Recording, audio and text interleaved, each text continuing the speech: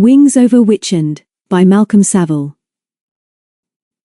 Forward. Wild and mysterious country.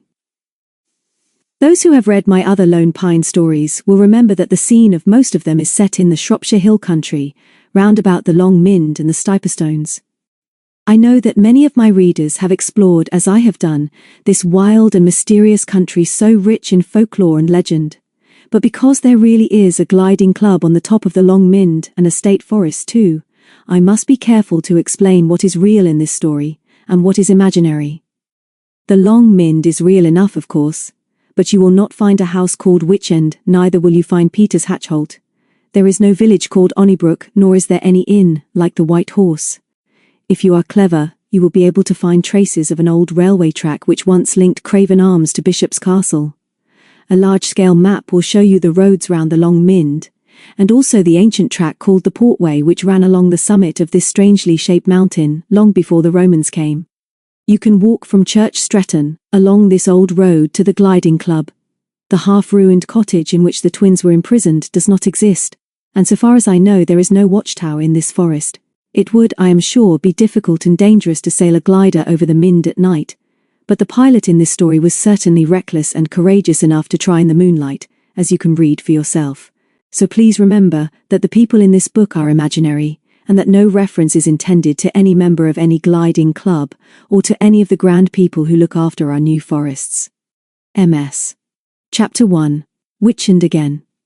When the long Birkenhead train ran into Birmingham, 3 women got out of the non-smoking compartment in which the Morton twins were travelling, but 2 more got in. Richard and Mary, sitting primly opposite each other in corner seats, glanced meaningly at the newcomers. They would have preferred to travel by themselves, although the old lady in the far corner didn't really count because she had been asleep since Banbury.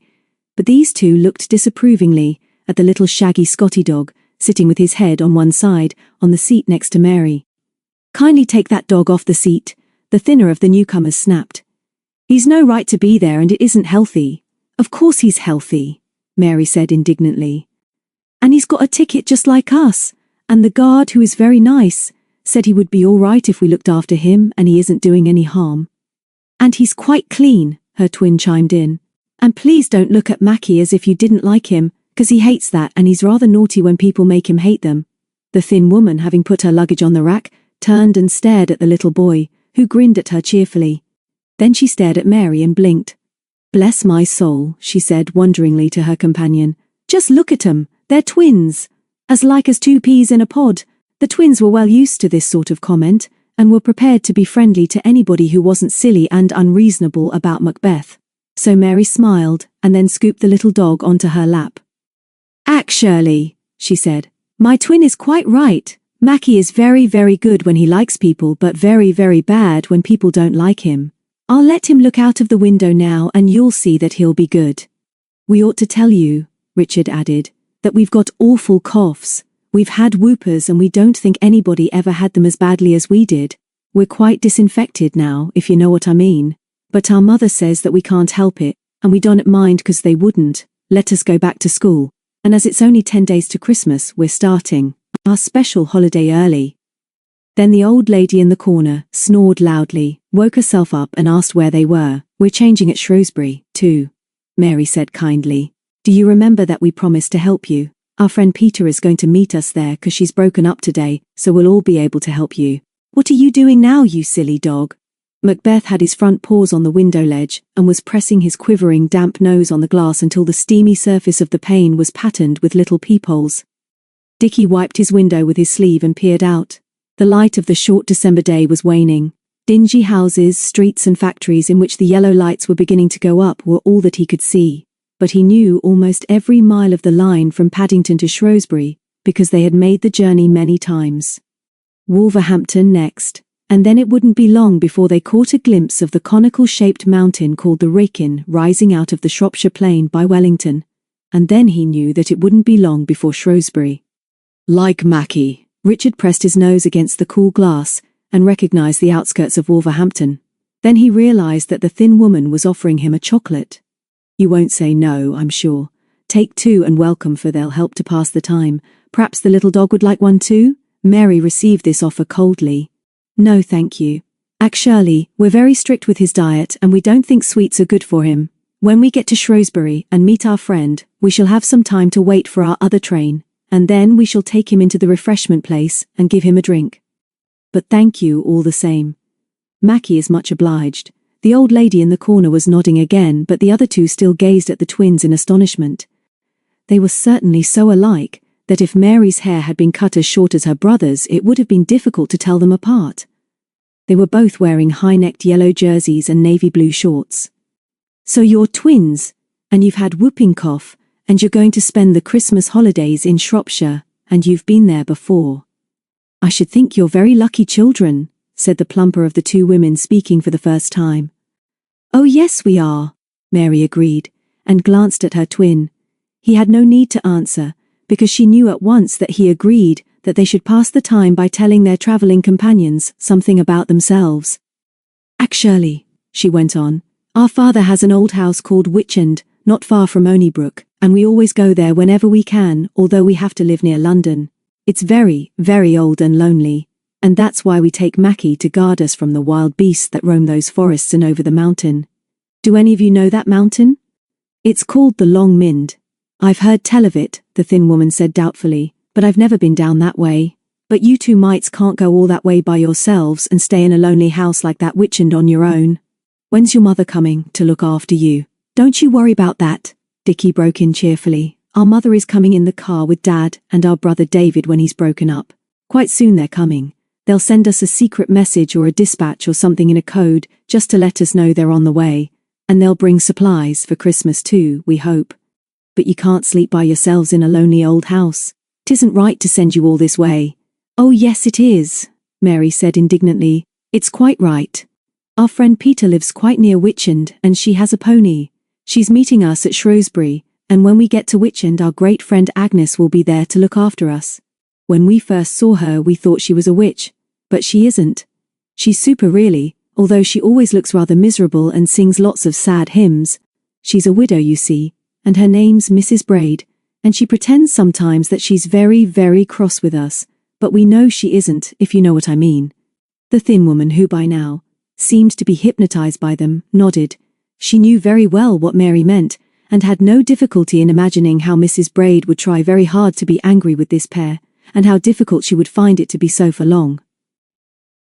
Actually, Dickie broke in, Agnes is wonderful, and she's very, very kind to us 'cause she's a very good cook. Oh boy, he added as he rolled his eyes, I'm telling you she's a good cook.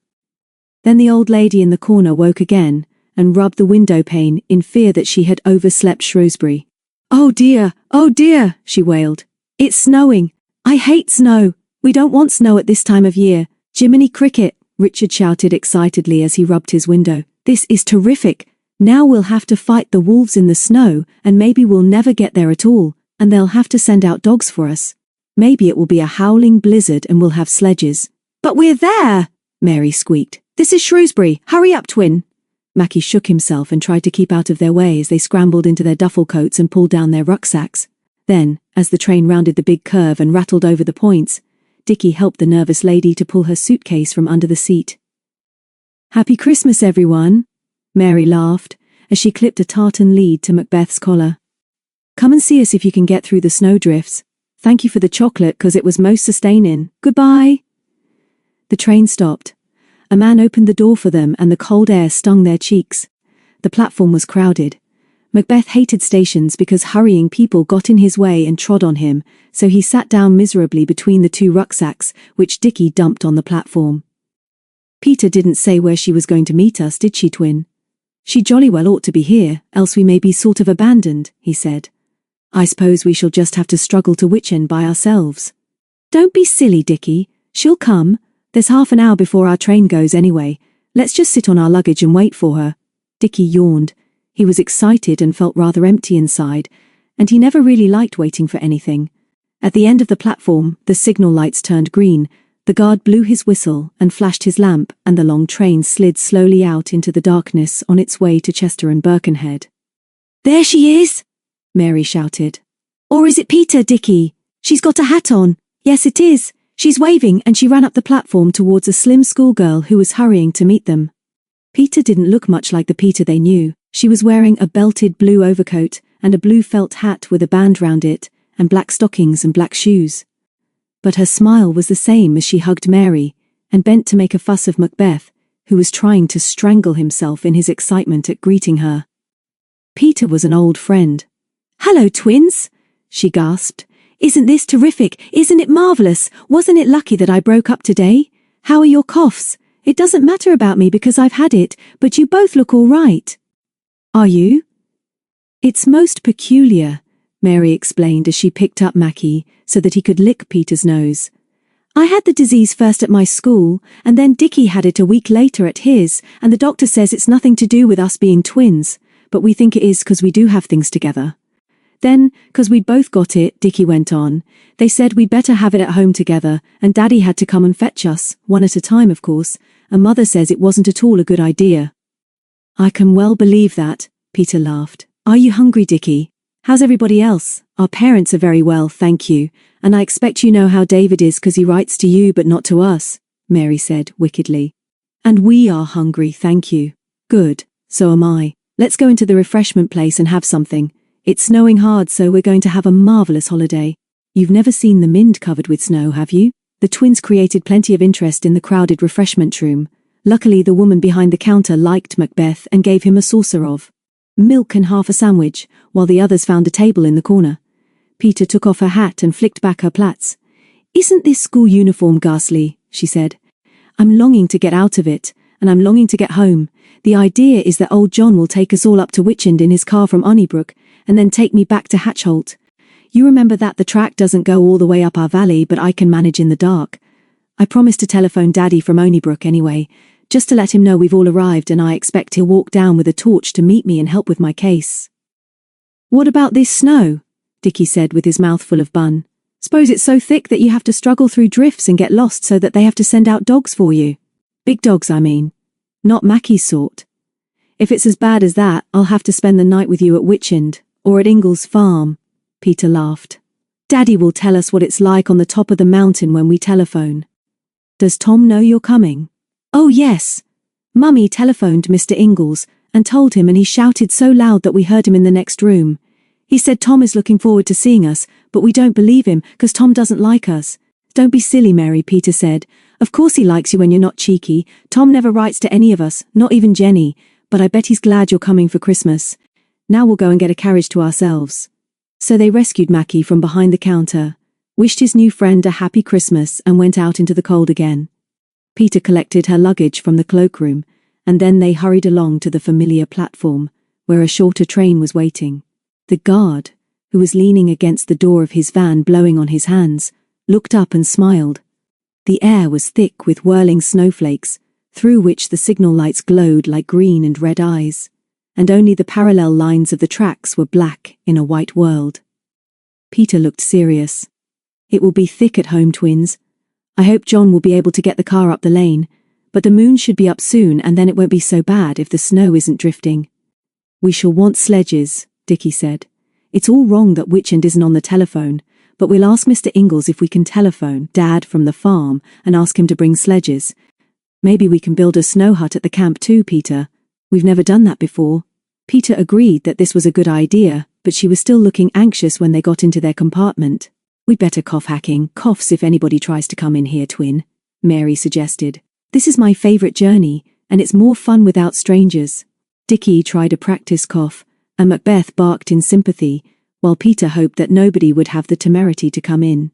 Nobody did, and soon they had started on the next stage of what was to prove a very exciting journey. As the train crawled out of the station, Dickie opened the window and leaned out. "It's still snowing," he called over his shoulder. "Will we really be able to get to Witchend without sledges, Peter? Do you think poor Agnes is utterly cut off?" Mary pulled him back to the seat and made him close the window. "Do you remember Bill Ward the sailor who told us all about the hills the very first time we came to Witchend?" she said as she hugged Macbeth. "All the things he told us about the Mynd and the Stiperstones were true, weren't they? Let's rub the windows clean and watch for the places we know." Although it was dark, they knew almost every yard of the line, as one does know a railway journey that takes you to and from a place which means much to you. The yellow glow from the carriage windows tinted the snow at the side of the track, and the sparks from the engine mingled with the softly falling snowflakes. They stopped at Condover and Leabot Wood, where oil lamps cast a fitful gleam on the snow-covered platforms, and then they crowded to the left-hand side of the compartment to see the first of the Stretton Hills. They opened the window as the train ran into Church Stretton, and there at last was their beloved Long Mynd towering in its smooth strength above the little town.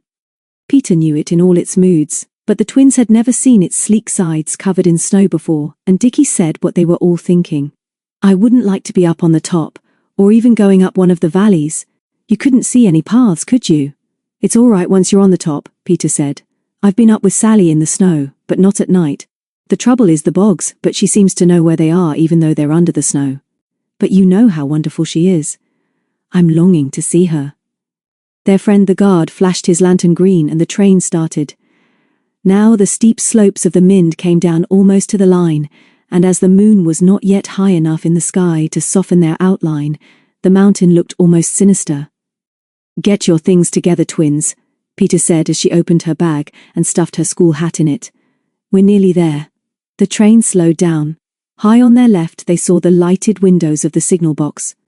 Over the level crossing, and then a flickering oil lamp showed them, as if they didn't know, that the name of the station was Onnybrook. They jumped out into 6 inches of snow with their luggage round them, and waved to the guard as he swung onto the step of his van and called good night. Then Dickie sniffed the cold air and said, "Super! I think this is the most beautiful station in the whole world. Now let's find old John, and whiz up the hill and down the lane and past Ingles, and I'll open the Witchend gate if it's closed, and Agnes will be waiting for us and she'll pretend to be grumpy," Mary interrupted. "And she'll say she hasn't had time to get a meal, because she ought to be with her sister in Birmingham or somewhere, and all the time there'll be the most wonderful smell of cooking and if we don't hurry the meal will be cold." Peter laughed. "Come on, I'll telephone Daddy from the call box and see how much snow there is up Hatchholt, because John is going to take me as far as he can after you're safe and snug at Witchend. Where's George, I wonder? There doesn't seem to be anyone about." George was the old porter who knew them all, but except for the shadow of the man in the signal box beyond the level crossing gates, there was nobody in sight. They walked to the end of the platform, dragging Macbeth, who seemed to want to roll in the snow, and a strange young porter opened the door of the tiny booking office and glared at them. "Where's George?" Dickie asked as he handed in his tickets. "We know George." "Well, he's sick," the youth growled. "I'm his relief, and I'll be glad to get out of this dead and alive hole," and he took the tickets and slammed the door. They looked at each other in horror. Shropshire people didn't speak or behave like that. Everybody was friendly and ought to be glad to see them back again. "He must have been sent from miles away," Peter said indignantly. "I've never seen him before, and I hope George isn't really ill. We'll have to go and see how he is one day. Come on, one of you can come in the box with me while I telephone." They went out of the little wicket gate. The snow on the road was untouched. No footsteps, no wheel tracks. Nothing could have come this way for an hour. Everything was very quiet as their breath puffed like smoke into the keen and frosty air. Under the trees it was dark, but behind them was the lighted signal box, and only 50 yards away was the telephone box on the corner of the main road, from Stretton to Ludlow, and the garage where the car would be waiting for them. But Peter looked worried. It was freezing hard, and the snow, where it had drifted, was deep, and it was odd that nobody was about. Almost as if she could read her thoughts, Mary broke a long silence. "It's most peculiar, but the snow has made everything different, almost like a dream. It can't be more than 7 o'clock, but it's like a story with a spell in it." "You're soppy," her brother said. "I'm cold and I want my supper. Let's get going." They dumped their luggage outside the telephone box and crowded into it with Peter while she spoke to her father. "Hello, Daddy. It's me. How are you?" "Good. I'm at Onnybrook with the twins, and we're just going up to Witchend with old John, but there's a lot of snow on the road." "What's it like with you?" "No, darling. The snow. Is it thick in Hatchholt, and shall I be able to get up tonight?" Faintly the twins heard the tinkle of Mr. Sterling's voice from the receiver. They knew how the old man hated the telephone, but he had a lot to say now. "All right, Daddy," Peter went on. "I'll stay at Witchend if Agnes will have me and ring you up from Ingles in the morning. I'm sure I'll be able to come home in the light. The twins are fine and send their love. See you soon. Goodbye." It was snowing again when they came out of the telephone box, and Mary said, "That's lovely, Peter. You come and stay the night with us, but let's go quickly now 'cause I'm cold. I don't think I like this snow. There's no moon now either. So the twins picked up their rucksacks and they trudged together through the snow down to the main road and old John's garage on the corner. There was a welcome light in the little office, but when Peter opened the door there was nobody there, and the car which John used as a taxi was not in sight either. I don't like this, Dickie said suddenly. Everything is different and much too quiet. Nobody seems to want us. Don't be silly, Peter snapped. I expect John is in the house trying to keep warm. Ring the bell and he'll come. But he didn't. They rang again and then his wife appeared, looking very worried. So 'tis you, Peter. And the twins too. I've got bad news for you, I fear. John's had an accident in the car, and thank God he's not hurt bad, but the car skidded in Craven Arms and hit a lamppost. John has gone along to doctor, but he telephoned to say he'd be back as soon as he could get a lift. I'm sorry, my dears, but there's no car for you, and I can't do anything about it. I'm real upset, but there it is, and before any of them could say how sorry they were, or ask what they could do, she went in again and shut the door. In the silence that followed, Dickie gulped and coughed. His whooping cough had been worse than Mary's, and he'd had a very long day. Mary felt for his hand sympathetically as Peter said, Well, that's not very helpful, is it? I'm sorry for old John, but don't worry, twins. We'll soon get you home. There's sure to be a car or a lorry or something going up the hill soon because it isn't really late. We'll stand on the corner and ask for a lift. Couldn't we telephone Mr. Ingalls? Mary suggested sensibly. He loves us very much, and he'd hate to think that we're starving here in the snow. He's got what he calls a Land Rover and a blue tractor, and he'd come and fetch us. She had nearly finished speaking when a huge lorry with canvas sides hauling a trailer pulled up outside the garage, and a man jumped out of the driving cabin. He was wearing a short leather coat, heavy driving gloves, breeches and leggings, and a soft felt hat, the brim of which was pulled down over his eyes. As he lit a cigarette, looked at their luggage, and at Macbeth shivering in the snow, he said in quite a pleasant voice, You kids know your way about round here? I want an inn called the White Horse, near a place called Plowden, I'm told. Peter, who knew nearly everyone in the district, was sure that he was a stranger and was puzzled about him. She had noticed the word removals on the side of the van, which looked rather like an old army lorry. But he would have to go up the hill, and here was their chance of a lift. We all live near here, and we're going to a place called Witchend, which is about a mile from the road, almost on the Long Mynd. Will you please give us a lift to our turning? It's on your way because the White Horse is about 2 miles farther on. You can't miss it if you go straight up this road and bear right when you come to the Craven Arms turning, but we'll show you the way. The man looked doubtful. You say this Witchend place is on the Long Mynd? Is it marked on a 1-inch map? This was such an unexpected question that they all looked at him in surprise until Peter laughed nervously. As a matter of fact it is, because it's in a very lonely place. Ingalls Farm is the nearest house and that's half a mile away. But why do you ask? Have you heard of it? Not me, miss. I was looking at a map trying to find my way to the White Horse and thinking there's a lot of queer names to places round these parts, that's all. Hop in the front and give me your luggage. I'll take you up to your turning anyway. Courteously he picked up Peter's heavy case, but when Dickie lifted his rucksack he said quite sharply, Put it down, son, and all 3 get in. I'll stow the luggage away, but you take the dog with you. He waited until they had all clambered into the driving cabin, and then disappeared behind the back of the van. It was too dark for the 3 of them to see each other's faces, and Mary whispered hoarsely, He's rather peculiar for a furniture man, Peter. Do you think we're going to be kidnapped? I don't think I mind much if we are, so long as they keep us warm. Now you behave yourself, Mackie, and don't upset the gentleman. The little dog licked her face as the man climbed back into the cabin and slammed the door. Have you got something secret in the back there? Dickie, who was now feeling more cheerful, asked cheekily. Unless you're quite full up, there'd be more room for us inside, wouldn't there? You can get out and walk if you'd rather, young man, and I don't want any saucy questions from you. Dickie gulped, but as he was sitting between Peter and Mary, who both nudged him, he decided to say no more. The man started the engine, and as he let in the clutch, the back wheels whizzed round and the van skidded in the snow. Then he set his wipers working to clear the windscreen and tried again. Slowly the van moved forward and Peter said, There's a level crossing just round the corner. I hope the gates are open for you. And I ought to warn you that it's uphill all the way to our lane, with lots of corners. The gates were in their favour, and there was no sign of life as they crawled over the lines and started the long climb. The stranger was a skillful driver, and although, as Peter had feared, the snow had drifted on some of the corners, they climbed up steadily in low gear, and after a little he talked to them in a friendly way. It wasn't long before the twins were chattering in return, and telling him about Witchend and the holidays they had enjoyed there, and what a wonderful place it was in the shadow of the mountain. Although they climbed the hill very slowly, it did not seem long before Peter warned him to look out for the signpost, which marked the narrow lane leading to Ingles and Witchend. "I'd like to see your place," the man said as he stopped the lorry, "but the lane looks too narrow for me, and I'm in a hurry. Stay where you are, and I'll get your luggage." "Don't get down yet."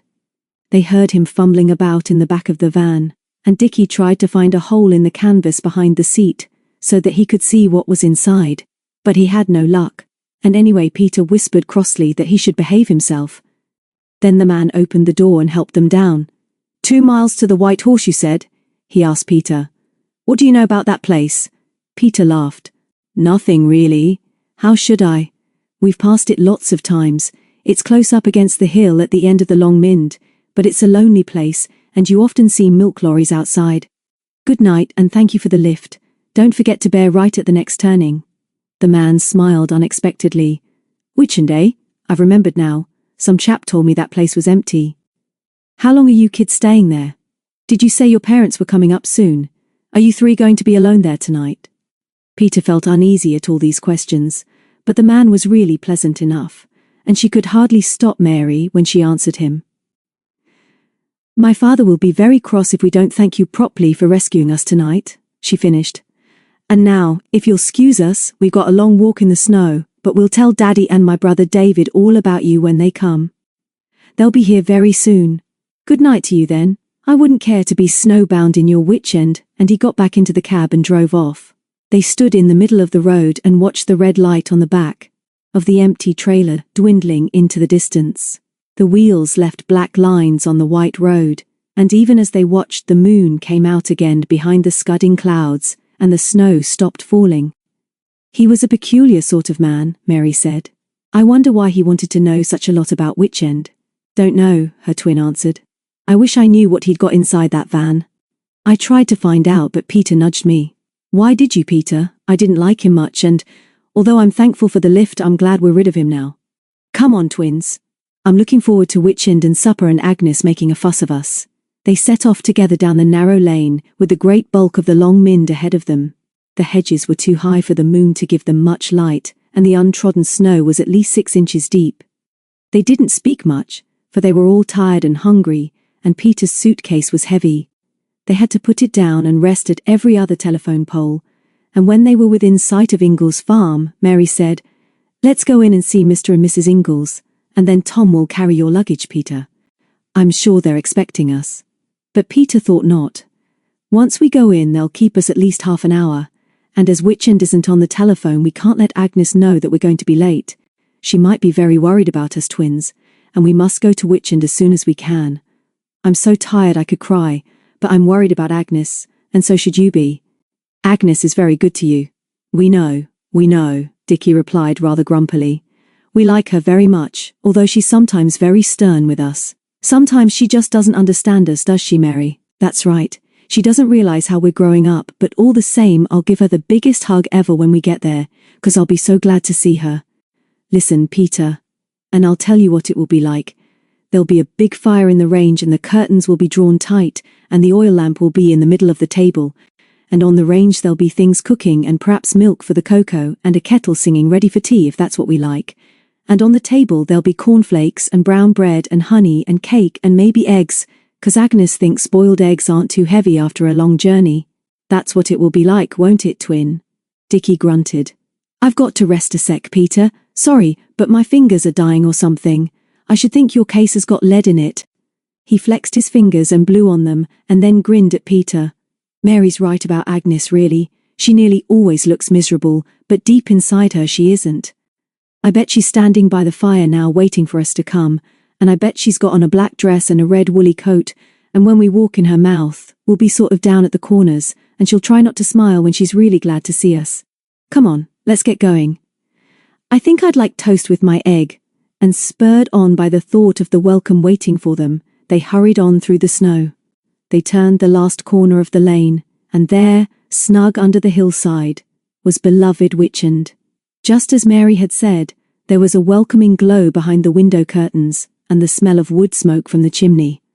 Up on their left was the slope of the larch wood, and under the snow the stream which ran through Witchend's old yard, and down the side of the lane tinkled a quiet welcome.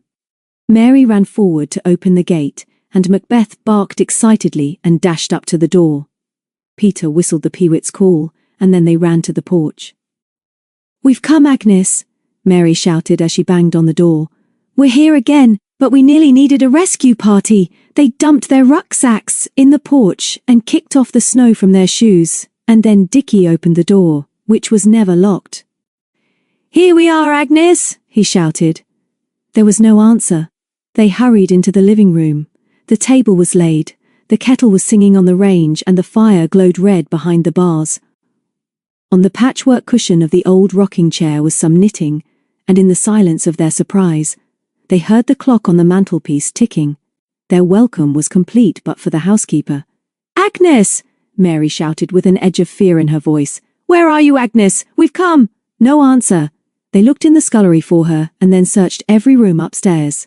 "But she must be here," Dickie said stubbornly. "She was here, 'cause she's got everything ready for us like we said. I can't believe it, but is she playing a joke on us?" "Of course not," Tita whispered. "Of course she was here. But where has she gone when she must have been worried about us? And did you notice, twins, that when we came across the yard, there were no footprints in the snow? We were the first to come to the house for hours, and nobody can have come out, else we should have seen their tracks." Chapter 2. Primrose. Dickie and Mary stood beside Peter in the porch. The moon was now shining above the wood, and there was enough light for them to see that what she said was true. Their own footsteps and the track made by Macbeth led from the gate to where they were now standing, and they remembered that the snow was untouched when they arrived a few minutes ago. Whatever had happened to Agnes, she had certainly not come out of the front door. "But she must be near," Mary whispered. "She must be, Peter. It was just like what we said. Our supper is ready and she must have been actually waiting for us. Where can she have gone?" Peter's heart was thumping uncomfortably, but she dared not show the twins that she was afraid. Ever since they had arrived at Onnybrook, little things had unexpectedly gone wrong. First, they had expected the usual warm welcome from George at the station, only to find a rude young man who seemed to care nothing about his job or them either. And then, although it was still early, Onnybrook was deserted. Old John had failed them, and his wife wouldn't or couldn't help them. Then there was the curious driver of the lorry who had given them a lift, and yet didn't want them to see what he was carrying. In some odd way he had seemed interested in Witchend, although he had at first denied knowing anything about it. And now Agnes had disappeared just when they wanted her most. Suddenly Macbeth cocked his head on one side and whined. "He's heard something," Mary whispered. "Where's Agnes, boy? Find her." He barked and took a few steps forward while they watched him anxiously. Then he whined, and in a flurry of snow dashed round the side of the house. Peter laughed in relief. "What fools we are, twins. Of course," Agnes went out of the back door, "but why couldn't she hear us?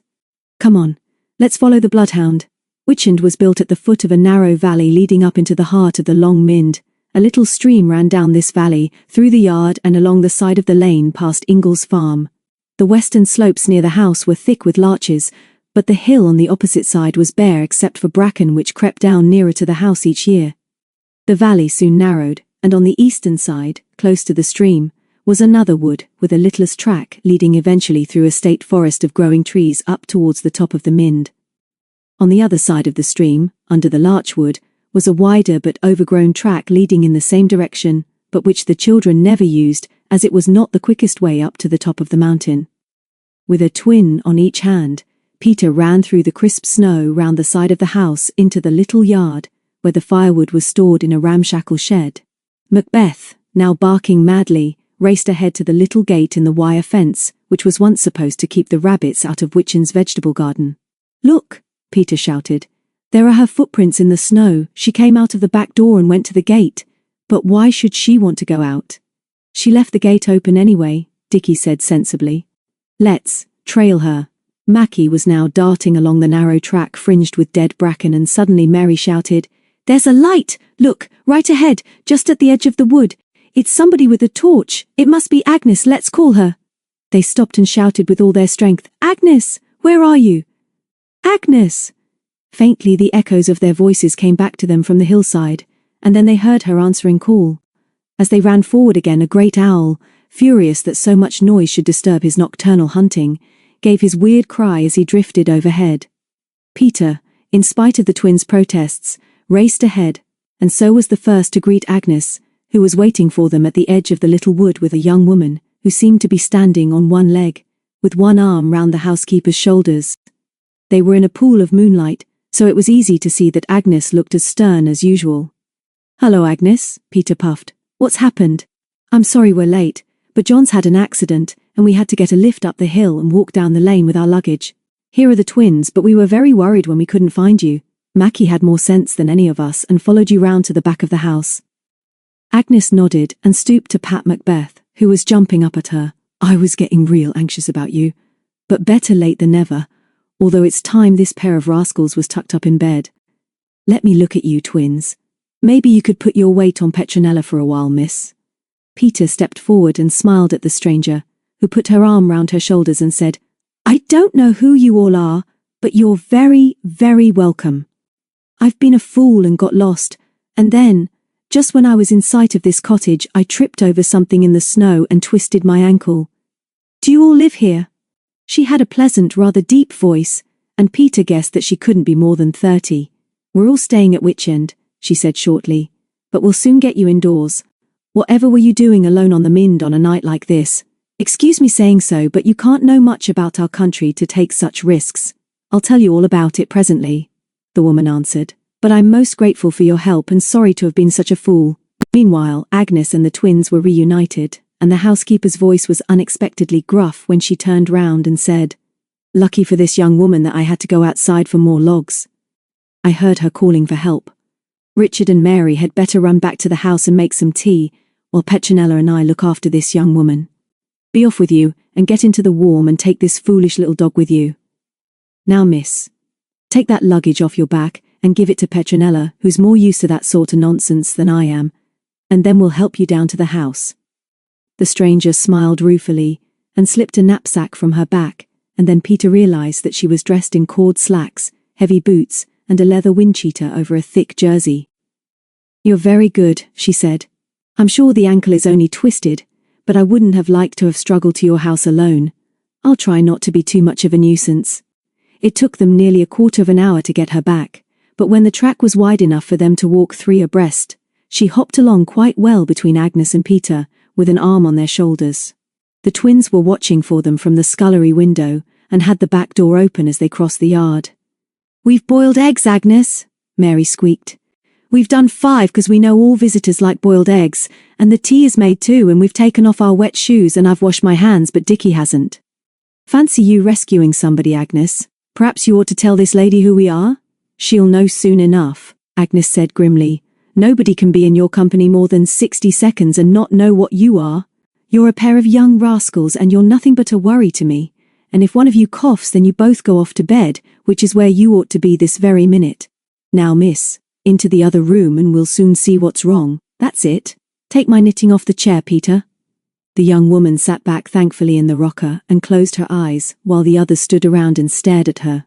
Although her face was white and strained with pain, she was, in a way, rather nice looking.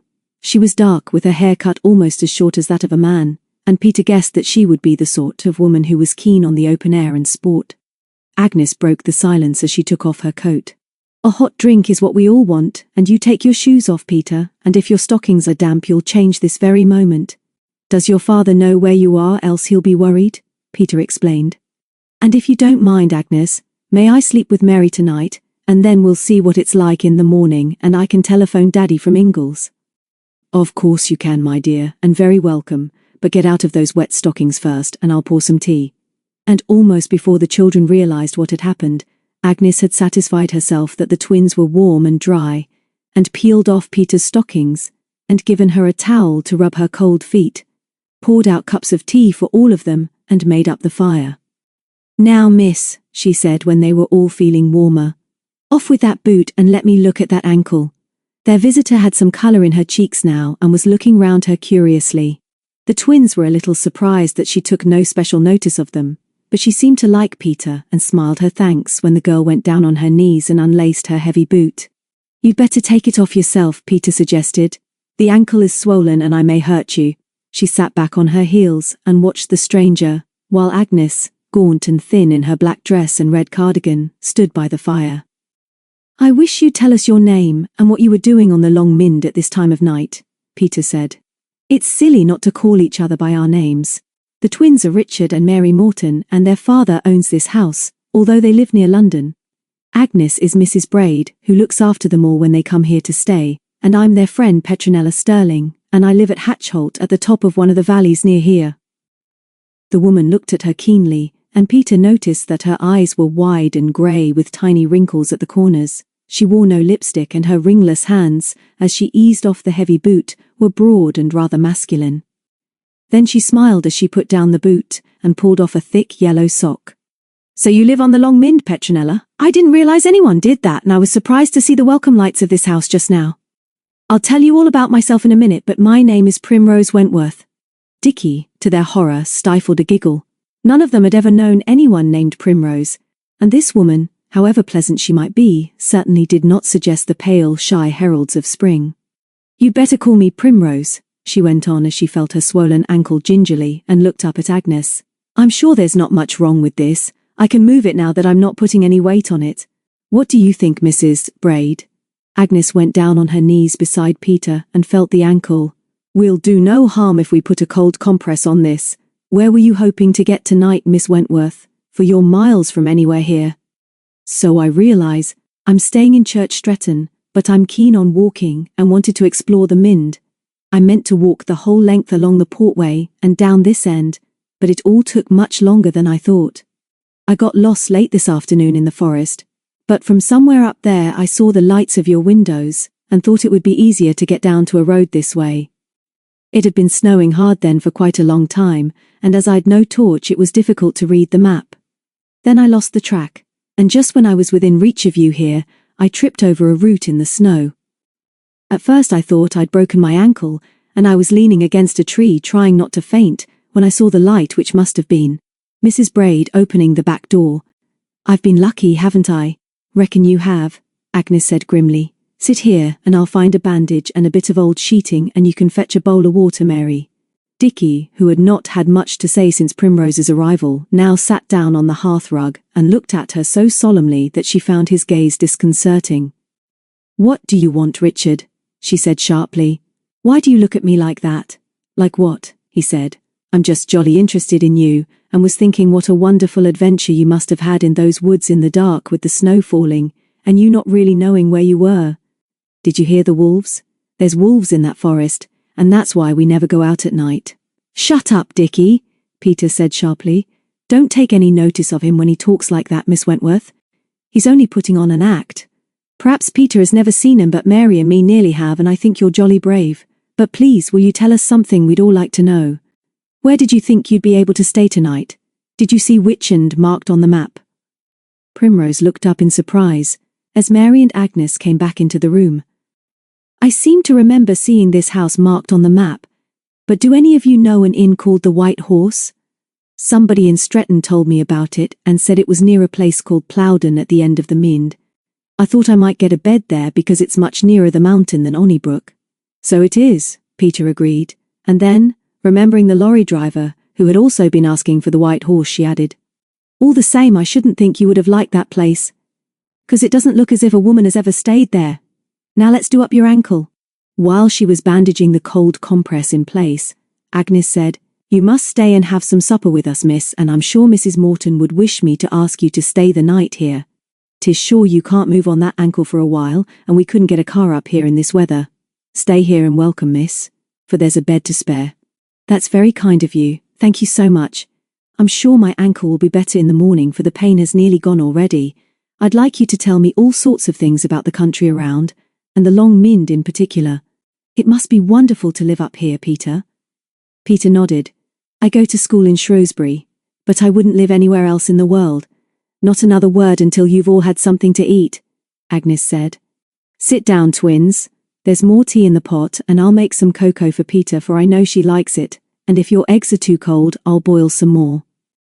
10 minutes later, Dickie, who was sitting next to Peter, fell asleep with his head on his arm, and Mary could hardly keep her eyes open. "The poor mites," Agnes said. "'Tis a shame for us to forget they've been travelling all day from that London. I've put bottles in your beds already, so up you go." Peter helped Dickie from his chair, and then found herself alone in the room with Primrose Wentworth. "Funny kids," the latter said. "How long are they staying here, and when do you say their parents are coming?" "I didn't say, but they'll be here in a day or two, probably at the weekend. And the twins are funny and sometimes cheeky, but they're grand. Oh, I like them too. If you're able to get home to your place in the morning and I can get on my way too. Will those two be here alone with Mrs. Braid?" "Of course they will, but why are you so interested?" "Agnes has lived at Onnybrook all her life and knows every inch of the country. They'll be all right. Why shouldn't they? I just thought that it was so lonely and that you could easily be cut off in a deep snow. But you said there was a farm near, didn't you? Only half a mile down the lane, and Mr. and Mrs. Ingalls will always do anything to help anybody. So they've got nothing to worry about here." "Do you know any of the people working in the state forest?" Primrose asked. "I came down here through that but didn't see anybody." "Of course I do. I know Mr. Hardwick, the head forester who lives in a wooden house next the sawmill at the top of the next valley to this. And I know Mr. Gibbs too, who is the second in command, I believe. I'm interested in these new forests," Primrose said. "It's wonderful to think of people spending their lives making trees grow. The forest is not far from here, is it?" "Not really, although there's no proper road up to it. The lane from the road past Ingalls stops here. Now I'm going up to say good night to the twins." Dickie was already asleep in the room under the eaves which he shared with his brother David, so Peter went into Mary's room, where Mackie was lying on the end of her bed. "Thank you for meeting us today, Peter," she said as she snuggled down. "It's lovely to be here again, but I'm so tired and muddled up that I can hardly remember all the exciting things that have happened to us. Please don't make a noise when you come up, and perhaps Mackie had better sleep by the fire downstairs, 'cause it's too cold for him up here. He'll guard us just as well downstairs. It'll be lovely waking up and finding you here in the morning." From downstairs came the murmur of voices as Primrose helped Agnes to clear away. Peter blew out the candle on the dressing table and drew back the curtains. It was snowing again, and the silence of the hills was close round the little house.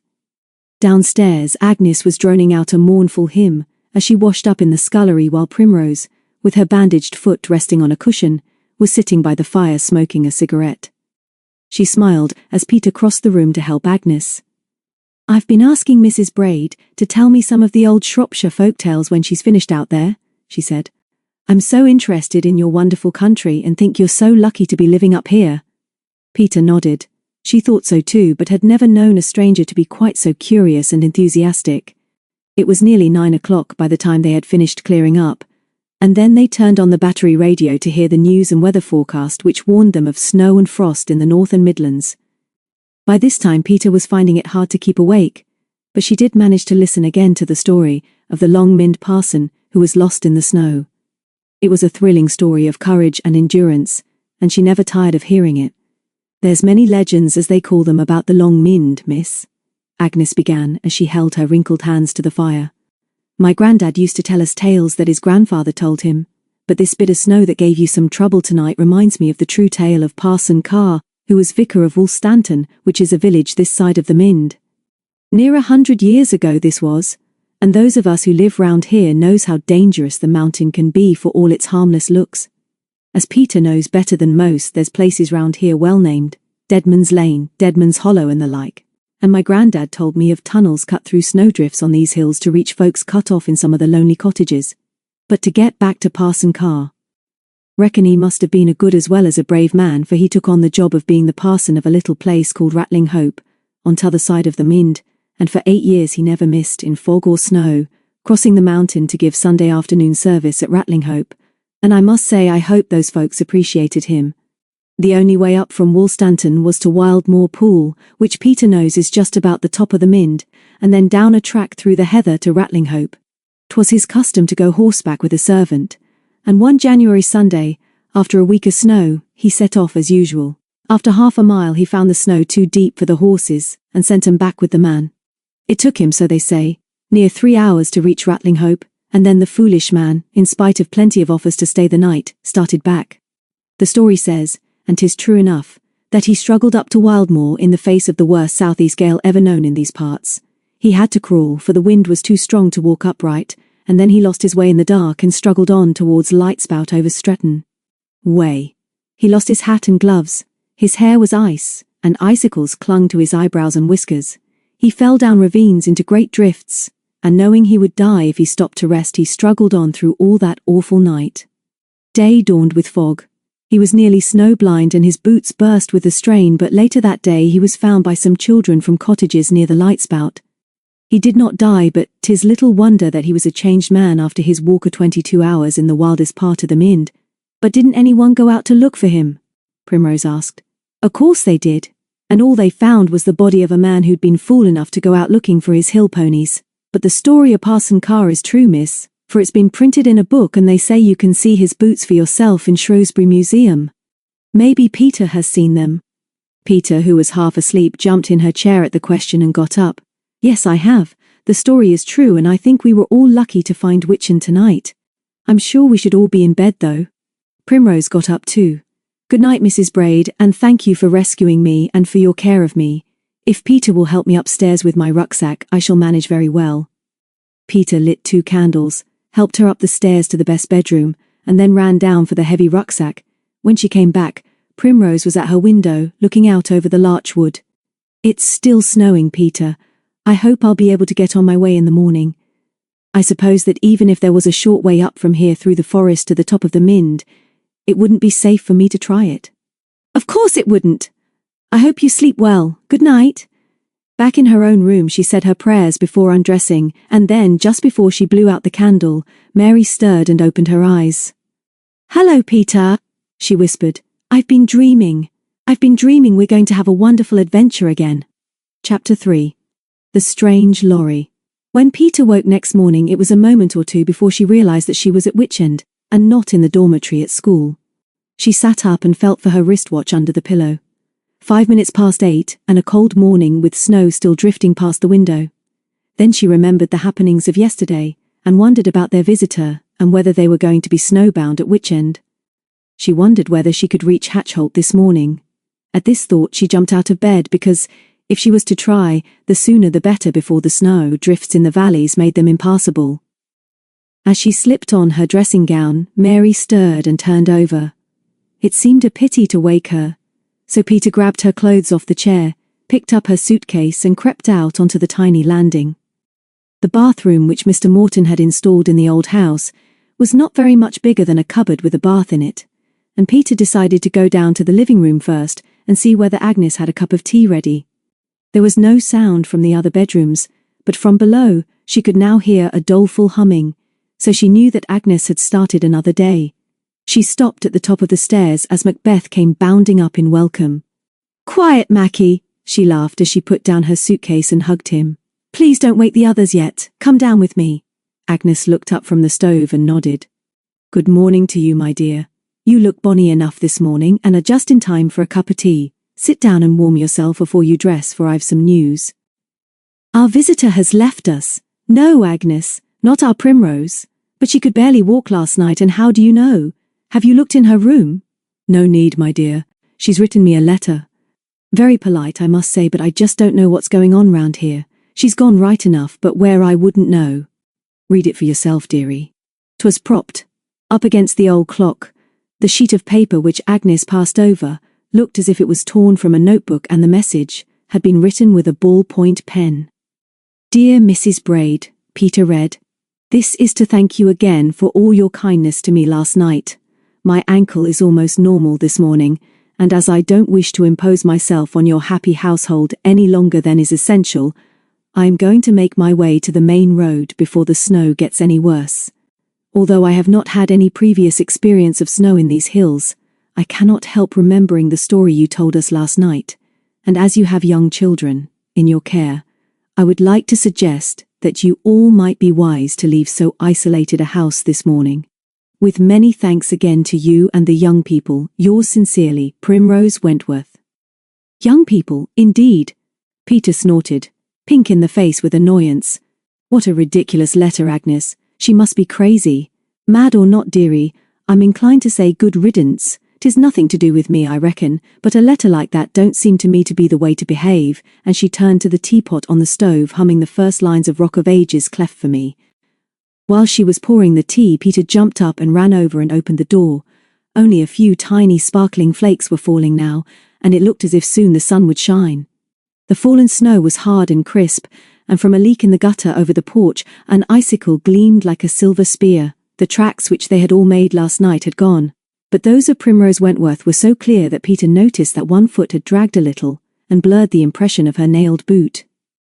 Mackie dashed joyfully into the snow, barking excitedly, so she closed the door and came back into the room.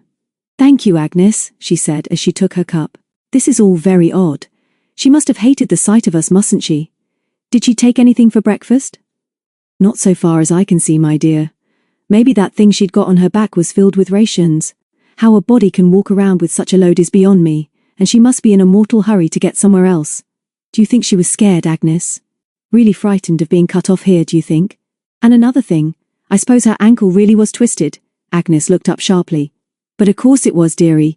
She wasn't play-acting when I found her last night, but it couldn't have been more than a bad wrench, else she wouldn't be such a fool as to go out on it this morning. I've got a feeling she was in a hurry to get somewhere last night, and even more of a hurry to get there this morning. Think no more of her and her nonsense now, dearie, and get yourself dressed down here by the fire, and then we'll get my two precious rascals up and have some breakfast before we decide what to do. I know what I've got to do, Agnes. I've got to get home to Hatchholt as soon as I can. After breakfast I'll go down to Ingles and telephone Daddy from there." "That's as may be," Agnes said. "You've to be sure them dratted telephone wires aren't down. It won't be the first time, and if they are, Alf Ingles will be shouting and creating. He's the noisiest man I know." Peter laughed. "Yes, he is, but he's very sweet. I'm going up to wash now, and then I'll get the other two up and their beds made, and if you've got bacon and eggs that would be wonderful." Agnes snorted. "Giving your orders now, miss? Be off with you." And as Peter ran upstairs, she heard the housekeeper droning something which sounded like, "Brief life is here our portion." The twins were remarkably good-tempered when they were wakened, and during the supervision of teeth cleaning, Peter told them about Primrose. "She's crackers," was Dickie's terse comment. "Fancy going off without any breakfast." "Do you know," Mary added, "I was wondering last night whether she was a witch, a sort of white witch, if you know what I mean. She was nice enough, but peculiar." And a few minutes later, when she was brushing her hair while Peter made her bed, she turned round and said, "Would you think that Primrose might mean the start of an adventure for us, Peter?" "I was dreaming last night that we were going to have an adventure. It's a long time since we did, and Dickie and me are quite ready. I think we'll trail her footsteps down the lane after breakfast. I bet she'll want rescuing again." Peter laughed. "My adventure is to get home to see Daddy. The sun is going to shine soon, so I'll be all right except for my case, and perhaps Tom would help me with that. Let's all go and see Tom and the Ingles after breakfast." But Tom came to see them. They were still round the table when they heard his clear but haunting whistle of the pewit's call as he crossed the yard. Peter ran to the door to greet him as he kicked the snow off his rubber boots in the porch. "Hello, Tom. Bet you never expected to see me. I've spent the night here. How are you?" Tom was short, slight and wiry, with dark hair and a tanned face. He was wearing breeches and what looked like several jerseys under a leather wind cheater and an old beret. "Hello, Pete," he smiled. "So they've let you out again? Nice to see you. I suppose the twins are here too.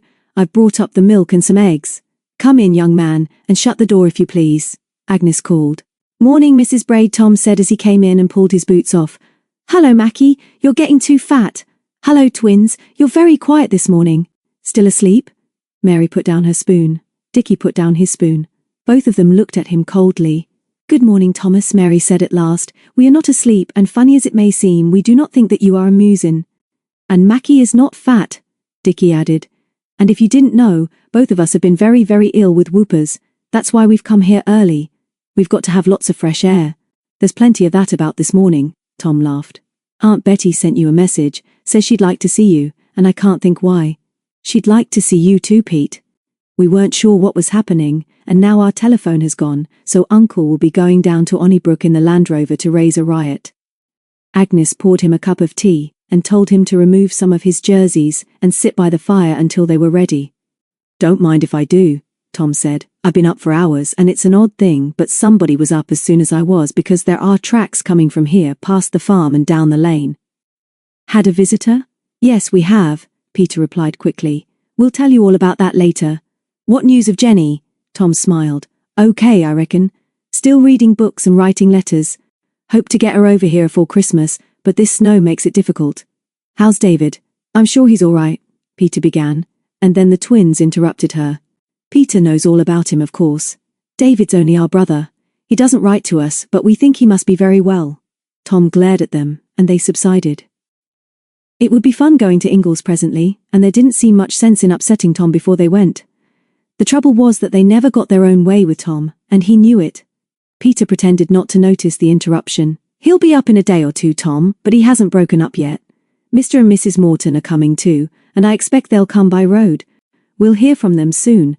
While they were finishing their breakfast, she went on to tell him that she wanted to get to Hatchholt this morning. Let's try it together, Tom suggested. I can help you with your luggage, and the snow may not be too deep in the valleys. I reckon Uncle will let me off work today for there's not much doing, and it doesn't look as if it'll snow again yet. Peter had been hoping that Tom would suggest this, and as Agnes could see no reason why the twins should not go down to Ingles, the four of them set off together half an hour later with Macbeth. Don't ever forget us, dear Agnes, Dickie said as they stood in the porch. Promise you won't go out and get lost in the snow. Would you like us to ask Uncle Alf Ingles to bring us back lots of food from Onnybrook? Have you got enough to last us, Agnes? Be off with you, the housekeeper said with a twinkle in her eye. I'm looking forward to a bit of peace. And just behave yourselves with Mrs. Ingles. Goodbye, Peter. You're always welcome here, as you know, and that's what Mrs. Morton would wish me to say. Don't take any risks in the valley, for we'll get a message through to your father somehow. No doubt I'll be seeing you again soon, Tom, and thanks to you for bringing up the milk. The sun was shining brightly from a clear sky, and was beginning to melt the snow on the hedges as they started down the lane. The twins, in their rubber boots and duffel coats, were soon ahead with Macbeth, because Peter, in her school shoes, had to pick her way carefully. Tom was amused by her school uniform, and Peter was rather annoyed by his attitude because there was not much difference between their ages. Aunt Betty will have to lend you rubber boots, Pete. You can't go up the valley in those sissy shoes. I'll be grateful, and you can take them back to her, Tom. Just 5 minutes after I'm home I'll be in my old clothes. Is my case very heavy? I'm sorry if it is. We'll both be tired of it by the time we get to Hatchholt, Pete. What was all the mystery about a visitor last night? Isn't time to give you the whole story now, Tom. I'll tell you when we're on our own. That looks like Mr. Ingles backing out in the Land Rover. I suppose that can get through any snowdrifts? Now he's seen the twins. Mr. Ingles was a big hearty man with a voice to match. He never said anything quietly, and Mrs. Morton had once remarked that there seemed no need for the farmer to have a telephone installed. Bless me if IT isn't you two rascals again, they heard him roar. Betty, here's twins come to see us. The twins were very fond of Mr. Ingles, and Peter and Tom watched Mary greet him suitably when he jumped down from the driving seat. Then he saw Peter and Tom and waved another greeting, and when Peter reached the farmyard gate, he put a strong arm round her shoulders and hugged her so hard that she hadn't enough breath to ask him to stop. He took them all into the kitchen, where Mrs. Ingles was cooking as if she had an army to feed, instead of one large husband and a smallish nephew. But when Peter managed to get a word in, she explained to Mr. Ingles about getting home as soon as possible. He understood at once. Can't telephone your dad, he bellowed. Dratted wire's gone as usual, but we'll soon get that put right. Young Tom will go with you. Peter tried to explain that Tom had already offered, but it was Mrs. Ingles who warned them to be careful and to come straight back if they found the drifts too heavy. There's more snow to come, my dears. If I were you, Peter, I'd persuade your dad to take his Christmas holiday and get out of Hatchholt for a while. You could both have a bad time up there if there's a proper blizzard, and you'd be a worry to all the folk round about. See what plans your dad has got, and come down here for a week so that we know where you are. You'll both be welcome, won't they, Alf? Welcome. Course they will. Come and fetch 'em myself. Peter laughed and thanked them and said she'd speak to her father about it. And if the telephone in the village is working, please ring Daddy and tell him we're on our way. She asked Mr. Ingles, and then thankfully tried on a pair of his wife's rubber boots.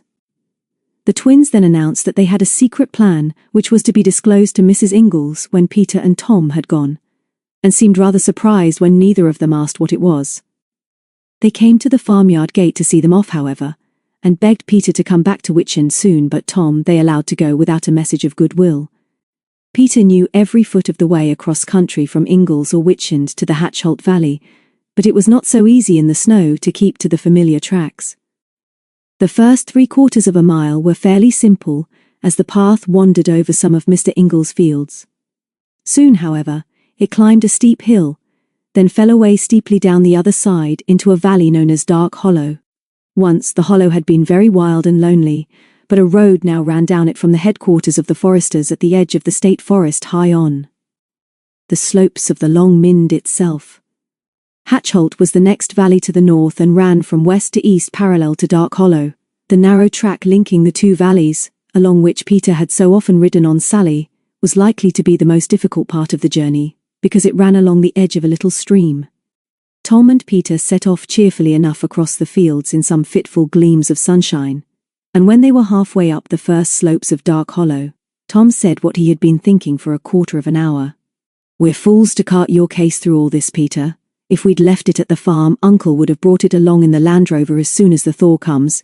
You've got enough clothes to wear at home, haven't you?" "I am sorry about it, Tom, but really I do want what's in it. There's a Christmas present for Daddy, and lots of things I want. I'll take a turn, and once we're up the other side it won't be so bad if we can find the path because Hatchholt isn't very steep." Tom grunted his disapproval of the ways of girls and struggled forward. At the top of the hill they rested and sat on the suitcase, looking down into the valley, while they shared a bar of chocolate which Tom found in his pocket. They were alone in a white world. Higher up the valley, on the slopes of the mountain, they could see the orderly rows of trees in the state forest, and below them it was possible to follow the course of the road by the tracks left by one of the foresters' lorries. Faintly, through the still air came the thin screech of saws working up at the sawmill. "Can't stay here too long, else we'll get cold," Tom said. "Tell me now about this mysterious visitor of yours at Witchend." She told him about Primrose Wentworth, and how odd it seemed that she should be hiking by herself on such a day, and how foolish it was of her to try to reach Witchend in the dark. She'd got a map, Tom, and it would have been so much easier for her to have gone straight along the Portway and down to Plowden if she wanted to get to the White Horse for the night. "That dump," Tom said, "looks as if it's falling to pieces. I once heard Uncle Alf say that he didn't know how the chap there could make a living. Tell you something, Peter, all hikers are crazy, and your Primrose must have been madder than most. She wasn't sort of up to something, was she?" Peter laughed. "What could she be up to, Tom? She was all right, I'm sure. Rather decent, I thought, and seemed grateful to Agnes, and so she should be, but she was curious in a way I can't quite explain. Not exactly nosy, but she couldn't seem to understand why anybody should want to live at a house as lonely as Witchend, and she kept on asking questions about how near it was to the forest, and how did we get to the top of the Mynd. And the funny thing is, that I believe she was really scared of the idea of being cut off by the snow. In the note she left, she actually had the nerve to advise us to leave the house while it was safe. Anyway, it was lucky that Agnes heard her last night. Oh well, let's forget her now and get moving. I'll take the case as it's downhill." They slithered down the steep slope as best they could, and Tom tried using the suitcase as a toboggan without much success. Then they crossed the road and traced the beginning of the narrow track which would take them into Hatchholt by the stream which marked their way. Tom slipped into the icy water once, but it wasn't very deep, and he flung the suitcase to safety. Peter tried not to laugh, but Tom was very good-humoured and obviously enjoying his morning. As soon as they were in the Hatchholt Valley, the path up to the cottage and the reservoir was easy to follow because it ran beside the great pipeline which carried the water down into the plain and onto one of the Midland cities. "I'm excited, Tom," Peter admitted. "It's always the same when I come home up the valley. My heart thumps like anything. I don't exactly forget what Daddy looks like, but it's always a thrill when I see him looking like I hope he will. And there's Sally too. She'll be in the stable, but I'll have to ride her today. Tell you what, Tom, you stay and have a meal with us now, and then we'll take Sally up to the top of the Mynd and you can have a ride on her too. How are you getting on with your riding?" "Not often," Tom grinned. "I have to get on too often. We've only got old Darky at the farm now, and I'd rather ride a tractor any day." "Will your dad mind me coming? He's mighty particular, isn't he?" "Not of my friends, Tom. He likes you. Look, there's the smoke from the chimney. Do you mind if I run ahead, Tom?" "I want to surprise Daddy." The little stone house, which was Peter's home, was set snugly against the hillside, with a garden made by Mr. Sterling on the south side, to catch the sun, and a shed, which was Sally's stable in such weather as this, and a yard on the other. As Tom toiled up the last 60 yards of the slope, he saw Peter standing with her father in the porch waiting for him. Mr. Sterling was an old employee of the water company, and had been given the house on retirement, with the responsibility of keeping an eye on the reservoir, and seeing that the sluices were adjusted from time to time so that the right amount of water ran down the pipeline. Peter, flushed and with shining eyes, ran forward to meet Tom and took the suitcase from him. Mr. Sterling followed and held out his hand. "Good morning, Thomas. Thank you indeed for your help to Petronella. I beg you to come in out of the cold and refresh yourselves." He nearly always spoke like this, and Tom, try as he would, found it difficult not to think of him as a character in a film. There were only 4 rooms in the cottage, but each was so spotlessly clean, so polished and gleaming, that all Peter's friends were scared to tread on the floor with their outdoor shoes on. "I knew you were on your way," Mr. Sterling explained to Tom as he began to lay the table in the tiny living room. Mr. Ingalls was kind enough to telephone from the village. "The machine," he always referred to the telephone as the machine, "has disturbed me 3 times this morning. I have news for Petronella, but we must wait until she comes down." Peter was making a lot of cheerful noise upstairs, changing into holiday clothes as she had promised. And by the time she came down in a blue jersey and her old jodhpurs, her father had opened a tin of corned beef, cut some bread and butter, and made some tea. While they were eating, he told them that his brother, Micah Sterling, of the farm over by the Stiperstones called 7 Gates, had rung up to ask him to go over there as soon as possible and stay over Christmas. Peter was asked too, and Mr. Sterling admitted that Micah was afraid, by the look of the weather, that Hatchholt could easily be snowed up over the holiday. The other telephone call was from the water company to suggest that their old servant should get out of the cottage until the thaw, when he would not be so cut off from the outside world. It took him a long time to tell them all this, but Peter realized at once that he was tempted by the idea of going to 7 Gates. "Of course you must go, Daddy. The Mortons will be up in a day or 2, and if there isn't room for me at Witchend, Mrs. Ingalls says she'd like me at the farm. You try and go tomorrow. Ring up Uncle Micah presently and tell him you'll come as soon as you can. The Foresters are using the Dark Hollow Road, and perhaps Mr. Ingalls would give you a lift over to 7 Gates from there. Do you think it's going to snow again? And what's it like up there? I have not been up beyond the reservoir, but the snow will lie evenly on the top, as you know. It would be hard going on foot, but you should go up on Sally, my dear, and see for yourself. There is more snow to come." "There you are then. All the more reason why you should go to Uncle Micah. We don't want to spend Christmas up here by ourselves, and if you're at 7 Gates I shan't worry about you if you're there and I'm at Witchend." Mr. Sterling did not need much more persuasion, and as the weather was still bright, he sent them out to saddle Sally while he tidied up. Sally, a sturdy little Welsh pony, made a great fuss of her mistress. She hated being in a stable, but it was only while there was snow on the ground that she was kept indoors. Peter saddled her quickly and persuaded Tom to come with her.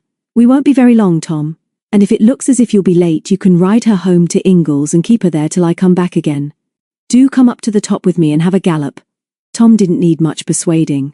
Oddly enough, although he lived so near, he had only been on the flat top of the Mynd twice, and he had never seen it under snow. Above the Hatchholt Reservoir, the track wound gently up to the rolling plateau. Peter, and Sally too, knew the way by the stream and where it skirted the bog at the head of the valley. As soon as they were at the top, Peter jumped off the pony and handed the reins to Tom. "Give her a gallop, Tom. Even if you do fall off, you can't hurt yourself. What I love about this place is the loneliness. We can see for miles, but there isn't a soul in sight. It makes you feel it's your own private world," she added shyly. Tom looked puzzled. He hadn't often heard Peter talk like this, but she was certainly right about the loneliness. They were facing due west now, and about half a mile ahead, it was possible to see where the portway ran. Beyond the old road, the Mynd rose again to its highest point of 1,600 feet at Polebank, and from there they would be able to see the summit of the Stiperstones crowned with the black rocks of the Devil's Chair. Further to their left, also beyond the road and on the horizon, were the hangars and clubhouse of the Gliding Club, built on the very edge of the western escarpment of the Mynd to make for easy launching of the gliders. To the south, where the mountain rolled away towards Plowden and the shabby White Horse Inn, They could see the treetops of the state forest. "Ride her over towards the gliding station," Peter urged. "I'll trot along after you and keep warm, but if I'm too long, ride back and meet me." Tom hadn't much idea of riding and looked very awkward as Sally broke into a trot. Soon he was only a dot in the distance as Peter hurried after him. A glider suddenly appeared in the sky, swooped down towards her, and then soared up in a lift of warmer air. Peter wasn't interested in gliders, although there were always plenty of them over the Mynd in the spring and summer, and so she no more than glanced up as this one whistled overhead. Tom then turned back, and just as they met about 200 yards from the road, the silence was broken by the sound of a car coming from the direction of Church Stretton. How could a car get up the valley in this snow, Peter wondered. "There it is now, Tom, just coming over the rise. It looks like a Land Rover. I'd like to see who it is. Let me get up on Sally." Peter was right. It was a green truck with a canvas top, and Tom saw Peter waving violently as it came nearer. The driver stopped, and as Tom came up, Peter introduced him. "Do you know Donald Gibbs, Tom? He's a very, very important man to do with the forest. He's the next man to the boss, aren't you, Donald? And do tell us what you're doing up here. Did you come up from Stretton?" Gibbs grinned cheerfully at Tom. He was short and thick-set, with fair hair and grey eyes. His face was tanned a brick red, and he was well muffled up against the weather. "Tom Ingalls, of course. How are you? Know your uncle as everybody round here does. Just telling Peter it's nice to see her again, and asking her to come down and see young Jonathan. There's a new Gibbs in my home since she was last there." Peter jumped off Sally so that she could talk more easily to him. "We'll be glad to see a thaw, though it doesn't feel like one, and we won't be sorry when Christmas is over. Next 10 days aren't much fun for us, and we're short-handed already with sickness. But what makes you so busy and worried now, sir?" Tom asked. "What's Christmas got to do with it? Over there, on your side of the Mynd, we've got thousands of young conifers coming along splendidly. They're just the right size for Christmas trees, and there's a ready sale for them in street markets all over the country. We like to guard ours this time of year, especially as we hear there have been some big raids on forests in Norfolk and Suffolk already." "But isn't it too late now?" Peter asked. "Not yet. Trees stolen from here may well be selling in London next day. We've built a watchtower since the summer, Peter. You can see it from here. I'll take you up one day. We're thinking of putting a guard in that tower for a fortnight while the moon is full. But of course we really use the tower for fire guards." "Would the forest burn now?" Tom asked. "I suppose some of the bigger trees are very dry under the snow. They would burn in a strong wind, especially if the fire started in a part where we haven't cleared away the bushes and bracken. Summer is the dangerous time for fires, when hikers and holiday makers come up here and throw down cigarette ends and light a fire to boil a kettle. I've been out this morning to test the roads and came up through Stretton with a struggle. We like to know we can keep our few roads open round here. Don't stay up here too long, there's more snow about. Cheerio," he waved cheerfully, and the heavy tires of the Land Rover flung up the snow disdainfully as it roared down the portway towards the forest. They watched him out of sight, and Peter was just suggesting that they should go as far as the gliding club when they heard the sound of another heavy car. They looked right and left but could see nothing, and then Peter remembered. There's a very steep winding road up from the valley to the club, used by cars towing their gliders. Maybe the snow isn't as thick this side, and it's one of those cars coming up. Did you see the glider just now? Tom nodded and pointed to the brow of the hill. As they watched, a huge lorry, with steam hissing from the radiator, crawled up over the brow, hauling a glider's trolley. "I'm curious, Tom," Peter said. "I want to see who is crazy enough to come up here on a day like this." She galloped off, and Tom watched her ride alongside the lorry as it turned south. It didn't stop, and she was soon back. "It's funny, Tom. I couldn't see the driver properly because his window was up and he didn't take any notice of me, but he reminded me of the man who gave us a lift up from Onnybrook last night. I don't think it could have been him though, because his lorry had the word removals on the side, and the name of the firm too, and this one was plain. I looked carefully. Funny though. Come on, Tom, come to Witchend with me and you can ride Sally back to Ingalls." Chapter 4, The Twins' Adventure. The twins sat on the top bar of the gate of Ingalls farmyard and watched Peter and Tom set off on their journey to Hatchholt. Macbeth sat and watched them too, with his head on one side. "Well," Dickie said, "I bet Tom will soon be fed up with Peter's luggage. I wonder when she'll be back. It will be fun if she's here for Christmas." "What are we going to do now, twin?" "We're going to do something by ourselves. We'll manage. Agnes and Mrs. Ingalls will help us too. I'll tell you what we'll do, Dickie. We'll go to the Lone Pine camp with explorers' rations, and we'll take some paper and some matches, and we'll make a fire, and we'll live up there all day. And Dickie slid off the gate. Eskimos, he said triumphantly. That's what we are. They live in houses made of snow with a little door, and they crawl in backwards and stay there all the winter. I've forgotten what they call their little houses, but it's a most peculiar name. Why do they crawl in backwards? I've seen pictures of them. And if not backwards, it's because they look practically the same back or front, if you know what I mean. Mary nodded as if she did know. But this was one of the very few occasions when she had no idea what her twin was talking about. Then she too jumped off the gate, and followed Dickie across the farmyard into Mrs. Ingalls' kitchen. And now what are you going to do, my dears? 'Tis fine and bright, and you should be out of doors getting rid of those coughs, and if you can wait 10 minutes, there'll be a batch of hot cakes ready for you to try. One of the things we love so very much about you, Aunt Betty, Mary began as she sidled round the table. One of the lots of lovely things is that you seem to know exactly what it is we want to do most. Just now, after we'd seen Peter and Tom off on their long and weary journey, my twin and me said we wanted to get rid of our coughs by going out exploring. Explorers have got to carry food with them, Dickie said practically. And if you could spare us a little to take with us and some paper and matches, we're going to build a snow hut, like the Eskimos in a secret place. Bless my soul. I never knew such a pair of rascals. I'll give you enough to keep yourselves alive, but perhaps you can tell me what Eskimos eat. Do they eat hot buns? Not too many, Dickie said. They eat something special. They eat rubber. Mrs. Ingalls' mouth opened with astonishment. Now you're being silly, young man. You're trying one of your tricks on me. Rubber indeed. Blubber, he means. Mary laughed triumphantly. His school isn't as good as mine. I don't know what it is, but I think it's fat, and I hate the sound of it. But if you could give us a little something like Dickie said, that would be wonderful. Come along then. Come into the pantry with me and let's see if we can find something instead of Mary's blubber.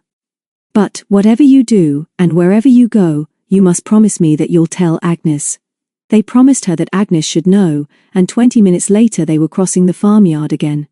Dickie had a bundle of dry newspapers and some matches in his pocket, while Mary carried a large parcel of explorers' rations, and Macbeth pranced happily beside them. As soon as they were out of sight of the farm, Mary stopped and put the parcel on the ground. If you've got a pencil, twin, I think it would be better if we wrote a letter to Agnes about all this. There were some sheets of paper on Aunt Betty's dresser I just borrowed. Agnes is very, very nice, but perhaps she wouldn't quite understand about Eskimos and the fire we're going to make at our camp. We'll write a letter and just slip it under the door and surprise her, Dickie. You mean she might surprise? By saying no, if we told her first, don't you, Mary? That would be a pity. Give me the paper. I'll write it. I've got a pencil. He fumbled in the pocket of his duffel coat and crouched under the hedge and penciled this message. Dear Agnes, please do not worry about us as we are very well and quite safe, and by the time you read this we will be quite near to you, and actually, we are really guarding Witchend and you. We have been to Ingalls and Aunt Betty has helped us to be explorers with food. There is plenty of food for us, so we shall not starve, and we shall be warm. We shall be warm although we are Eskimos building their snow hut, and you might see the smoke of our campfire watching over you. So do not worry as we have our dinner, but if it snows badly we shall come home. With love from Richard and Mary Morton. P.S. Macbeth is safe with us as he may have to draw our sledge over the trackless icy wastes. It's very long, was Mary's wise comment. I suppose we had to say it all, but it's really only the bit about not worrying that she wants to know about. You take the blubber now and go up the side of the wood so that she doesn't see you if she looks out of the window, and I'll creep up and put it under the door. And take Mackie too. Dickie nodded and called the dog as his sister ran ahead up the lane towards Witchend. Just before he reached the gate, he turned to the left and began to climb the hill by the edge of the larch wood. As soon as he was high enough, he dodged between the trees and looked down at their house in the valley, and was amused to see Mary crawling under the wall so that she could not be seen from any of the downstairs windows. This meant that she had safely delivered the note, so he waited for her as she came panting up the hill. Mackie ran to meet her, and she rested against a tree trunk for a few minutes to recover her breath. Did you see her, Mary? No, but I could hear her humming a hymn like she does, so I expect she's happy enough. Come on, I can see the Lone Pine now, so let's hurry. That's all right, but we don't really want Agnes to know where we are, do we? If she comes to the door, just stand quite still, Twin. She won't notice us. Then, the site of the lone pine camp, which had been discovered by Mary and Peter together, was a flat clearing on the hillside, about 100 yards from the edge of the larch wood. On 3 sides it was surrounded by gorse, and only from above where the bracken was thick could it be seen or approached. In the center of the little clearing was the lonely pine tree, standing like a sentinel above the valley. From its branches it was possible to see not only Witchend and its yard and garden, but down the lane to Ingles half a mile away. The twins struggled on up the steep slope at the edge of the wood, but the snow was so slippery that they soon found it easier under the trees, where they filled their pockets with twigs and cones for the fire. At last they were level with the lone pine, and after another 20 yards, they were in the camp itself. "Careful!" Dickie hissed. "There might be footprints! There might be an enemy lurking! I always think that when we come back again." But there were no footprints, and the ground was covered by no more than a sprinkling of snow. Their fireplace, the shallow trough dug in the turf with 2 flat stones on each side of it, was still there, and so were the cold ashes of the last fire of the summer holidays. All else was as tidy as they had left it, and the end of the rope which they used for pulling themselves up into the tree was still coiled neatly round the trunk. Mary leaned against the tree and put her hands behind her head. "This is the most wonderful place we've ever found, Twin, and I don't believe we've ever been here by ourselves before. Let's do something special, but let's light the fire first. Or shall I climb the lookout and look out?" "It's a crow's nest," Dickie said. "We could be a ship stuck in the Arctic ice, couldn't we? And we could be rescued by Eskimos, like I said. But it's going to be difficult to build a snow hut here, 'cause there isn't enough snow. Where's Mackie?" "Hunting. He'll get thorns in his paws. He's gone under those gorse bushes. Wolves, I expect. I'll climb up to the crow's nest while you light the fire." She undid the rope and pulled herself up to the lowest branch on which she stood and looked down into the valley. At the bottom of the hill was the stream where they got their water, and beyond that was Witchend itself, looking like a toy model. On the branches of the larch trees, the frozen snow sparkled in the pale sunlight, and beyond the wood she could see the roofs of Ingles half a mile down the lane. From Witchend's chimney came a haze of blue smoke, but she was too far away to smell it. There was no sign of Agnes, or any other sign of life. "We're marooned here, Captain," she called down to Dickie. "The cowardly crew have left us here to starve, Captain. I can see the icebergs are closing in on us. There's whales and things frisking fiercely round those old bergs." "What are we going to eat, Captain?" Dickie looked up in surprise. They didn't often talk like this when they were alone together, and he thought she was doing it rather well, and he liked being called Captain too. "We'll live on our emergency rations, mate," he replied out of the side of his mouth. "I'm unpacking 'em now. Come down from aloft and smash open these cases. We must make a fire afore the cold eats into our bones." Mary slid down the rope. "Buck up with the fire, Dickie. I asked Aunt Betty for some potatoes to roast, and those'll keep our bones warm." With a few twists of paper, some twigs and the dry cones, the fire burned up brightly with one match, and while Mary unpacked the food parcel, Dickie ran back to the wood for more fuel. And as soon as the ashes were really glowing, they thrust in 4 big potatoes to roast in their jackets. The hill sheltered them from a cool breeze from the southeast, and they were warm enough in their duffel coats as they crouched round the fire munching Mrs. Ingles' sandwiches. Soon they forgot about being marooned sailors with icebergs closing in round them, and talked about Christmas presents, and whether they could invent a play, which they could all act to the family on Christmas Day. They were sucking their scorched fingers, after putting butter into the first pair of roast potatoes when they heard a curious whistling sound overhead. Almost before they could move, an odd-looking shadow raced across the snow-covered hillside, and they looked up to see a glider swooping over the treetops. "Don't move, Twin," Dickie whispered, as if the pilot could have heard them. "We don't want anybody to see us here. I'd like to fly like that. You could see everything up there if you went high enough. All the Mynd and Hatchholt and all the valleys and what everybody is doing. We'd look like miserable little ants, I suppose." Mary watched the glider soar away out of sight beyond the mountain. "So we would, Twin, like little ants. I don't think I'm keen on that. I like to see people full size." And with this profound observation she puffed steam from her mouth in an effort to cool the portion of hot potato on her tongue. They piled more wood on the fire, and when they had finished their meal Dickie climbed into the crow's nest to see if the rescue party was yet in sight crossing the ice pack. They were not. He saw something so unexpected that he could hardly believe his eyes. "There's somebody spying about outside Witchend," he whispered hoarsely. Mary looked up as Mackie, who was enjoying a biscuit, suddenly growled. "Keep Mackie quiet," Dickie hissed. "Stay where you are, twin, and don't let him bark. It's a strange woman skulking there." "Not Agnes. Don't let the fire smoke, Mary. Nobody must see us. I'll tell you about it in a sec." Mary clutched Mackie as he coughed over the biscuit crumbs and looked up at her twin standing on the branch. "She'll see you if she looks up, won't she, Dickie?" "Who is it? Why don't you tell me? I can hear you but she can't." For a moment Dickie made no answer, but when he slid down and stood beside her, he looked wildly excited. "Pack up everything quick," he hissed. "We're going to have an adventure, twin. We've got to follow her. Put Mackie on the lead and don't make a noise. We've got to hurry." "But who is it?" Mary whispered. "Tell me, Dickie. Who is it we've got to follow, and why?" "Listen, Mary. I'm sure the woman skulking down there is that Primrose Wentworth. She's wearing the same clothes. She was crouching down behind the wall so that nobody in the house could see her, and now she's gone off by herself up that path under the trees.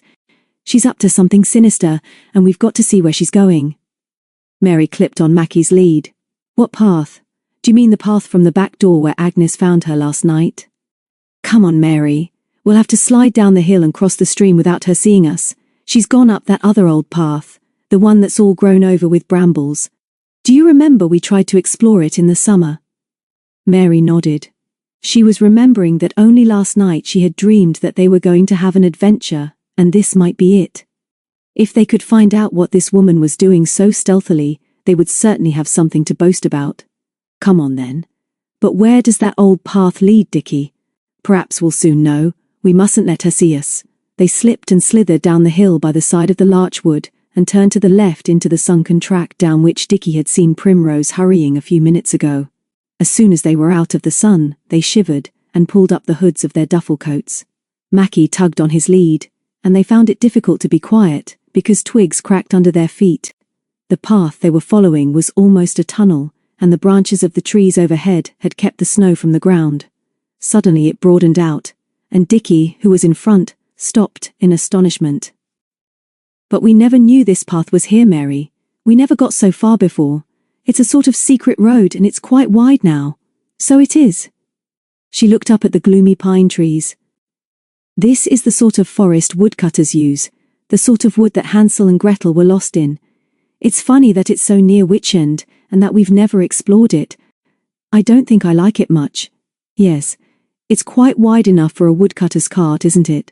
Don't be so soppy, Mary. Keep a tight hold on Mackie, and let's run as far as we can see ahead, until we come to a corner." Their feet made no sound on the pine needles, and Mackie, seeming to realize their excitement, behaved himself, and ran quietly too.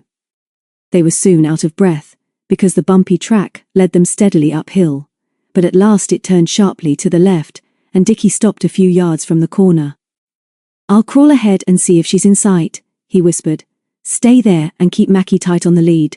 With wildly thumping heart, Mary watched her twin pretending he was a Red Indian on the trail.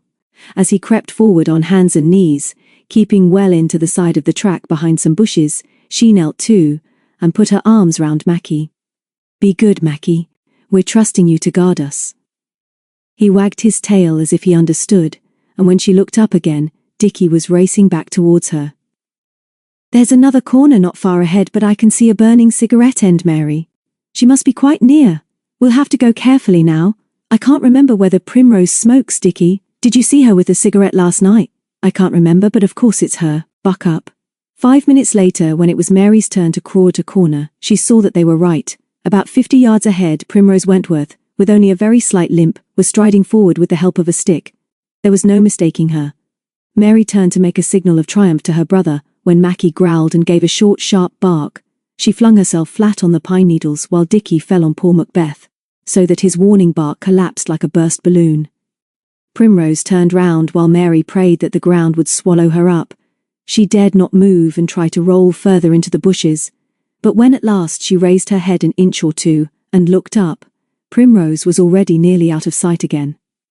Macbeth was very contrite when Dickie let him up with the most awful threats that if he did that again he would be tied to a tree and left until they came back that way, if they ever did. "We've got to find out what she's doing," he whispered. "This is another adventure just for us, so come on, stick it."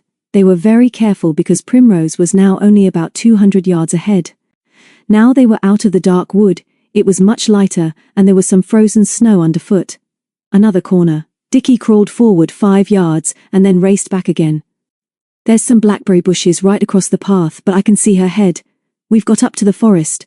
There's millions of little Christmas trees in long rows each side of the path, and she's looking at 'em." And while I was watching her, and wishing that I'd got a telescope, she turned round and looked straight at me, just as if she could see me behind the bushes. Why should she want to come limping all the way up here just to look at a trillion little trees? "Shall we go on?" "I'm tired," Mary admitted. "All the same, I think we'd better know where she's going. Perhaps to the foresters' camp? We must be quite near that, twin, but we've never been before, have we? Let's go a bit farther anyway. I think Mackie is tired too. His legs are so short." But they were to be much more tired before their adventure was over. Primrose no longer seemed to be in a hurry, but it was difficult to follow her, because there was so little cover on each side of the wide track. They were afraid she might look round, but she didn't. She was too interested in the thousands of little trees growing in straight rows, like soldiers on parade. "It's funny that we've never been up this way before," Dickie whispered. "Peter has told us about the forest, of course, but I don't believe that she knows about that old path leading up to it. And we don't know where the foresters' cottages are either." Mary's teeth were chattering. "We can't be far from the top of the Mynd now, Dickie, and if it's only those baby trees she wants to see, she might turn round and come back the same way. What shall we do then? It's getting late too, and I'm cold." Dickie looked at her in surprise. She was usually the leader, and this didn't sound at all like her. He knew that it would be much more sensible to turn back now, but he was very curious about Primrose. "We'll go back if you like, twin, but remember what we shall be able to tell the others. I don't really want to tell them we got tired and went home just when Primrose was sort of super sinister. Let's follow her for 10 more minutes anyway. Even if she does come back, she can't do anything to us. We're just out for a walk looking at trees like she is." Mary nodded and clenched her teeth, and they went on cautiously up the side of the broad track. Soon they left the nurseries of young trees behind, and reached a part of the forest where the trees were 9 or 10 feet high. Here the track had been freshly ploughed, but farther on there was dead bracken under the trees. Primrose was still just in sight when Dickie said, "If she threw another cigarette in that bracken it would burn like anything. That's why they plough it up, of course. We didn't think of that, did we?" "I think that woman is mad," Mary said faintly. "If she goes along the top of the Mynd in the snow, then we shall know she is for certain." "I'm not going much farther, Dickie.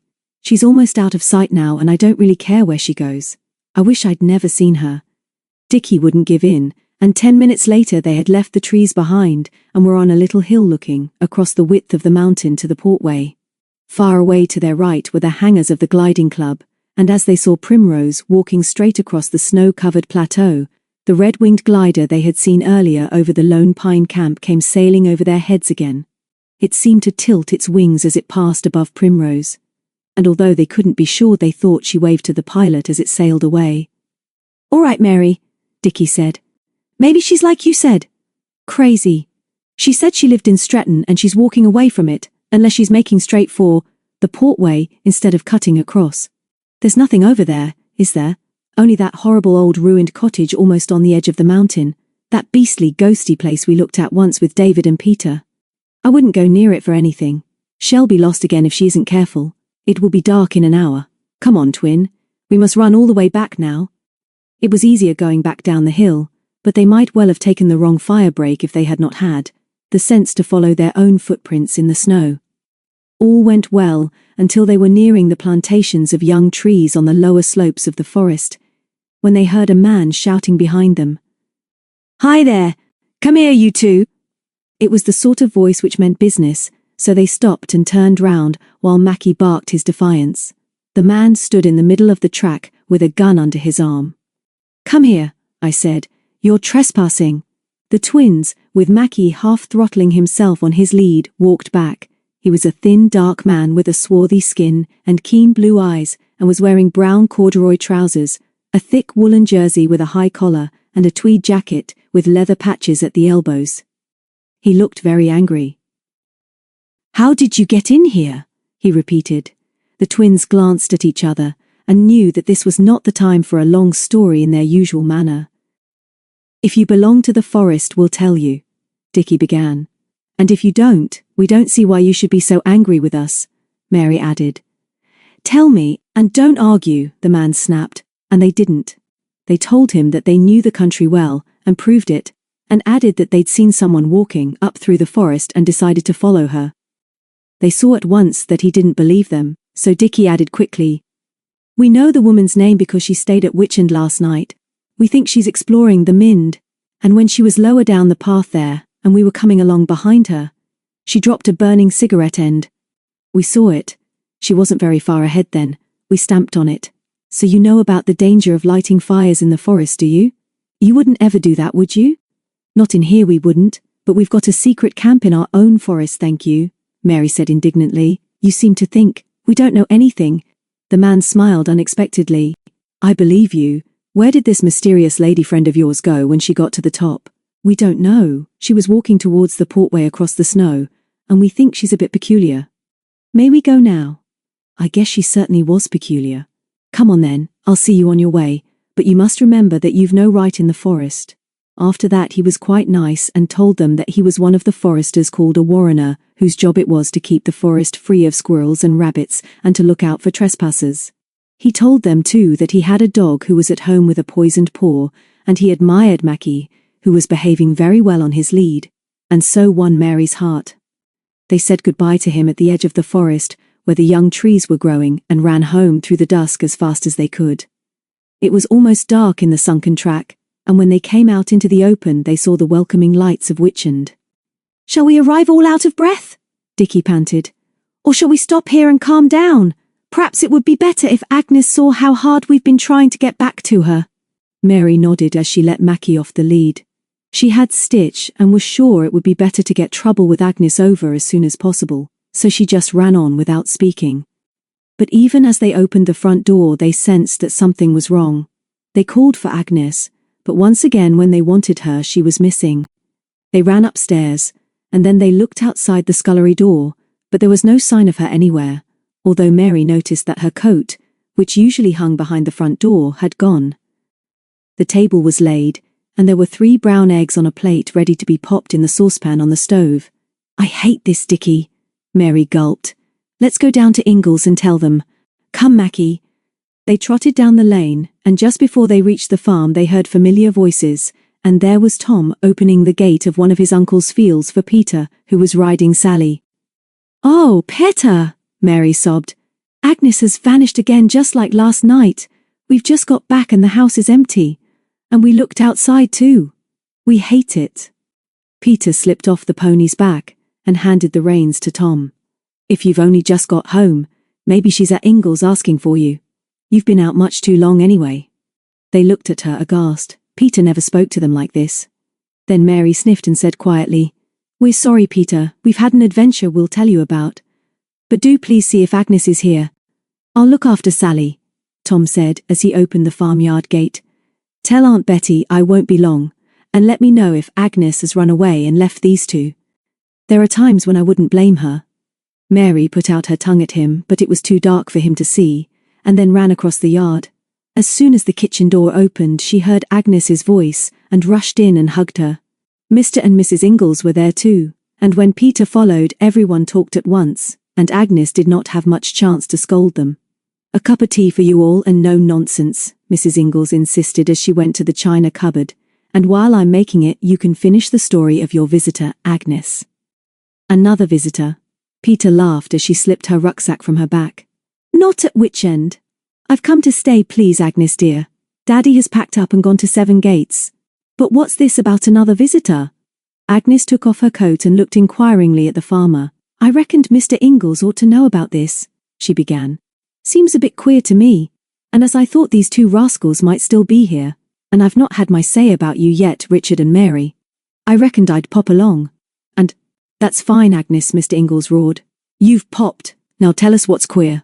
I'm reckoning to tell you, and I must ask you not to shout at me, Alf Ingles. 'Twas like this, middle of afternoon it was, half after 3 maybe, when there comes a knock on the door, and there's a pleasant-looking and pleasant-speaking chapper, standing there in a big sandy-coloured overcoat and raising his cap to me. I'll not tell you all he said, but it was about wanting to have a party up here over Christmas for winter sports. Said money didn't matter, so long as they could have Witchend right away. Was as much as I could do to get a word in edgeways, but he badgered me to give him Mr. Morton's address, and a lot of other nosy questions besides. Mr. Ingalls, who was lighting his pipe, dropped the match in surprise. "Bless me!" he roared. "Did you hear that, Betty? Just listen to me, Agnes. That chap came here too, asking questions and the like. Wanted to know if Witchend was the only house besides this up this way. Never seen the chap before in my life. Seems to me this place is getting like a health resort." Chapter 5. More Strangers. Although Mrs. Ingalls told Peter again that she would be welcome to stay with them at the farm as long as she liked, she decided to go back to Witchend with Agnes and the twins. It was obvious that the latter had got something special to tell her, but it was not until they went up to bed that their chance came. Peter was amazed at their story of Primrose, and how they had followed her up the hidden track to the forest. "We'll talk it all over with Tom in the morning," she promised, "and I bet he'll be proud of you. Maybe we'll hear from the others too, and I know David will want to know all about it. Well done, twins. Good night." She was so tired herself that she came up to bed as soon as she had helped Agnes with the supper things. When she woke next morning, it was only just light enough for her to see that it was 7 o'clock. She began to think about Primrose. There hadn't seemed to be anything unpleasant or unusual about her, except her particular interest in the district and in Witchend. It was odd, of course, that she had gone out yesterday morning before any of them were awake, and even odder that she should come back hours later and crawl past the house as if she didn't want to be seen. And though the twins might have got muddled over some things, they had both been sure that when they had last seen her, she was walking fast in the dusk towards the portway. And it was odd again that she had gone out of her way to warn them that it would be unsafe for them to stay at Witchend if the snow continued. Peter didn't like mysteries. Last night Dickie had said that Primrose was jolly sinister and had something to hide, and it really seemed as if he was right. Then there was Agnes's story of the polite gentleman who had called at Ingalls and Witchend and wanted to rent the latter immediately for winter sports. Then, as she lay snuggled under the bedclothes, she felt her cheeks burn with the shock of another thought. The driver of the lorry who had given them a lift the first night had also been interested in Witchend and asked curious questions about it. There wasn't, and never had been anything special about it except its loneliness. Everybody for miles around knew the Mortons and liked them, and were glad when they had taken over Witchend as a holiday home. And everybody knew Agnes, and although she wasn't very genial and was sometimes laughed at in a friendly way, she was well liked too. During the summer, there were plenty of holiday makers in the district, and most of them came back year after year, but now the place seemed to be alive with curious strangers, and there must be some reason for it. Tom hadn't much time for mysteries either, and although he had proved himself to be a wonderful friend, she did hope that David would come soon. He always understood what was puzzling her, and although he didn't chatter as much as Tom, he got things done in his quiet way. As she slipped out of bed, she thought how wonderful it would be to have him for Christmas, and tell him all about the odd things which had happened from the moment they had stepped out into the snow on the platform at Onnybrook such a short time ago. She picked up her clothes, slipped on her dressing gown and ran down to the living room where she knew that the fire would still be alight. For once she was down before Agnes, so she made some tea and took the pot and 2 cups up to the housekeeper's room, after telling Macbeth to stay where he was. Rather to her surprise, Agnes asked her to come in, and Peter tried not to show her astonishment at the sight of the housekeeper, in bed, with a funny-looking little lace hat on her head. "Bless me, child. What's wrong? I thought the house must be afire. I must have overslept. A cup of tea? Reckon I've not had a treat like this for 15 years since my dear William died." Peter sat on the end of the bed and teased her a little about oversleeping, and told her that she would start the breakfast. It was a horrid morning. The sky was dull and thick with sullen-looking clouds. The snow that had fallen in the night had drifted against the front door and covered all yesterday's footprints across the yard. Agnes told the twins that they were not to go out until she gave permission. "And it's no use looking like that, Master Richard. I heard you cough up there in the bathroom, and it sounded like the roof was coming off. Here you stay in the warm until the sun comes out, whether you like it or not." "If Mummy was here," Mary began, and then thought better of it. "But when are they due to come, Agnes?" Peter said quickly. Is it today or tomorrow, and are they coming in the car? I was reckoning to get a letter or a message today, Agnes admitted, but old Charlie the postman don't like this snow, so I reckon he'll leave any post for us at Ingles. Or maybe Mrs. Morton will telephone Ingles, and if Tom doesn't come up here soon perhaps you'll go down, Peter, and see what's happening. Peter could see that she was anxious, and didn't want the twins to know it, so she decided not to remind her that the Ingleses' telephone might still be out of order. After a long silence, the twins glanced at each other across the table, and Mary said, We quite understand about us not going out for a long explore like yesterday, Agnes, but there's something very, very important we've just got to do today. We didn't think of it yesterday because we were rather excited, but when we tell you we know you'll say yes. Agnes looked at her grimly. I have my doubts of that, young lady, but out with it. It's Christmas decorations, Agnes dear. We've got to go to Stretton today to buy paper chains and all that sort of thing. Once we've got them, Agnes, we'll stay here all day doing the decorating, and when the sun comes out perhaps you'll let us go to our secret place and decorate that too. And here she turned to Peter and gave her a most significant wink. But you do see, Agnes, that we've got to have proper decorations to welcome Mummy and Daddy, Dickie pleaded. We can buy everything we'll want in Stretton, but we've got to go soon, else the shops will sell out, and we shan't have time to make the paper chains. You do see what we mean, don't you, dear Agnes? Fortunately, Tom then arrived with the milk. Uncle meant to have told you last night, but they haven't been to mend the telephone yet. There's wires down all over the place, they say. He was thinking that maybe Mr. Morton would be wanting to get a message through to you. Even if he sends a telegram, he reckons they won't be able to get it up to you, and old Charlie hasn't arrived yet. It's good of you to come up, Tom, Agnes said. All the same, we should be hearing from the family today, and I'd be glad of a message, though everything is ready for them here. What's the weather like, Tom? Peter asked. I was thinking that if we could get down to the post office at Onnybrook, a telegram might be waiting for us there. Uncle says it didn't snow again till about 5. He says we won't have any more for a bit, and it's clearer now than it was afore breakfast. I could get you down to the village, though, if you'll let me have the blue tractor. We've got an old trolley we use for the milk churns, and we could hitch that on behind and you could ride on that. He won't mind, and I could pick up anything you want in the village. That's it, Agnes! Dickie shouted triumphantly. Let's do that! We'll ride in the trolley, and then we wouldn't even get snow in our boots. And, you heard what Tom said, the sun is coming out soon. Agnes opened the door and looked up at the sky. It certainly was brighter, and she did want to know if there was a telegram. Perhaps if Peter and Tom were with the twins and promised to keep an eye on them, it would be all right. She tried to guess what their mother would have done, and then was fairly sure that she would say yes. Very well then, she said grudgingly. But you're to look after them, Peter, and no nonsense. The weather did improve, and Mr. Ingles agreed that the tractor was a good idea and would get them through any small drifts on the road. The trolley had a rail round it and was big enough to carry Peter, the twins and Macbeth. The Ingles lane was in very bad condition, and it was no wonder that the postman had not arrived. Tom rather enjoyed showing off in the tractor, particularly as Peter had made him look rather silly on Sally yesterday. They got down the lane without mishap, and their journey was enlivened by the singing of carols by the twins. When they reached the road between Onnybrook and Plowden, Tom drove very carefully round the sharp corner, because passing traffic had churned up the snow, and there were skid marks where some heavy vehicle had slid across the road. You may have to get out and walk at the steepest part of the hill lower down, Tom yelled above the noise of the engine. Trolley hasn't got any brakes, and you twins had better stop fooling about. Mary and Dickie raised an indignant protest, and then Peter suddenly shouted to Tom to stop. What's that in the ditch, Tom? Just ahead on your left, looks like a Christmas tree. And so it was. Peter jumped off the trolley, picked it up, and shook the snow from its young green branches. It was about 3 feet high, and the soil was still fresh on its roots. Look, Tom, she said. Parts of the roots have been cut through with an axe. I suppose it dropped off a lorry yesterday before it snowed again. Tom looked at the marks in the road and nodded. Might have been a bit of a mix-up here. Something skidded across the road anyway. Leave it here, Pete, and we'll pick it up on the way back if nobody has claimed it.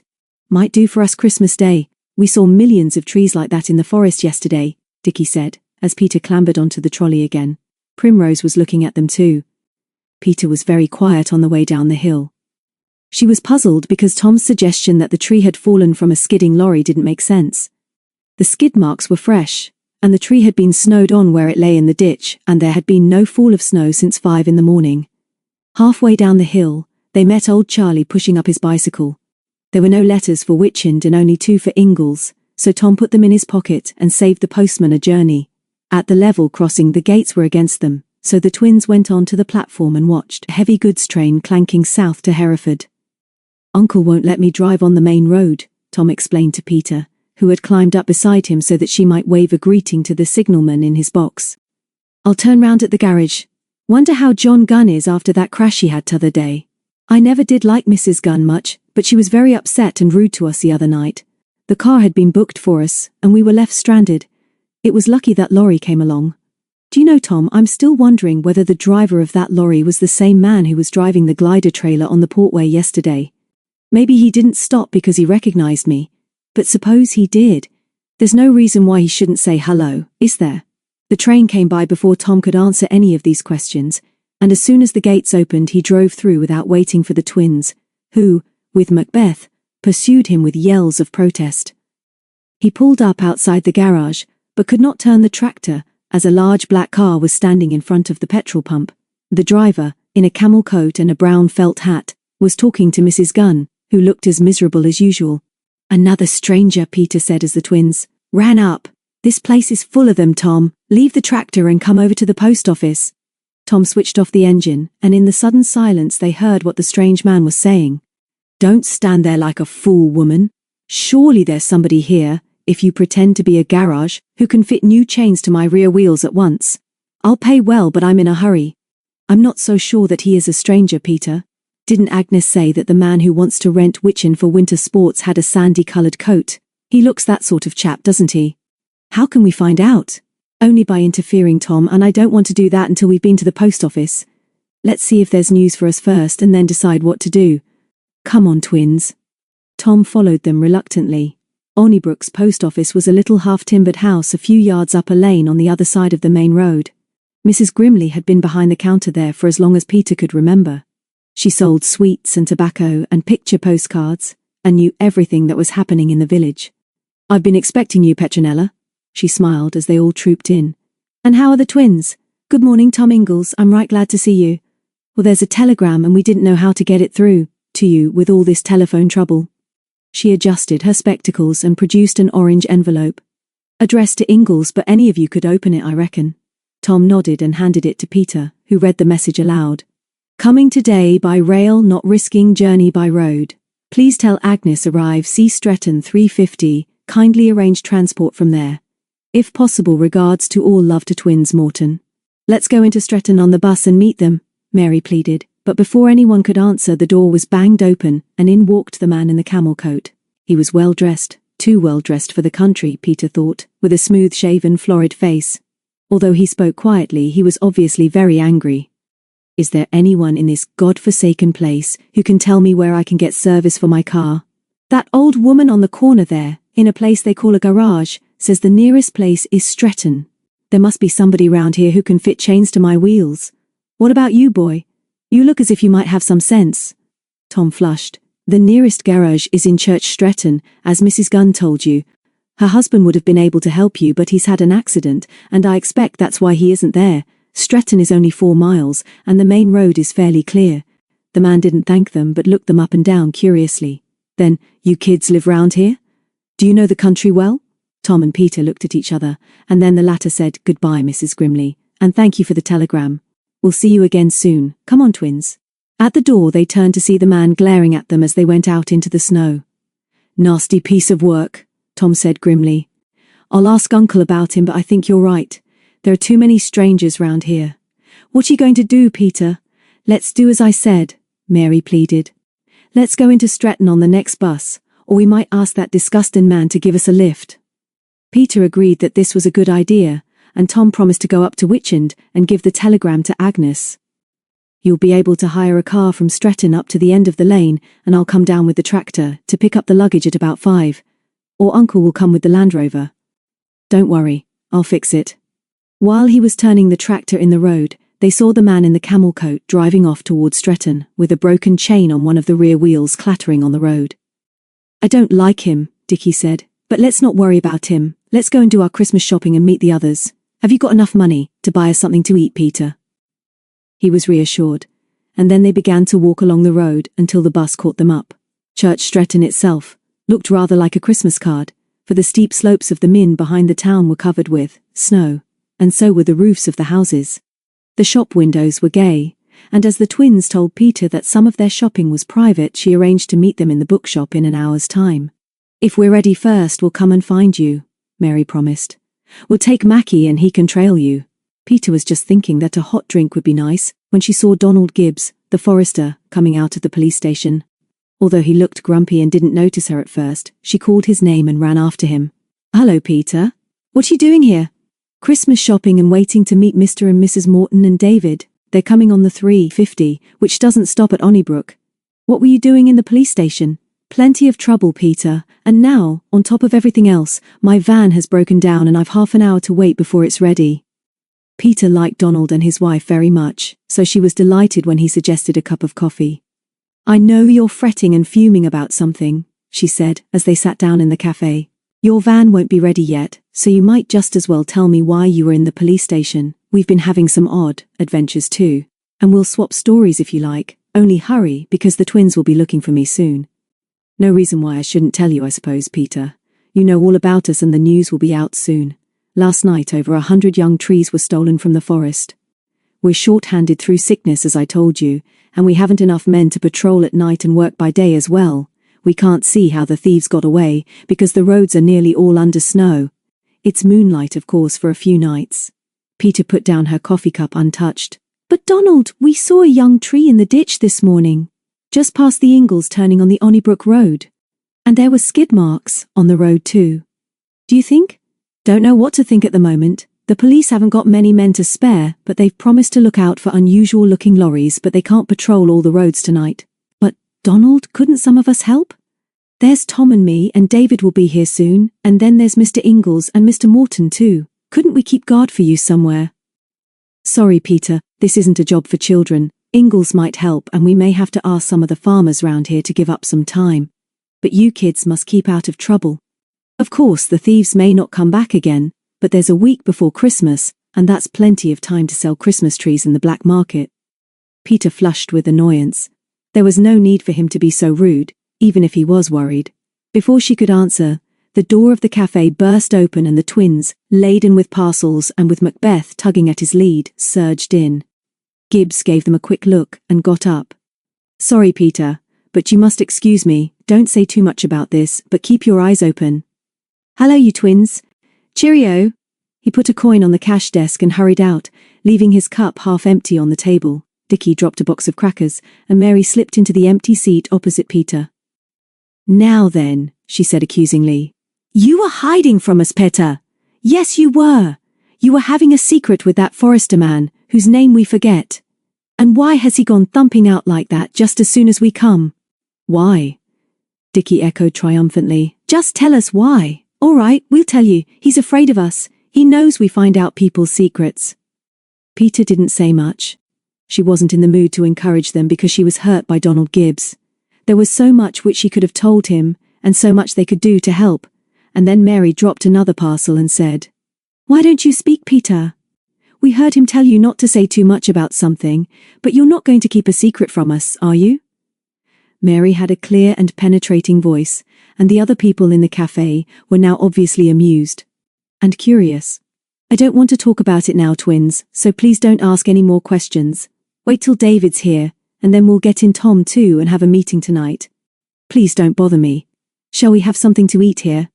Mary realized that she really was in earnest, and as Dickie was never averse to anything to eat, the twins nodded and then picked up the menu. "2 eggs and chips and a Coca-Cola is what I would like, please," Dickie said firmly. "I know what I like, and I don't really have to look at this thing." It was snowing lightly again when they came out. Peter had some shopping to do, but they were all three so excited that the time passed slowly until they could reasonably go to the station.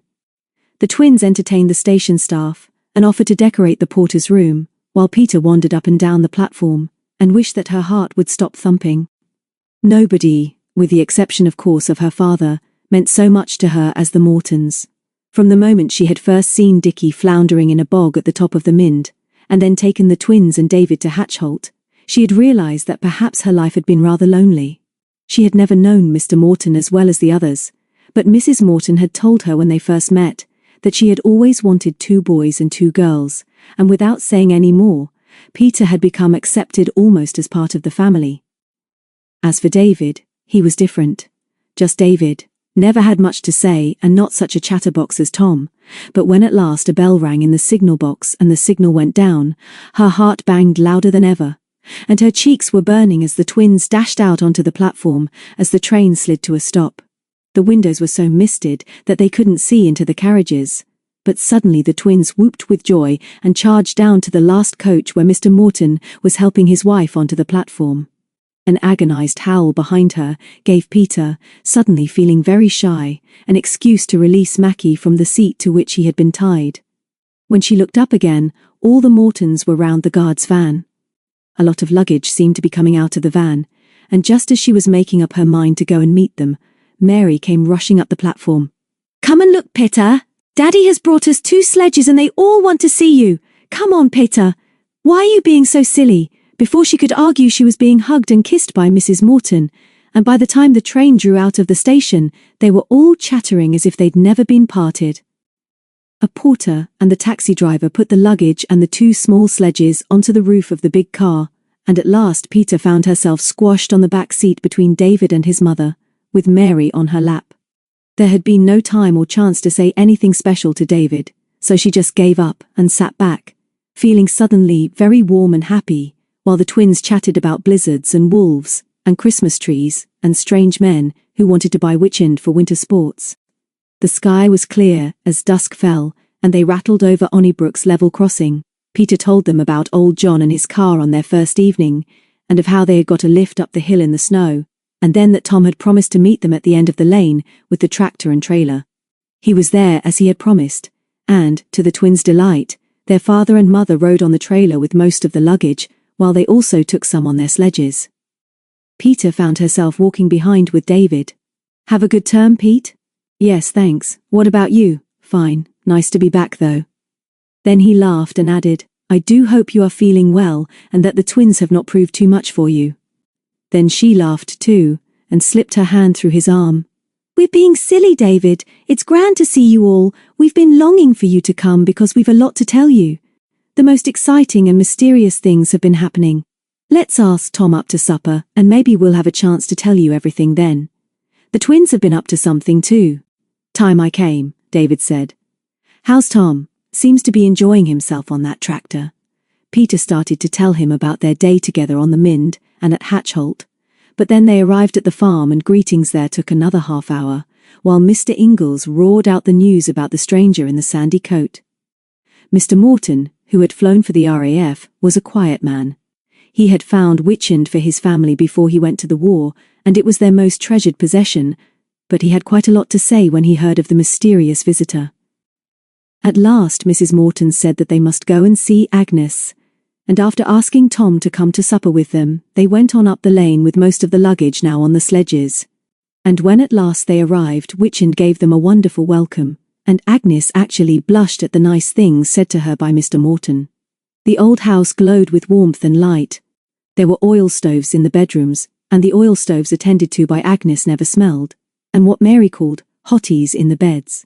In the living room, where the fire never went out, the polished floor, the copper kettles, the oak beams, the hanging oil lamp, and the loaded table brought a catch to Mrs. Morton's throat as she said, "It's so wonderful to be back, Agnes. London seems a million miles away. This is really home to us." Then they unpacked. The 2 girls and Tom crowded into the room which David shared with Dickie, while the latter tried to tell his brother about Primrose. At supper, they told the grown-ups everything, and Peter added what Donald Gibbs had said in Stretton this morning. "I've never seen him so worried. He said some of the foresters are ill, and they haven't enough men to patrol at night when the young trees are being stolen. I think Donald is going to ask Mr. Morton and Mr. Ingalls, and some of the other farmers to take a turn to help them catch the thieves. Maybe we can do something too. We don't often go up to the forest, but I can't think of anything meaner than to steal young trees. Anyway, that's what seems to be going on round here, but where Primrose or the man who wants to rent Witchend comes in, I can't imagine. I'll have a talk with Ingalls tomorrow," Mr. Morton said as he filled his pipe. If Gibbs really wants us to help, no doubt he'll be along. I bet Uncle will help, Tom said. Some of us could go up to see them at the forestry place tomorrow. I'm keen, count me in. You coming, Peter? Peter gasped. This was just like Tom, but before she could express her indignation, the twins voiced theirs, making it quite clear that they intended to be in everything. Much later, when Dickie and Mary were in bed, Peter and David walked down with Tom to Ingles. The snow was crisp underfoot, and frost sparkled on the hedges as the moon came up. I'd like to be doing something to help the Foresters tonight, David said as they leaned on the farmyard gate. Trouble is, I can hardly keep awake now. We'll go up there tomorrow and see what we can do. Cheerio, Tom. How's Jenny? Okay, I suppose. Reckon we're going to ask her over for Christmas. See you after breakfast. David laughed as, with Peter, he turned back up the lane. They didn't say much now that the story was told, and Peter went up to bed as soon as they got in. When David woke some hours later, the moonlight was streaming into the room. An owl called again and again, just as it had done the very first night they had spent at Witchend. He cried again, right over the house, and David slipped out of bed and went to the window. The larchwood was in shadow, but the moon was bright and, as he looked out, a glider sailed silently over the treetops. It swooped with no more sound than that made by a bird, and even the owl was silent as David got back into bed, wondering why a lone glider should be up at that time of night. Chapter 6. Donald and Peter. About noon next morning, 4 grim-faced men were sitting round a table in the head forester's office, in their headquarters at the top of Dark Hollow. Hardwick, the head forester, was speaking. He was a big man with sandy hair and a freckled face. You're sure about this, Donald? At least another 100. And from the nursery this time? Most of 'em pulled up, I suppose. Donald Gibbs puffed at his pipe before replying. That's right, Bill. It's a gang, not a few sneak thieves working, and there's someone who knows about the game directing operations. They seem to know where we shan't be. We must either have more help, or else we'll have to sleep in the daytime. We can't be on duty 24 hours, and I'm not grousing. I know that, Donald. It's bad luck that we've got 3 men down sick. The police are doing what they can. Trouble is that in spite of the snow, the nights are fine and light, and I wouldn't mind betting that if we tried to get some sleep now, there'd be another raid while we were tucked up in bed. The third man, Granby the Warrener, looked up. I told you before, Chief, that there are strangers about. Those 2 kids from Witchend, twins they are, told me some yarn about following a woman up through the nursery to the top of the Mynd. There's something queer going on round here. That's obvious, the 4th man said quietly. May I suggest, sir, that we look again at the map? The problem would seem to be solved if we can once catch the thieves when they're actually moving the trees away from the district. There are only 4 roads off the mountain which they can use. The others looked up in surprise. Michael Burton had only been with them about 6 months, but, like all the Foresters, he was a quiet man who got on with his job without fuss. He was slight and fair and wore steel-rimmed spectacles and lived alone in a tiny cottage beyond the sawmill. As Granby, who was quick-tempered, flushed with annoyance, Hardwick tried to keep the peace. We're all aware of that, Burton, but here's the map, and we may as well go over it again, although we all ought to know our own country. It's obvious that the thieves must have lorries or cars to get the trees away, but 3 of these roads are all very steep and particularly dangerous in the snow. He pushed the large-scale map into the center of the table and pointed with the stem of his pipe to the group of buildings which made up their headquarters. Here's the first and most obvious way of getting in or out of the forest, he went on. The road we use, the road we made right up Dark Hollow down into the Onnybrook Road and up across the corner of the forest across the Mynd to the Portway. But there are 4 of us living and sleeping within 200 yards of this room. There has always been a man on duty here at night, and not one of us has heard a sound of a car or lorry. All agreed? The others nodded gloomily, as Hardwick stubbed with his pipe stem again and went on. The next way is the steep and narrow road down the western side of the hill from the gliding club, and I should think that's just about impassable. Have you tried it, Donald? Gibbs shook his head. No, and I wouldn't like to, but some of those gliding people do use it in winter, although of course the easier way for them is up the Cardingmill Valley from Stretton and on to the Portway. A lorry could manage the steep road the chief mentioned, Donald, Burton interrupted. I know it's dangerous, but this gang doesn't mind taking risks. Perhaps the police could be warned to keep a special lookout at the foot of that road. Granby nodded grudgingly. This suggestion of Burton's sounded sensible enough, and he wished he had thought of it. I suppose there would be tracks in the snow if that's the road they're using, Hardwick said. Maybe one of us could go up in the van and see, but for all we know some of those gliding maniacs may still be using it. Now see, the third way down is along the portway to the south and down the steep track at the end of the Mynd to Plowden, but that's not much of a road. No, it isn't, Donald admitted. I've just had a crazy idea though. Suppose this gang uses sledges, surely they could load them with trees and launch them down that Plowden track with a fair chance of success. Burton didn't think this was a practical idea, because loaded sledges of a useful size would be almost impossible to control. The fourth road, of course, is down into Stretton from the portway, he went on. Those are the only 4 roads, and if they are properly guarded surely the thieves must be caught. The 4 of us cannot be everywhere, but it should be possible with the help of the police to patrol those 4 exits. It should be, but it isn't, Hardwick snapped. The police will do what they can, but they too are short-handed. I've no doubt that we've got to ask for volunteers as night guards. What do you all think?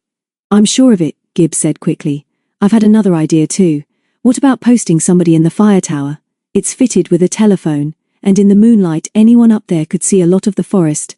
See down some of the rides anyway, and as soon as he spotted anything suspicious, he could ring through here to headquarters.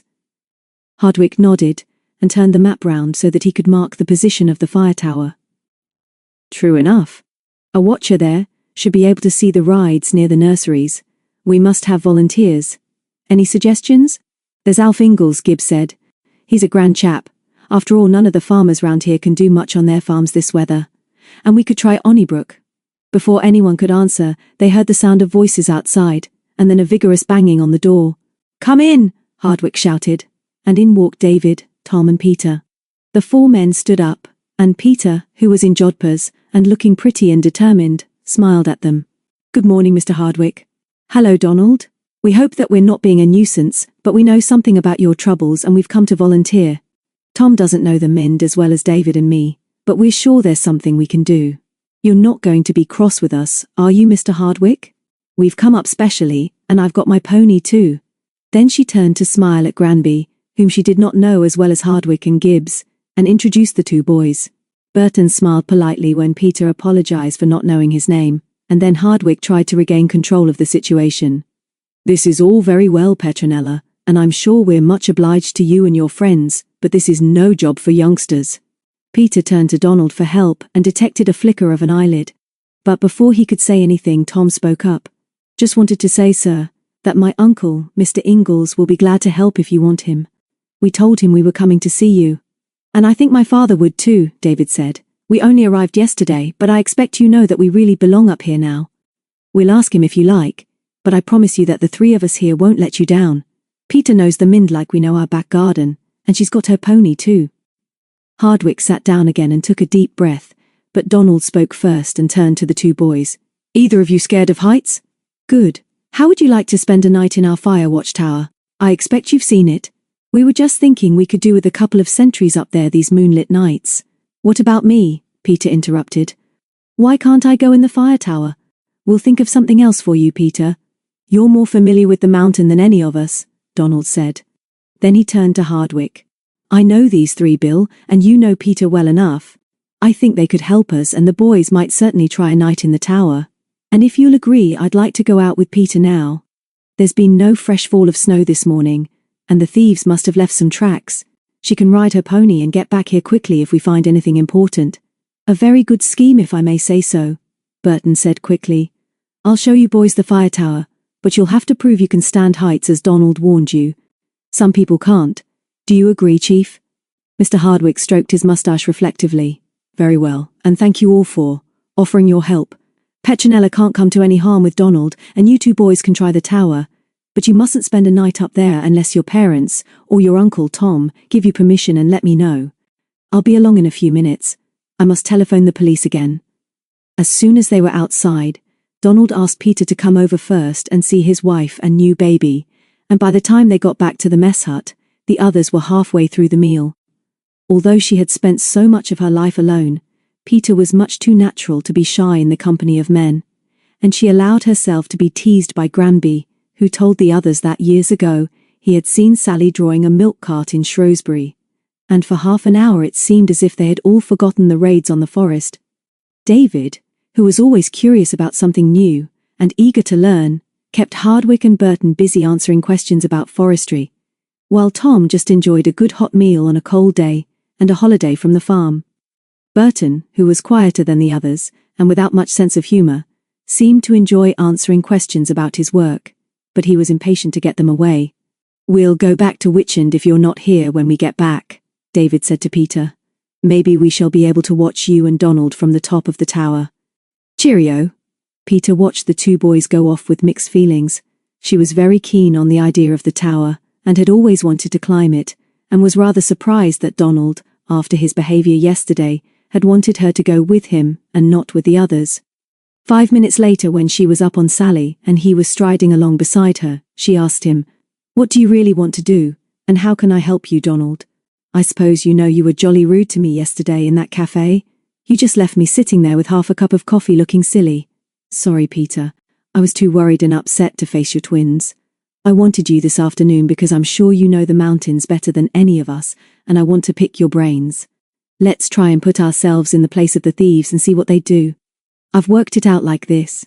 There's no doubt that a determined gang is at work, and it's my guess that there must be at least 12 men on the job. We've got 4 nurseries, but one of these is no use to the thieves for another few years, because the trees aren't big enough to sell.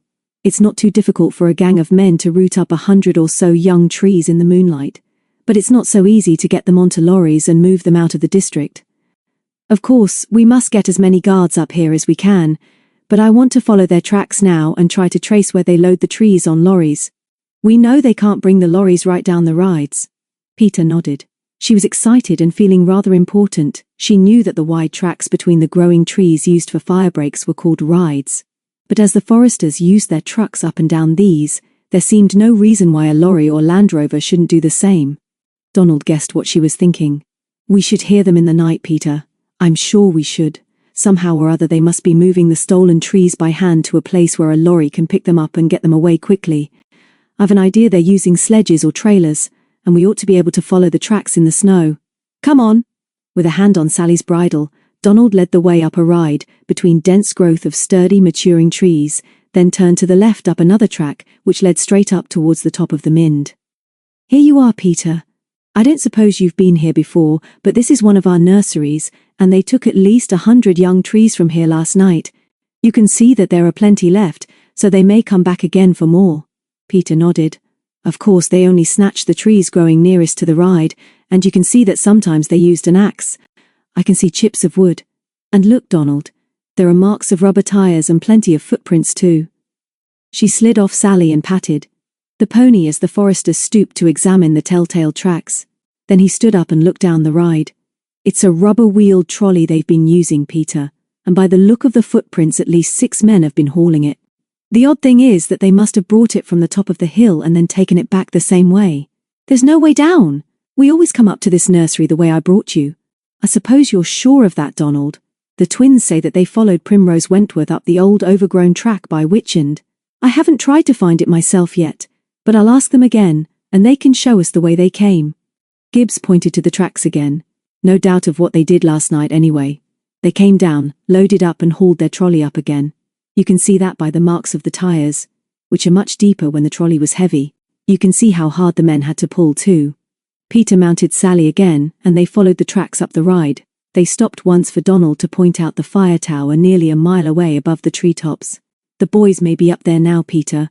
From the lookout at the top you can see most of the rides, and if they're using a strong pair of glasses no doubt they can see us now." 10 minutes later they were up, and the footprints and tracks of the trolley were clear in the snow before them.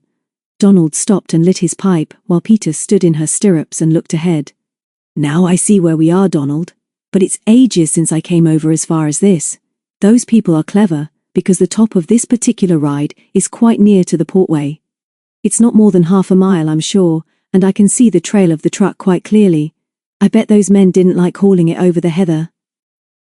Gibbs nodded, and then looked round anxiously.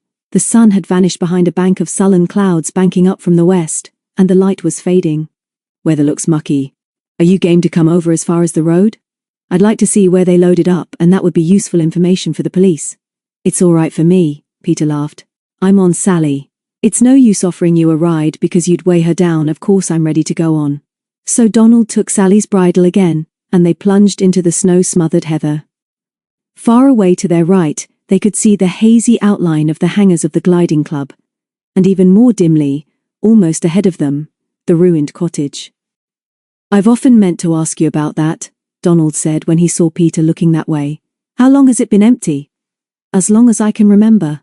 It's a horrid place, and there are stories about it that Daddy won't tell me. Some people say it's haunted by the ghost of the old shepherd who lived there. They say he was lost in a blizzard up here and died alone in his cottage soon after. The story says that he was a beastly old man, and everyone round about hated him, and so when he was dying nobody knew about it. I'm not frightened of that sort of thing, but I hate that place, Donald. It's bigger than you'd think. Wildmoor Cottage it's called. Very cheerful little story, Peter. Not the sort of place to shelter in if we're caught in a blizzard, eh? Peter shivered. Don't joke about it, please, Donald. Look, there's a glider up. Sure enough, the solitary glider which so many of them had seen was sailing silently above them. Peter waved, but the pilot made no sign. Must be cold up there, she said. If he's got any sense he'll come down before it snows. Come on, Donald, let's see what happened on the road, and then we'd better get back. They were within about 150 yards of the road when Peter saw a large black car coming towards them along the portway from the direction of the gliding club. Look, Donald, it looks like a police car. It's got an aerial on it. I expect you're right, Peter. The chief said they were going to patrol as many of the approaches to the Mynd as they could today. He's seen us, surely. He's slowing down. Do you mind if I run ahead and have a word with them on my own? It's just that we all promised Hardwick to keep some of our plans private. Wait here for me and I'll be back as soon as I can. I'd like to tell them what we found out this afternoon. Well, Peter gasped, I think you might. But Gibbs didn't wait for her to finish and didn't even look back as he trotted towards the black car which had now stopped and was waiting for him. Peter was very annoyed. Even if Donald had something private to discuss with the police, there was no reason why he should treat her as if she was a child. So she flicked back her plaits and blew on her fingers through her string gloves before turning Sally round and trotting back a few yards the way they had come. She would show him that she wasn't particularly interested in his affairs with the police. She did, however, glance back once over her shoulder and was just in time to see him standing by the car. Then she made Sally trot so that her hoof marks made a big figure 8 in the clean snow, and didn't look up again until she heard the sound of the car's powerful engine. Suddenly, it was roaring south down the portway in a flurry of snow and a trail of exhaust smoke. But there was no sign of Donald Gibbs. He had vanished. This meant that without even waving to her, or taking the trouble to come back, he had gone off with his friends the police. She was so angry that the tears stung her eyes. Whatever had happened, he had no right to go off like that and leave her alone on the mountain and feeling so foolish. Then she remembered how rude he had been yesterday in the cafe, and so, feeling humiliated and sorry for herself, she turned her pony back towards the forest. As Mr. Gibbs had decided that he could do without her after she had helped him, there was no object in going as far as the portway. And that is where she made her first mistake. She was too angry to think clearly or to see what was happening around her. Without even noticing whether Sally was following the trail of the thieves back to the top of the ride, she gave the pony her head. Suddenly the air was thick with whirling snowflakes as a fresh blizzard swept over the Mynd from the west. She looked up and realized, with a sudden stab of fear, that she could not see further than 5 yards. Sky, clouds, the road, the gliding station and the forest had vanished in a crazy, silent kaleidoscope of whirling white. She shut her eyes against the dazzle, and in a moment of sudden panic realized that she had lost all sense of direction. She reasoned that as long as the snow beat against her back, she would be moving east, and so must eventually reach the forest. That is, of course, unless the wind changed. Sally seemed to share the same idea about the wind, for she kept her back to it, and they seemed to be making some progress when she stumbled in a hollow under the snow. Peter felt herself falling, threw herself clear, and tumbled unhurt into the heather. Sally struggled to her legs, but Peter realized at once that she was lame. She could walk well enough on 3 legs, but not properly on 4, and she whinnied softly as Peter gently felt the swollen foreleg just above the fetlock, and then gave her a hug. "We've been in plenty of scrapes together, darling," she whispered. "Now we've got to help each other. Keep going, Sally, for we'll be in real trouble if we stay still." It was a comfort to speak aloud, and Sally nuzzled at her mistress as if she understood. Peter hoped that she did, for she couldn't help remembering the story of Parson Carr, as Agnes had told it to Primrose Wentworth the other night. Cautiously, she led Sally forward with her back to what wind there was, and realized that the light was failing. 5 minutes later, the longest minute she had ever known, the trees of the forest loomed up out of the murk. Which way should she turn to find a ride? Left or right? The trees here were growing too close together for a lame pony to pick her way through. She turned to the right, which she believed was to the south, and trudged forward again with Sally at her heels. The snow was not falling so heavily now, and the wind had dropped. Suddenly she realized that there were no trees on her left and that she had found a ride into which she turned at once. The trees on the other side were as big as those she had first seen, so she was not on the track used by the thieves. When they robbed the nursery, she was very cold now, and it was difficult to keep her courage up, for she realized that she was lost, and that nobody knew where she was. And what she hated more than anything else was the silence. Chapter 7. Burton the Forester. David and Tom set off cheerfully enough with Burton as soon as Peter and Donald Gibbs had started off on their expedition. "I'd like to come up here again when we've got this business settled," David said as he fell into step with the forester.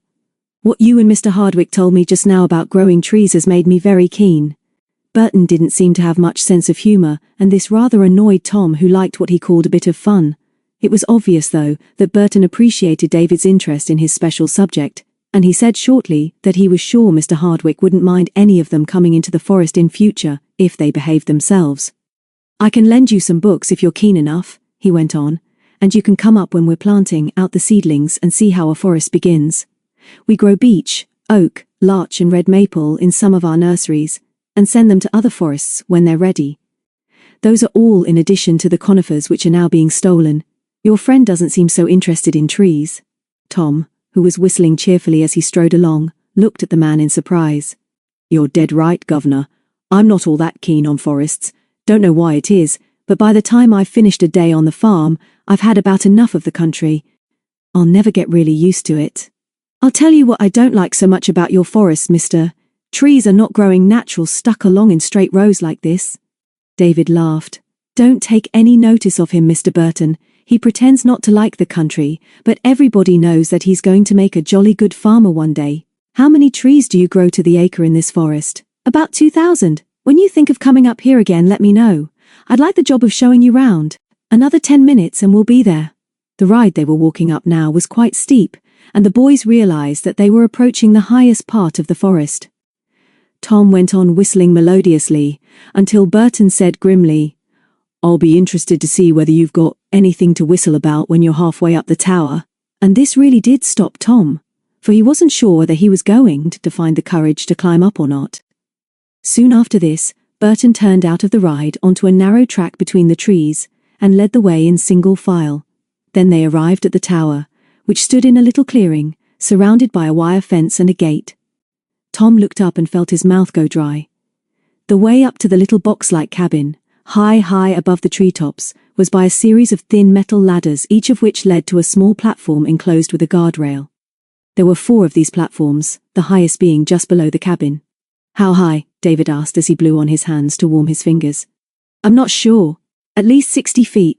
Probably 80, Burton answered. "Are you both game to try the climb? It will be cold, and it's no use having a shot at it if you're going to give in halfway up and lose your head in your grip. It's not as easy as it looks, but you can rest on each platform, and I give you my word that the first time is the worst." "Let's get it over." David grinned. "We can but try, and I'd like to look out over the forest. Who's going first?" "I am," Burton said. "Take it easy. There are guardrails, but you'll find it easier not to use them until you come down. Use the rungs as handholds and don't hurry. If either of you can't stick it, just yell out," and he unlocked the steel gate and started to climb. David glanced at Tom and guessed how he was feeling. "You go next, Tom," he said quietly. "Remember, I'll be behind you, and don't look down." The first ladder wasn't so bad. Burton waited on the platform for them, and if he noticed how white the smaller boy was, he only smiled encouragingly. "If you don't worry, it's easy enough, Tom," David whispered as they started on the next ladder. And indeed this advice did help. The ice-cold steel rungs were a foot apart, so it was quite hard going, and they were all breathing hard when they crowded onto the second platform and clutched the handrail. They were above the tops of the trees now, and when Tom looked down and saw them swaying gently, he felt himself swaying too and closed his eyes. "Take your time," Burton was saying. "Can you both go on? The knack is to climb steadily, rung by rung, at the same speed. Are you okay?" Tom knew that it was now or never. He felt sure that if he could once reach the top platform, heights would never hold the same terrors for him again. "I'm behind you," came David's steady voice as Burton started up the third ladder, and Tom realized then, perhaps for the first time, why so many people came to rely on David Morton. They rested a little longer on the third platform, and although on the last stage of the climb Tom's feet felt as heavy as lead and his knees like water, he gritted his teeth and did it. Burton's hand grabbed his and hauled him up as David followed and said, "I'm glad the first time is the worst, Mr. Burton." Tom, in front of me, went up so steadily that I didn't have to do any more than follow him. "Now let's see inside the cabin, sir." Burton unbolted a trapdoor, pushed it upwards, and then climbed in. There was only just room for the three of them inside, but when the flap was lowered into position again and fastened down, they were able to look round. The cabin was about 6 feet square, and as there were windows round all four sides, it was very cold. It was certainly not luxuriously furnished, for the only seat was a wooden box. Under one window was a ledge with the telephone, and under another a table on a flap. From a hook between two of the windows hung a pair of binoculars which Burton handed to David. The site of this watchtower was carefully chosen. "You can see the whole of the forest from here. Have a look through the glasses and see whether you can spot your friend and Gibbs. Now look at the map, and I'll show you how to pinpoint any position in the forest." He raised the flap table, and the boys then saw that a sketch map was fixed to the top surface. The map itself was ruled in thin red lines and circles, rather like the markings on a compass, card or latitude, and longitude on a map. A wooden pointer was fixed to the table so that it could swivel easily over the map. "If you were to see anything suspicious at the top of that ride over there," Burton said as he moved the wooden finger, "all you would have to do is to move this until the tip is pointing directly to where you have seen smoke, or indeed any other suspicious incident. Then, you take the reading by the number on the map and report it on the telephone. See what I mean?" The boys nodded and looked out over the snow-covered treetops. The light was beginning to fade, but it was astonishing how far they could see. Between the trees the rides ran at right angles to each other, dividing the forest into squares and rectangles. "Now I see how dangerous a fire would be," David said. "Have you had many, Mr. Burton? We've been luckier than most because the Long Mynd, and this part in particular, is a bit off the track. Holidaymakers and careless hikers are the trouble. If I didn't know you two had got some sense, I might ask you to prove that you weren't carrying matches." "But in winter, sir, on a day like this," Tom said, "surely there's no danger now." "Yes, there is. Parts of the forest are full of dry undergrowth, dead bracken, brambles, and even heather. You'd be surprised how dry it is on the floor of the forest. Now look for Gibbs and the girl on her pony." The glasses were powerful, and although they all three used them, there was no sign of anyone moving up the rides. "The slope of that hill prevents us from seeing the Witchend Valley," David said, as he swept the glasses round. "And of course we can't see the top of the Mynd either. You'd think we were high enough to see the gliding station. Now that you've seen the place, we'd better go," Burton said briskly. "I've got plenty of work to do yet, and I may have to be up all night again. If you two think you can stick it, I'm sure you'll be doing a good job by watching from here. Do you think you could take it on? It'll be lonely and cold. You'll have to wrap up like Eskimos and bring plenty of hot drinks in flasks." There was a note of challenge in his voice that annoyed Tom, who was still rather ashamed of being scared on the climb up. "We'll take it on, sir, but we'll have to ask them at home. Will there be somebody at the other end of the telephone all night?" Burton nodded and lifted the receiver. The boys heard an answering voice, and then the forester said, "Burton here, Chief, speaking from the tower. I've got these two boys up here safely and they say they're game to try a night watch. I'm coming straight back now and maybe you'd like to see them. I'm in favor of this experiment for a night or two." "Very well, goodbye." David watched him curiously. He seemed to be rather nervous of the head forester, but perhaps this was because he was a comparative newcomer to the organization. "The telephone works, you see," he said briefly. "You heard what I said to Mr. Hardwick. He may not be there when we get back, but we'll keep in touch with you. Now we'll go down. I'd better go first again, and David last, who must pull down the trapdoor and bolt it. Use the handrails now and rest on each platform if you must. Tom wasn't too unhappy going down. He had conquered most of his fears by now, although he had one bad moment when, from the third platform, he looked down on the treetops as he gripped the handrail. Then David's voice rallied him. Wish we could have seen Peter and Donald from the top, Tom. Let's go and meet them. We can easily trail them by Sally's hoof marks in the snow. It will be dark soon, so they won't stay up there too long. Buck up, you two, Burton called from the next platform. We can't stay up here all night. Tom winked at David and whispered, Can't think why he bothered to bring us. A few minutes later they had locked the steel gate in the fence and were on their way back to headquarters, with Burton striding ahead, as if he hadn't a second to spare. The sky was now very threatening, with a wind stirring the snow-laden branches of the conifers on each side of the ride. When they reached headquarters, Burton, who now seemed impatient to be rid of them, said, Thanks very much, both of you. I've got to leave you now. Rather an important job on. Both going back to Witchend now? I suppose you'll use the road down Dark Hollow and then cut across. David looked at him in surprise. I dare say we shall, but we're going to look for Peter first. I'll speak to my father about the tower, and if he says yes, we'll be glad to help that way, and I suppose Mr. Hardwick or you will let us know when we're wanted. Did you say that Mr. Hardwick isn't in the office now? He's having a look round. Generally does in the afternoon. One of us will get into touch with you when we want you. And he turned on his heel and hurried away towards his cottage. Seems a bit jumpy, doesn't he? Tom said. Rum sort of bloke. Doesn't seem to mind if we freeze to death up there in the clouds. He's all right. David laughed. He knows his job.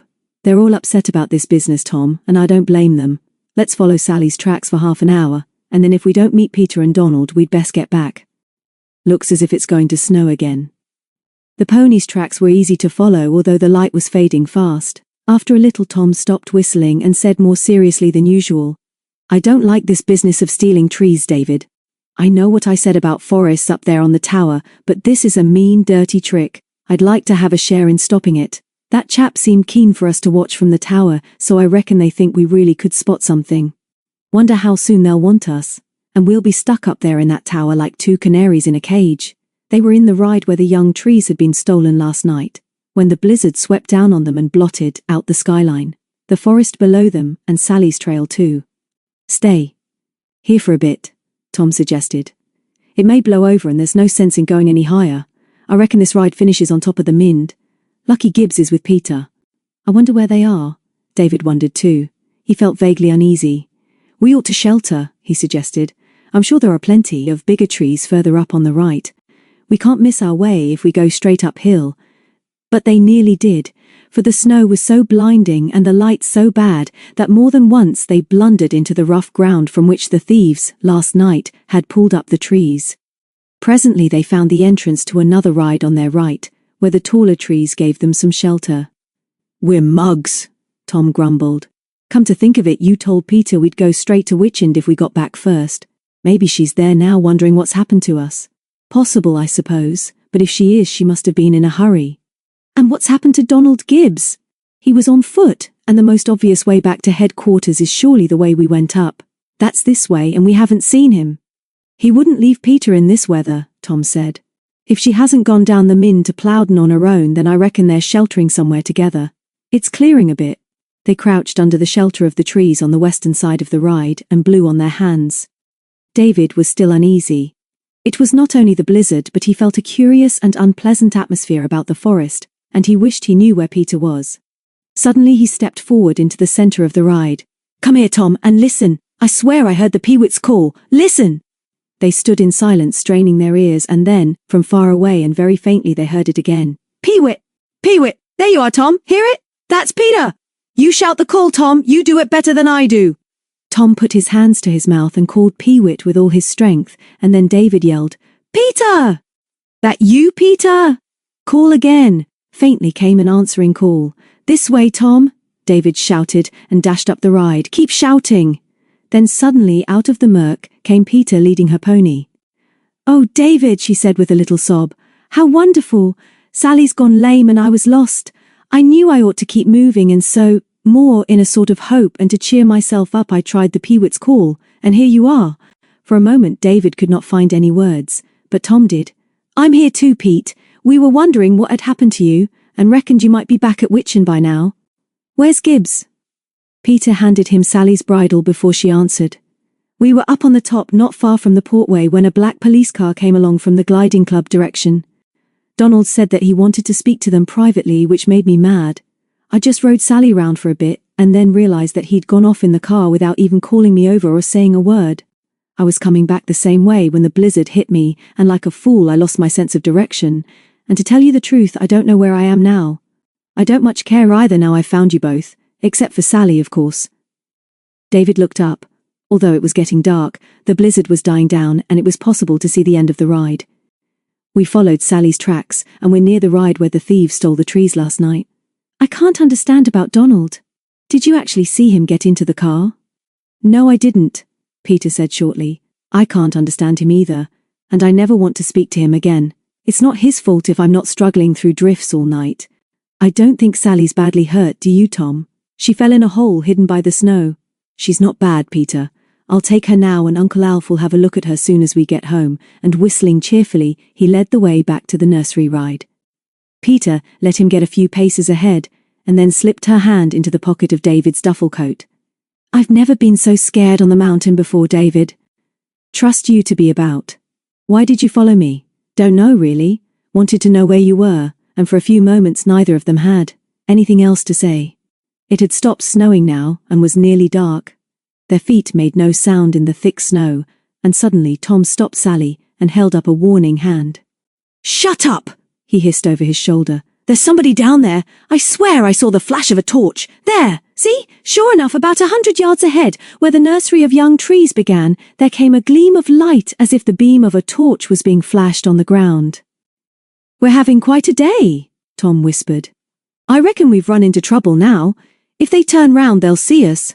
Maybe the gang is getting to work again. Get behind Sally and don't move, David breathed. I don't think it's the gang, unless they're pulling more trees up now and are coming to collect them later. We never thought of that one, did we? They strained their eyes through the gloom but could not see anybody, although the flash of the torch came again from further away. Then Sally shook her head, and her bridle jingled, but that was the only sound to break the silence. Then David whispered again, I think we're just about where the ride up from headquarters joins this one, and I believe the owner of the torch has gone down into the forest. Let's go ahead carefully and see if there are any fresh footprints in the snow. Peter sighed. She had had enough adventures for one day, and wanted nothing so much as the comfort of Witchend. Was it a man or a woman, Tom? If it's a man, it might be one of the foresters, and if it's a woman, it might be that crazy Primrose. She seems to be spending a holiday up here. Tom didn't know. But as both boys seemed to be sure that the stranger was something to do with the gang, and that this was their chance to help the foresters, Peter said no more.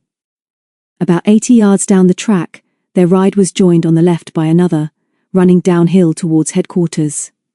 There were fresh footprints leading out of this ride, into the one in which they were standing, and then away downhill to where the nursery was bounded by a line of bushes. We came up that track through the trees, Peter whispered. And I suppose that's the way you followed me? Why has this chap gone off down there? Let's find out, David replied. Take Sally now, Peter, while Tom and I go ahead and explore. Stay here till we come back.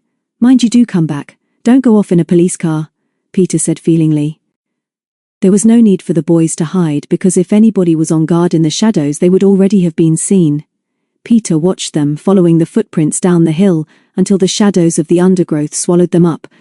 She waited and watched, and in a few minutes, Tom came running back. We found something, Pete. Behind those bushes there's quite a wide track, sort of continuation of this ride. If we hadn't had that chap's footsteps to follow though, we'd never have found it. Come on, David's gone ahead because we thought we saw the torch again. This must be the hidden track the twins found, Tom. They followed Primrose up this and it leads down to Witchend. I don't care who it is in front now because we're on the way home.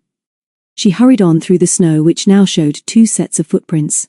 The track, running sharply downhill, was arched with trees and very dark. Peter stumbled once or twice, and at a corner where the banks were 5 or 6 feet high, she bumped into David. Steady, Peter, he whispered.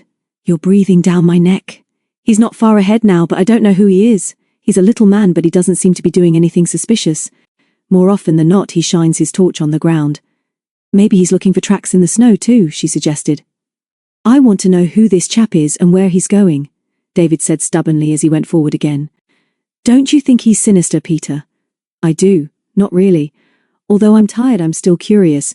At the next corner, while they were waiting for the mysterious stranger to get further ahead, Tom and Sally caught them up. Moon's up, he whispered. It's going to be another good night for the gang. David led them forward again, and at the next corner they saw the lights of Witchend below them on the left. As they came out of the shadow of the trees, Peter stopped and pointed to the ground.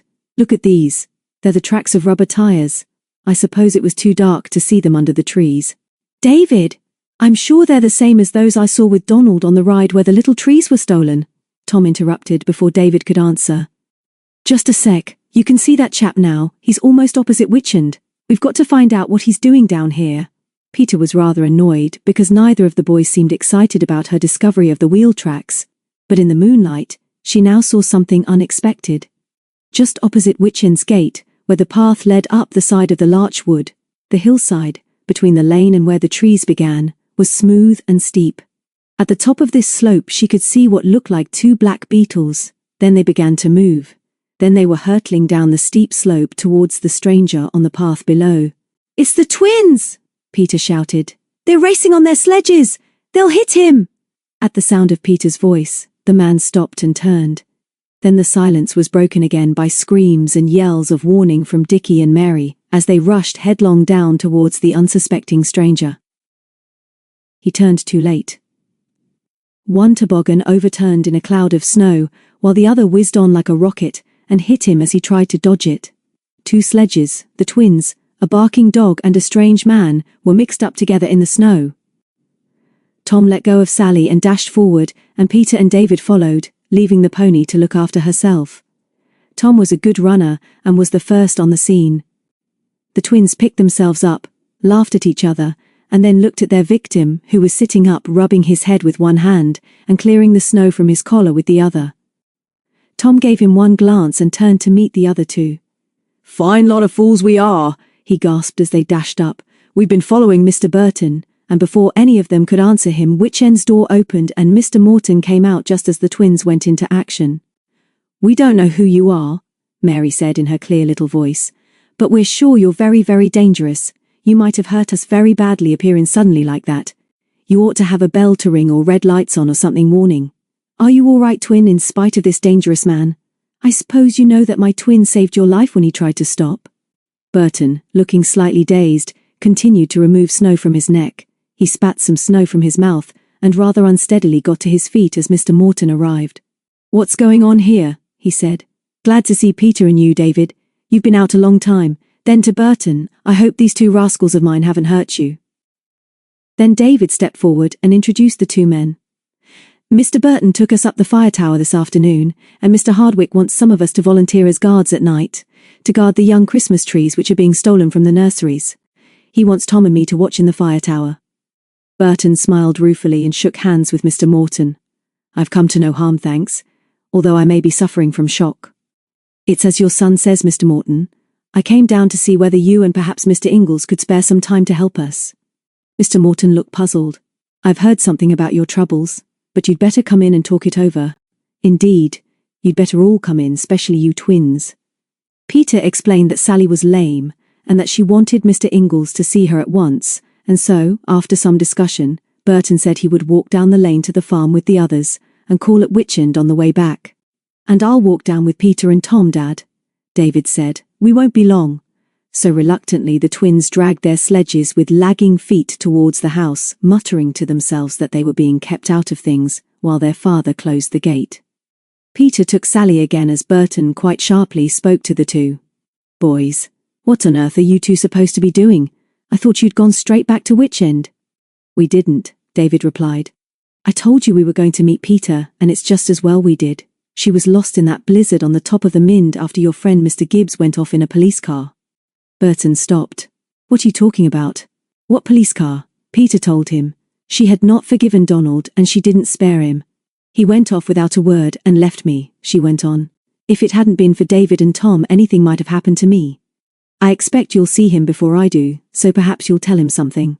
I'm sure he'll be interested to know this. When I went up the ride through the nursery with him this afternoon, we saw tracks in the snow of rubber-tired wheels. We thought they were made by a trolley, which the thieves are using to take the Christmas trees away. We've just seen the same tracks about 100 yards back, just where the path comes out of the wood. Did you see them? Were you three behind me then? David laughed. Yes, we were. And suspicious of you too. We were just coming down the ride when we saw your torch and we thought we'd better trail you. But you see what Peter means about those wheel tracks, don't you, Mr. Burton? I do indeed. You're all very smart, aren't you? Did you actually see the police in that car on the portway, Peter? No, I suppose I didn't. I wasn't near enough and the light was bad. But it was a black car with radio, and I'm sure Donald, Mr. Gibbs saw policemen in it. He said he wanted to talk to them privately. No doubt he'll have some important news for us by now then. I think I'll get back as soon as I can and come and see Mr. Ingalls and Mr. Morton another time. We'll get in touch tomorrow, and so will you please explain why I feel I should go back at once. And let us know tomorrow whether you two chaps will do a night turn in the fire tower. That would be a real help. Good night all. Chapter 8. Wildmoor Cottage. As Donald Gibbs hurried across the snow towards the big black car which pulled up on the portway, he realized that he had just been rather abrupt with Peter, whom he liked and admired very much. He had told her the truth when he said that he wanted to use her knowledge of the Mynd. She had lived all her life on the mountain, and except when she was at school, she spent most of her time on it. He knew too, although he hadn't told her, that Mr. Hardwick was annoyed with the police because they were not doing more to help the Foresters, and their sudden appearance in the car obviously meant that they were really making some effort to patrol the roads. Donald was fairly sure too that there was likely to be trouble on the Long Mynd before the thieves were caught, and it was obvious that the police would not want to say much in front of a schoolgirl. But this did seem to be a good opportunity to tell them about the tire tracks Peter and he had just seen on the nursery ride. The windows of the big car were closed and misted over, but when he was within a few yards the rear door opened and a man in a belted coat and a soft hat stepped out into the snow. "Afternoon," he smiled. "You're one of the Foresters, aren't you? Good. We were hoping to see one of you chaps, and we're coming down to your headquarters presently. Come inside out of the cold and have a look at our map. We're a bit puzzled about one of the tracks shown on the west side of the hill." He held the door open and Gibbs stepped forward and put one foot inside the car. In that second he sensed that something was wrong but was too late to save himself. The man behind him pushed him in the back, and as he stumbled forward into the gloom of the big car, something struck him violently on the head. He tried to cry out, but there was nothing but a roaring in his ears and flashing lights before his eyes. He was falling into a horrible darkness, and that was all. Slowly he climbed out of the black pit of pain as consciousness returned. His head throbbed like the pulse in an aching tooth, only 1,000 times worse. He could actually hear the throbbing like the engine of a tractor. As he moved his head, the pain brought back memory, and he groaned through clenched teeth as he remembered how easily he had been fooled. He drew a deep breath, and with it a cold, musty smell mingled with the scent of burning tobacco. He was bitterly cold, and his wrists and ankles were bound. When his eyes got used to the subdued light, he realized that he must be lying on a heap of musty straw in an unfurnished room. Suddenly the throbbing stopped, and he heard the murmur of distant voices.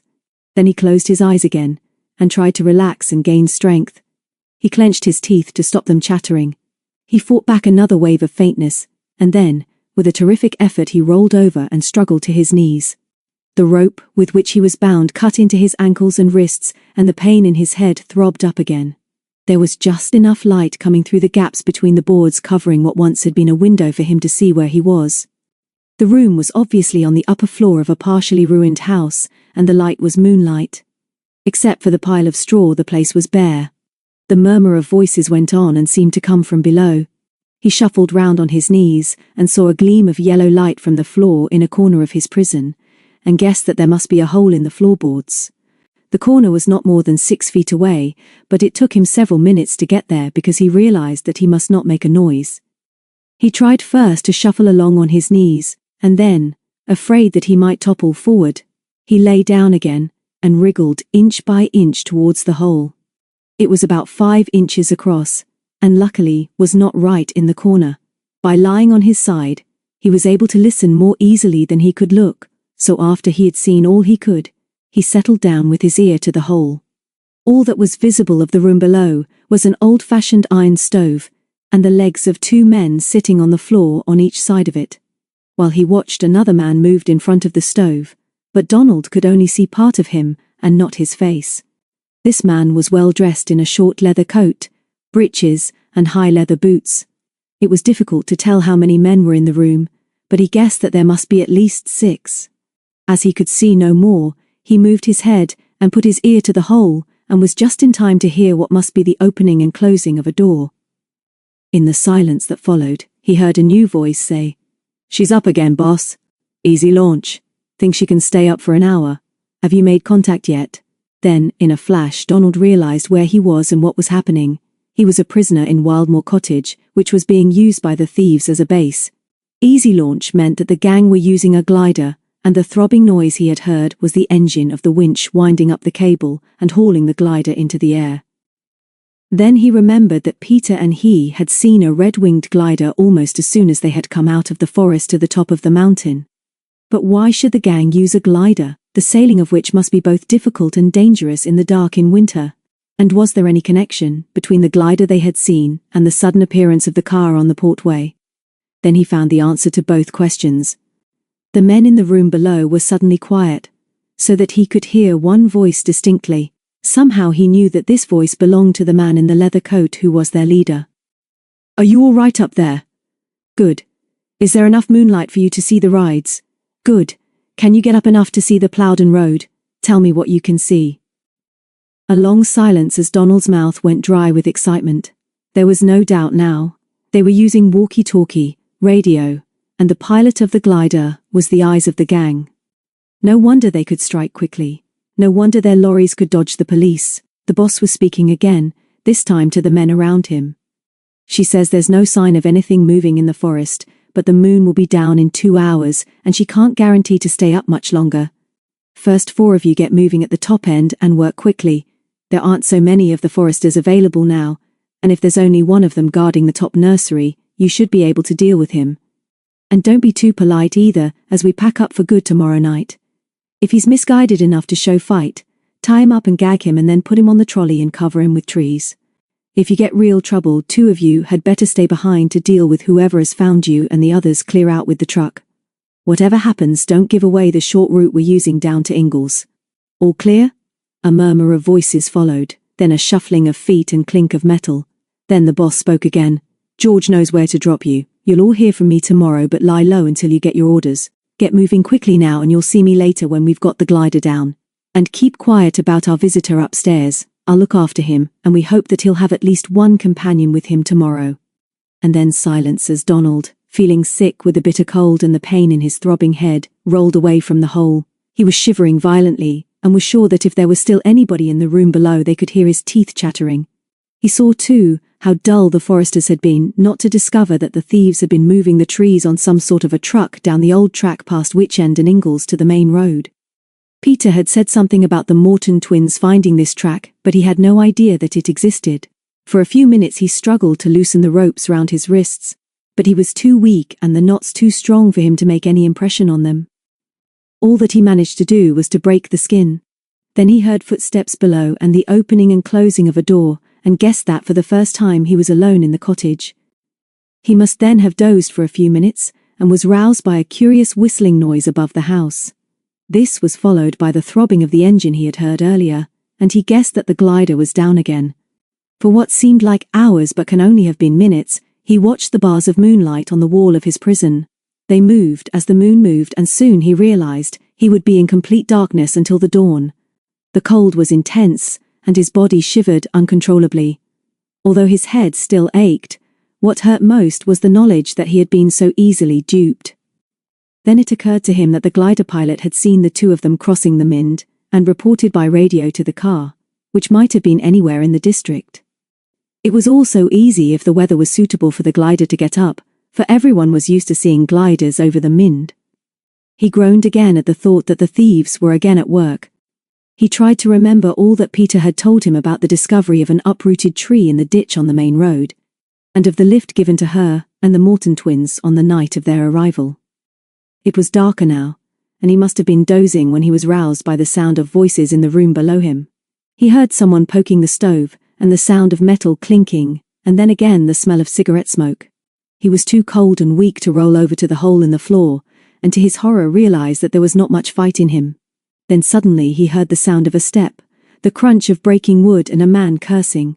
"That's another of the rotten stairs gone," he heard distinctly, and then the more cultured voice of the leader saying, "Give me the light, I'll go first."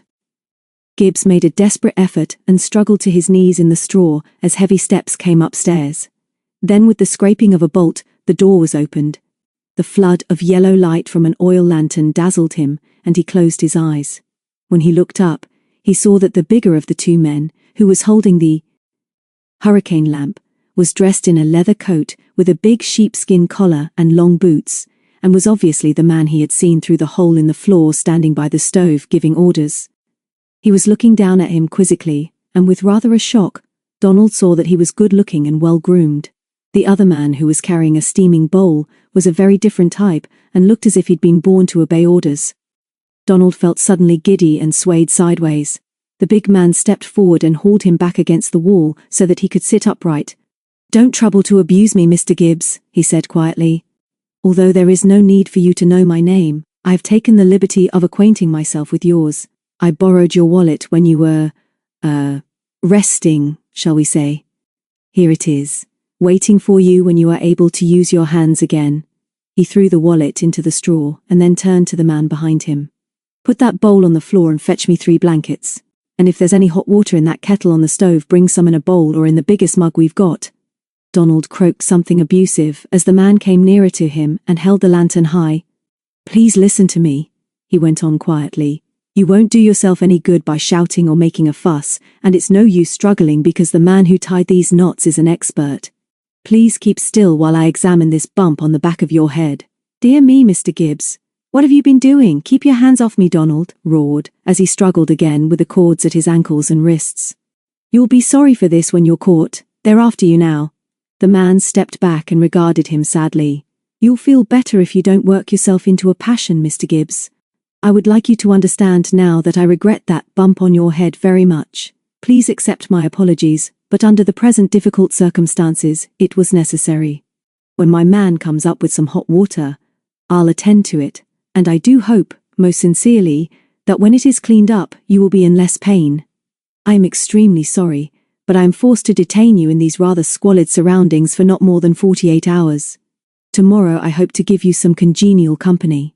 One of your fellow foresters, to be precise, and I hope that he will give us as little trouble as you did. Ah, here is Henry. If you keep still, Mr. Gibbs, I should like to put these blankets round you. I fear you are very cold. I really am sorry, but we have so few amenities here." Gibbs gave up. Exhausting his strength in a hopeless struggle with 2 men was ridiculous, and he now believed that the boss had no wish to do more than keep him a prisoner. Henry put down 2 large mugs of hot water and handed over 3 blankets. "Just examine the knots, Henry, and then tuck our friend up as cozily as possible. Have you a handkerchief, Mr. Gibbs?" "Side pocket," Donald grunted, and then, as he realized the humor of the situation, tried a smile. The big man then lifted the lantern and carefully examined his head. Then, as soon as Henry had tested the knots of the cords with which he was bound and wrapped him in the blankets, he took Donald's handkerchief and gently bathed the back of his bruised and aching head. "You'll not be much worse in the morning, Gibbs. The bruise is quite clean now, but I'll bind the handkerchief round it." Donald found himself grunting his thanks. It was certainly a very odd situation. Then they fed him with hot soup and chunks of bread and he felt much better. Henry was sent for a second bowl, and Donald heard the sound of voices downstairs but not what was said. The other stranger was obviously the pilot. With the second bowl of soup came some corned beef. He chewed this ravenously as it was fed to him by Henry, and felt his strength returning. "Take my advice," the leader said. "Don't try to escape. It is waste of your time to work on the knots. It may be some hours before we come to see you again, and I'm afraid that the time may drag for you." At that moment Donald heard the sound of an approaching car. From below came a muffled shout which sounded like "Car coming, lights out." Donald took a deep breath as Henry blew out the hurricane lamp. Then, as the car came nearer, he shouted with all his strength, "Help! Help! I'm a prisoner in the cottage! Help!" Before he could shout another word, the 2 men were on him. The big man struck him across the mouth so that his bruised head crashed against the wall, and then, snatching the handkerchief from his head, he gagged him savagely while Henry drew the ends taut and knotted them. Chapter 9. Night Adventure. Peter, with her hand on Sally's bridle and with David and Tom beside her, stood in the Ingalls Lane in the moonlight and watched Mr. Burton trudging back towards Witchend. "He's a rum sort of chap," David said. "Fancy coming all this way to see Dad and Mr. Ingalls and then not being able to spare another 10 minutes to do so. I should have thought he'd have been more excited about those tracks of the rubber wheels we've just seen in the snow than anything else. What really shook him was your news about Gibbs going off with the police, Peter." "It shook me too," Peter said indignantly. "I wonder whether he's wild because Donald, Mr. Gibbs, went off like that by himself, without telling any of the other foresters. Anyway, I'm tired and cold and I do want Mr. Ingalls to look at Sally's leg." "Sorry, Peter," David said. "Of course you're tired. I just want to see whether Burton is going into Witchend or not." "No, he isn't. He's going straight past the gate. I wonder whether he'll stop to look at those tracks. He's too far off for us to see anyway." Tom shrugged. "Let's go." 5 minutes later, David and Peter were in the Ingalls kitchen, while Tom took Sally round to the stables. Peter went out with Mr. Ingalls while David explained to Mrs. Ingalls that Peter and he must go back to Witchend for a meal as soon as possible. "Have you had any more curious visitors today?" he went on. "We came down with one of the foresters who wanted to ask Mr. Ingalls to volunteer to help guard the forest from Christmas tree thieves. He's rushed back now, but he'll be down again tomorrow." Mrs. Ingalls began to lay the table. "Nobody has been and none likely in this weather, David. Mr. Ingalls was fighting mad with that la-di-da chap yesterday. Peter looks tired, David. What have you all been doing today? Seems to me you're very late." David was saved from answering that awkward question by the return of Tom, who came in stamping his feet and blowing on his hands. "Hello, Aunt Betty. I'm cold and starving as usual. Don't know how it is, David, but I can hardly ever get enough to eat in this house. Nothing much wrong with Sally, Uncle says. He's fussing over her with Pete and binding up that sprain. Says she might have been badly lamed if Peter had ridden her. Thoughtful girl, that." He spoke without the flicker of a smile, and although David opened his mouth to make a sharp reply to his last remark, he realized in time that Tom was pulling his leg. A few minutes later, Peter came back with Mr. Ingalls and confirmed the news about the pony. "We mustn't stay, thank you, Mrs. Ingalls. We haven't been into Witchend yet, and Agnes will be annoyed if we keep supper waiting." Then she turned to the farmer and thanked him again for looking after Sally. "We'll see you in the morning," she went on. "Thanks for rescuing me, Tom. And will you remind Mr. Ingalls about volunteering as a forest guard before Mr. Burton, or one of the others turn up in the morning?" "How much are we going to tell the grown-ups, David?" Peter said. "Perhaps we'd better not say too much about me being lost in the blizzard. It was just bad luck, really. Of course, if they ask, we'll tell them, but what I mean is, are they to know about everything that's happened?" David nodded. "Dad will volunteer, of course, and then I suppose the foresters will tell him what they know and all about the old track we came down tonight. It's odd that we never really explored that before, Pete. I think we'd better tell them the whole story. There'll be an uproar. From the twins, of course, because they haven't been asked to do anything special, but we can get over that. They were really rather bright over following that woman Primrose up that path to the top. Where does she fit into all this, Pete?" Peter yawned. "I'm so tired, David, that I can hardly think. I've got some ideas about Primrose, but let's talk about it all tomorrow." At Witchend, when they were sitting round the table, David encouraged the twins to tell them about their adventures on their sledges. Dickie was not to be fooled by this. "We'll tell you the things we've done and the places we've been, David, but what everybody here wants to know most is what you and Peter have been doing."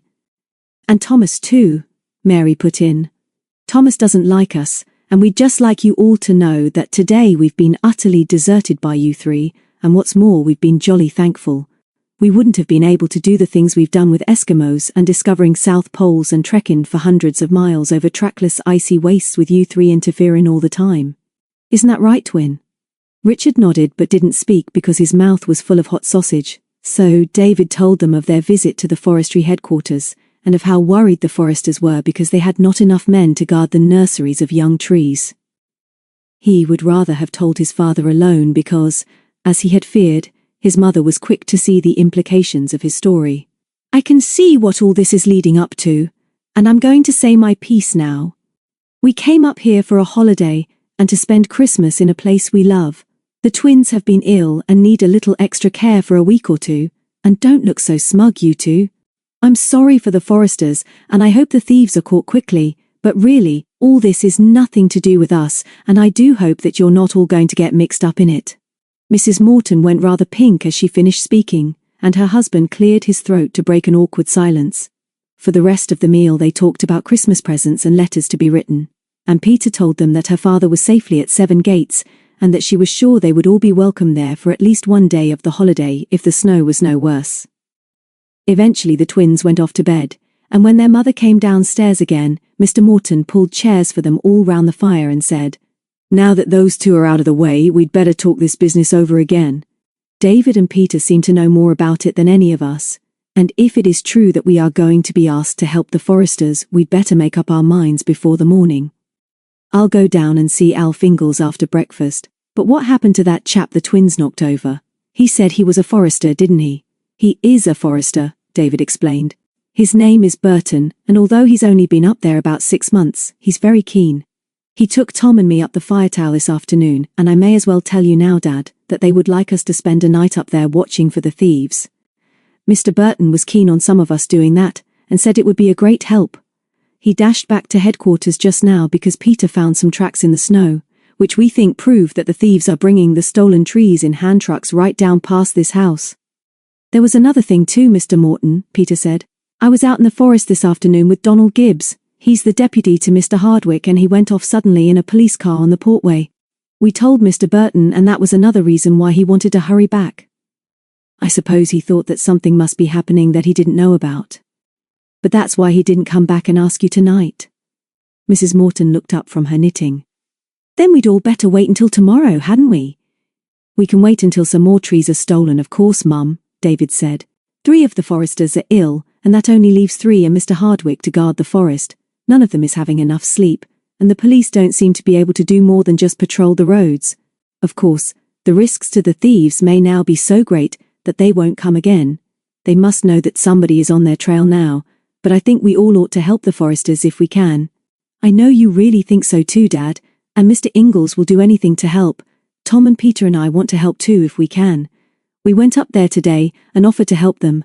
But of course I told Burton and Mr. Hardwick that we must have your permission. I suppose there's no reason why some of you shouldn't go up that tower if the Forresters want you to. Do so." Mrs. Morton smiled rather grudgingly. "You'd be out of trouble there, I hope." "And what about Peter? We're responsible for her, and I really don't think she ought to be mixed up with these thieves and the police." Peter leaned across and put her hand over Mrs. Morton's. "Please don't worry about me. You wouldn't really want me to stay at home and look after the twins while the others are helping, would you?" Mrs. Morton looked at her affectionately. "No, darling, I suppose I wouldn't, but I did just want to have a happy domestic sort of Christmas." Her husband laughed. "So you will, my dear. The thieves haven't much time left. There are only 5 days to Christmas, and they'll have no time to market the stolen trees after tomorrow. I shouldn't think they would anyway. What do you think about all this, Agnes? You haven't had much to say." Agnes looked at them all over the tops of her spectacles. "Folk round here don't hold much with these Forresters. We never asked them to come here. They may be pleasant enough, but they don't belong. Don't often see them in Onnybrook, and there's plenty round here says they've spoiled the Mynd. All the same," she added grudgingly, "it's all wrong to come stealing the young trees. 'Tis my idea that Primrose Wentworth woman has got something to do with all this. She was a bad lot." Peter laughed and got up. "I think so too, Agnes. We'll find her out soon. I know lots of people round here don't like the Forresters, but that isn't fair." "Quite right, Peter," Mr. Morton said. "We can't do anything tonight because the Forresters haven't told us what they'd like us to do. You'd better go to bed, Peter. You can't stop yawning." "I could sleep for 12 hours, she admitted as she kissed Mrs. Morton. "Good night all." The bedroom was warm, for Agnes had left the little oil stove burning after Mary had gone to bed. Peter went to the window before she undressed and opened it wide. It was very cold and the moon was up. She looked up into the star-spangled sky across which a few clouds were drifting, and thought of the glider. There was surely enough wind for a skilled pilot to keep a glider airborne, and enough light for him to see to land. She yawned again, closed the window all but 2 inches, and went over to Mary's bed. In her sleep she looked like a cherub on an old-fashioned Christmas card, and Peter smiled to herself, because she knew how easy it was to be fooled by the twins, and not only by their innocent appearance. Just before she dropped off, she remembered how she had felt when leading lambed Sally across the Mynd in the blizzard without knowing where she was, and again of the shock of hearing her peewits cry, the secret signal of the Lone Piners, repeated as she stumbled down the ride in the blinding snow. She remembered that she had thought it an echo or imagination because it was what she wanted to hear. And then the reality was actually David running towards her. She sighed happily as she remembered how lucky she had been today. Dimly she heard the others coming up to bed, and then she slept. She did not dream. She was wakened by something tickling her face, a hand on her mouth and a whisper in her ear. "Peter! Peter, please, please wake up and don't make a noise!" Mary was leaning over her, shaking her now and flashing the torch, which she kept under her pillow, in her face. "Peter! You're awake now, aren't you? Listen, Peter. I think something exciting is going to happen. I know Dickie is awake too. Sometimes this happens to us, and then we know that the other twin is awake too." Peter sat up in bed and reached for her jersey. She was suddenly wide awake too. "Listen," Mary whispered through chattering teeth. "I can hear somebody outside. It's Dickie. I know it is." She ran over to the door as Peter slipped out of bed and put on her dressing gown. Slowly the door opened, and Dickie's tousled head appeared. "Gudo," he whispered. "I thought you'd wake up too. David's here. We're coming in and we've got Mackie. Light a candle, Peter," David whispered, as he gently closed the door behind them. "Sorry about all this, but I've got some news. You two kids wrap yourselves in that eiderdown and keep the dog quiet. We dare not wake the others." "It's nearly 2 o'clock, he whispered. "I don't know what woke me, but I must have heard something that got me out of bed. I was out almost in my sleep and at the window almost before I realized I was awake. I couldn't have made much noise, but anyway, Dickie woke too, and so did Mackie, who was illegally on the end of his bed. Anyway, this is it, Pete. I know for certain what makes those wheel tracks now. There's practically no moonlight, but I saw 4, or it may have been 6 men, hauling a big trolley right down past our gate. They've come down that old road all right, and we've got our chance now to find out where they unload the trees. I'm going to follow them. Are you coming too, or shall I try and wake Tom? We've got to find out where these crooks load up the trees, and now's our chance. Get on something really warm and buck up." "What about us?" Mary began before Peter could answer. "We dare not take you twins," David whispered. "Do have some sense, Mary. Dickie says you'll keep guard here, because if you go out at this time you might start coughing and give the game away. You'll be much more help to the Lone Pine Club if you stay here on guard." "Okay, Mary." His sister, after a glance at her twin huddled up next to her under the eiderdown, nodded. "Very well, David. We'll keep guard. Trust us. But suppose you're not back to breakfast?" "We shall be," David said as he got off the bed. "Buck up, Peter, if you're coming, or would you rather go back to bed?" "Much rather," she said grimly. Much rather, but I'm coming with you and I'll be downstairs in about 3 minutes." She was as good as her word, and found David waiting by the door with her rubber boots ready for her. "Good girl," he whispered. "I've got a torch, but we've got to be careful not to give ourselves away. I've just thought that perhaps more than one trolley uses the old road, and I wouldn't care to be caught between the first crowd coming back and another lot coming down. Come on, Pete. I'm enjoying this. It's like old times." He slipped out after her and gently closed the door. Then, with a warning hand on her arm, they stood in the porch listening. Without the moon it seemed at first to be very dark, but as their eyes became accustomed to the night, thousands of stars appeared like magic in the sky above the larch wood. Peter put her mouth close to his ear. "Were the men talking as they came past with the truck?" "No, I believe they've been ordered to keep quiet when they pass here in Ingalls. They looked like ghosts. There wasn't a sound, and I still don't know what wakened me. Might have been Mackie. Come on, we've got to risk it and run, else we may never catch them." Their rubber boots crunched on the frozen snow, and at a sign from David they climbed over the gate instead of unlatching it. Then they looked back at the house, and at the window of David's room something white moved. "The twins," Peter whispered. "They're watching us," and she waved in return and followed David down the lane. She prided herself that she could run nearly as fast as he could, but she was very puffed when he slowed to a walk just before Ingalls' farm. "Listen," David gasped. "Can you hear anything?" "Only my heart banging. It's like a sledgehammer. They must be down at the main road by now. We've come fast and they had to haul that truck. It looked heavy. Come on then, but when we're past Ingalls, we must keep a good lookout. Cold now? She shook her head. She felt marvelous. Warm as toast, excited, and happy but for one thing. David, are you quite sure we ought not to have told your father, or Mr. Ingalls? Or what about Tom? Course I'm sure. We'll call them in later, when we found out something. They trotted on again as quietly as they could. After Ingalls, the lane twisted and turned between high hedges, so that David could use his torch without much risk of being seen. The snow was frozen so that it was difficult to see the new tracks of heavy boots and the trolley, but they occasionally picked up the marks of the now familiar rubber wheels. Easy now, David gasped, when they were within about 200 yards of the main road. Let's get our breath back, Peter. Aren't there some ricks in the field on the right? By the main road, I mean. She nodded. Good place to hide.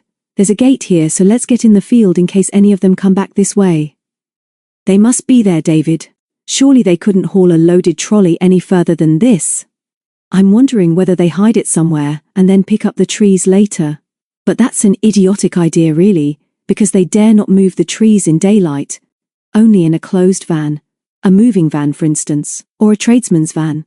Something which wouldn't be noticed on the road. A good place to hide the trolley might be between these ricks we've just remembered. Go carefully, David. The gate is just here. They climbed over it, and no sooner were they behind the hedge when they heard the sound of a car engine from the direction of the main road. Quick, David whispered as he dragged her forward. We must see it before it moves off. The engine spluttered and died, and Peter heard footsteps coming towards them down the lane. The hedge here was low, so she pulled David down beside her on the ground. The hurrying footsteps crunched on the frozen snow. A man running. There was not enough light for them to see through the branches of the hedge more than the shape of a pair of rubber boots padding past. Risk it now, David breathed as the engine started up again. Stick close but be ready to take cover. When they were only 10 yards from the hedges at the road junction, the engine revved up and they dodged behind the first of the 3 ricks. Stay here, Pete. I'm going to crawl up to the hedge. She followed him, of course, but they were too late to see more than the shadowy bulk of the lorry as it moved off down the road towards Plowden. Then Peter glanced through a gap in the hedge in the opposite direction towards where she had seen the Christmas tree in the ditch. She grabbed David's arm and pointed. There was just enough light for them both to see something moving silently away from them down the hill towards Onnybrook. They watched, fascinated, while the sound of the lorry died away in the distance. What was that? Peter whispered. David laughed. I think that was the trolley being towed down the hill by a car without the engine running. There was no rear light and no noise, was there? Could you see whether it was loaded with trees? I don't believe it was. They must have unloaded onto the other lorry, but I can't see why that should go back towards the Mynd. They could get back to Craven Arms by turning to the left or to Bishop's Castle if they went on another mile. Once through Bishop's Castle, they'd soon be in Wales, wouldn't they? I don't know whether that trolley was loaded or not, David. It was just a shape to me. Let's get on the road now and look round. I wonder why only one man went back down the lane and where he's going. They walked back to the gate feeling rather flat after all the excitement, and then up the lane to where it joined the main road. On their right loomed the bulk of the 3 ricks, and once again the night was quiet. They stood in the middle of the road and David flashed his torch on the snow. This is where they loaded up, he said. There are bits of trees and frozen soil here. See? The clues were obvious enough, but before Peter could answer, they heard the sound of another car coming fast towards them from the direction of Plowden. Run for the gate again, David said urgently. They mustn't see us. Although the car was not yet in sight, its searching headlights glowed in the sky below the brow of the hill, and as Peter turned to follow David, she slipped on the frozen snow and fell so heavily that for a moment she was stunned. Just as the car roared over the top of the hill, David looked back, and in the glare of the lights, saw Peter, right in its path, struggling to get to her feet. As he turned and ran back to help her, he heard the scream of the car's brakes, and in sudden fear, he imagined it skidding across the frozen surface out of control. He reached Peter, and dragged her clear of the car, which missed them by about 6 inches. Then he realized that Peter was clutching him with both hands on the collar of his duffel coat and that her head was buried against his shoulder. She seemed to be crying, and he was so astonished, that he just stood still and said nothing. The car stopped about 30 yards away, and a small, slight man in a heavy coat and soft felt hat hurried back towards them. He flashed a torch on them as the car reversed and followed him back. "It's all right, Peter," David whispered. "They can't do anything to us." She relaxed, let go of him and turned round. David heard her sniff and saw her brush a hand across her eyes as the beam of the stranger's torch rested on her face. "I'm sorry," she said. "I slipped on the ice, but you were coming very fast, weren't you?" The stranger switched off as the car stopped beside them. It was a large black car with an aerial on it, and David caught his breath with relief as a policeman in uniform got out of the driving seat. The man in the soft hat smiled grimly. "We were coming fast, miss. This young man of yours saved your life and you nearly had us in the ditch. Who are you two, and what are you doing out here at this time in the morning?" David told him. "The foresters asked us to help them, and about an hour ago, I saw the tree thieves hauling a rubber-wheeled trolley down the lane past Witchend. They must have worked quickly, because by the time we got here, we hid behind one of those ricks. A lorry went off down the road you've just come along and we were just in time to see the trolley going, in the opposite direction, down the hill to Onnybrook. We couldn't see more than its back and it was too dark to see whether it was loaded. We think it was being towed down the hill by a car with the engine cut out." "There's another thing," Peter broke in. "One of the thieves came running back along the lane towards Ingles when we were hiding behind the hedge. You say that the lorry went down the way we've come. Towards Plowden. Of course, we saw it." The policeman said something they couldn't hear, and then the man in the hat spoke again. "Listen carefully, you two, because this isn't the time for any fancy tales. We're the police and we want these tree thieves. Just think again and tell us which way that lorry went. It couldn't have gone down the road as you say, because we should have met it. We didn't meet anything between Bishop's Castle and here, and we wouldn't be likely to miss a lorry. That's what we're looking for." "There's the road to Craven Arms," the police driver said suddenly. "These kids don't seem to be very sure of themselves about the time, but I suppose that chap could have got down to the crossroads before we came along. Shall I report to control?" The man went back to his radio in the car as the detective nodded.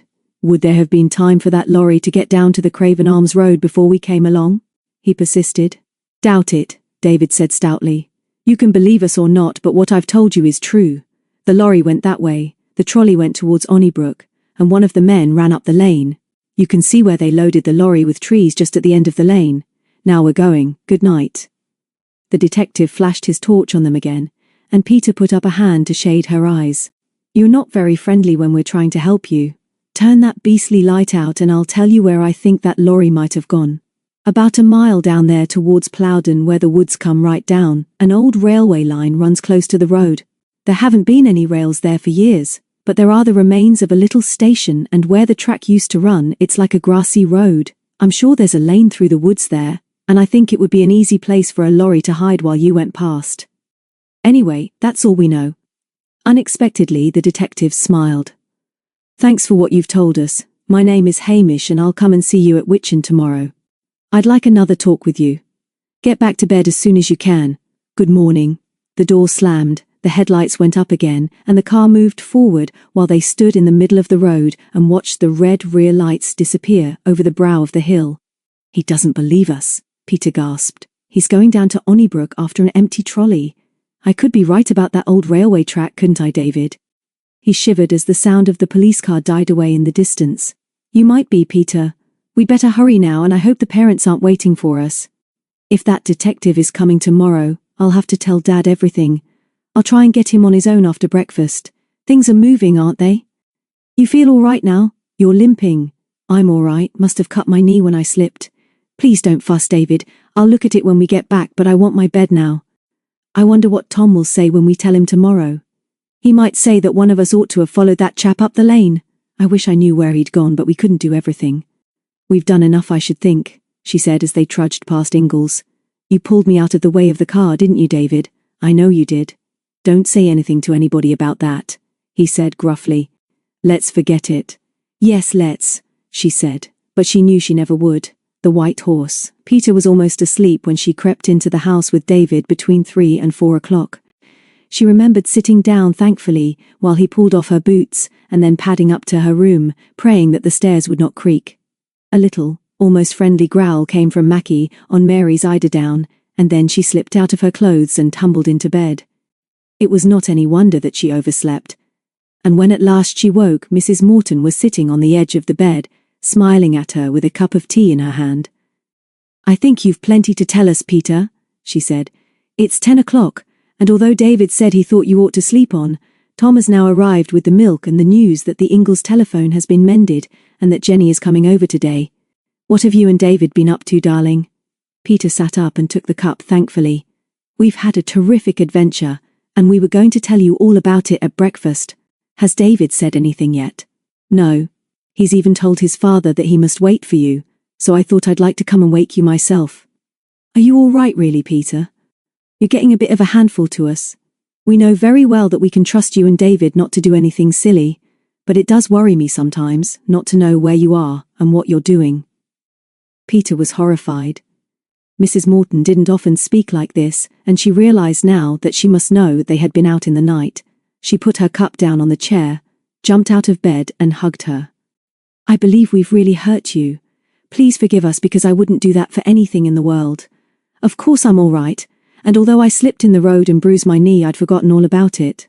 We did go out in the night, and we've discovered something frightfully important, and I was so tired when we got in that I just slept and slept. I feel fine now, and I'll be down in 5 minutes, and please never worry about us when we go out like that. David is wonderful and he looks after me." Mrs. Morton gave her a quizzical smile. "I'm sure he does, my dear. You seem to look after each other very well.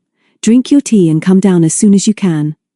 She didn't say any more, and although she smiled as she went out, Peter didn't feel very proud of herself. It was true that when she had gone out with David last night she had felt rather guilty, but she wouldn't have missed the adventure for anything.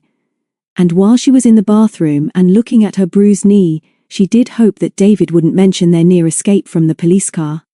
Certainly the grown-ups mustn't know anything about that. When she came out on the landing again, she heard a babble of voices coming from below.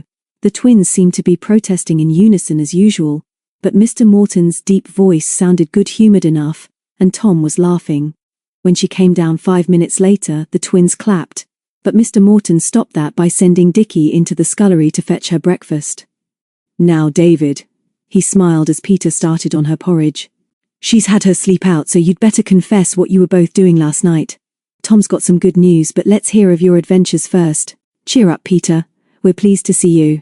Enjoy your breakfast, my dear." Peter gave him a grateful smile, and David sat down next to her.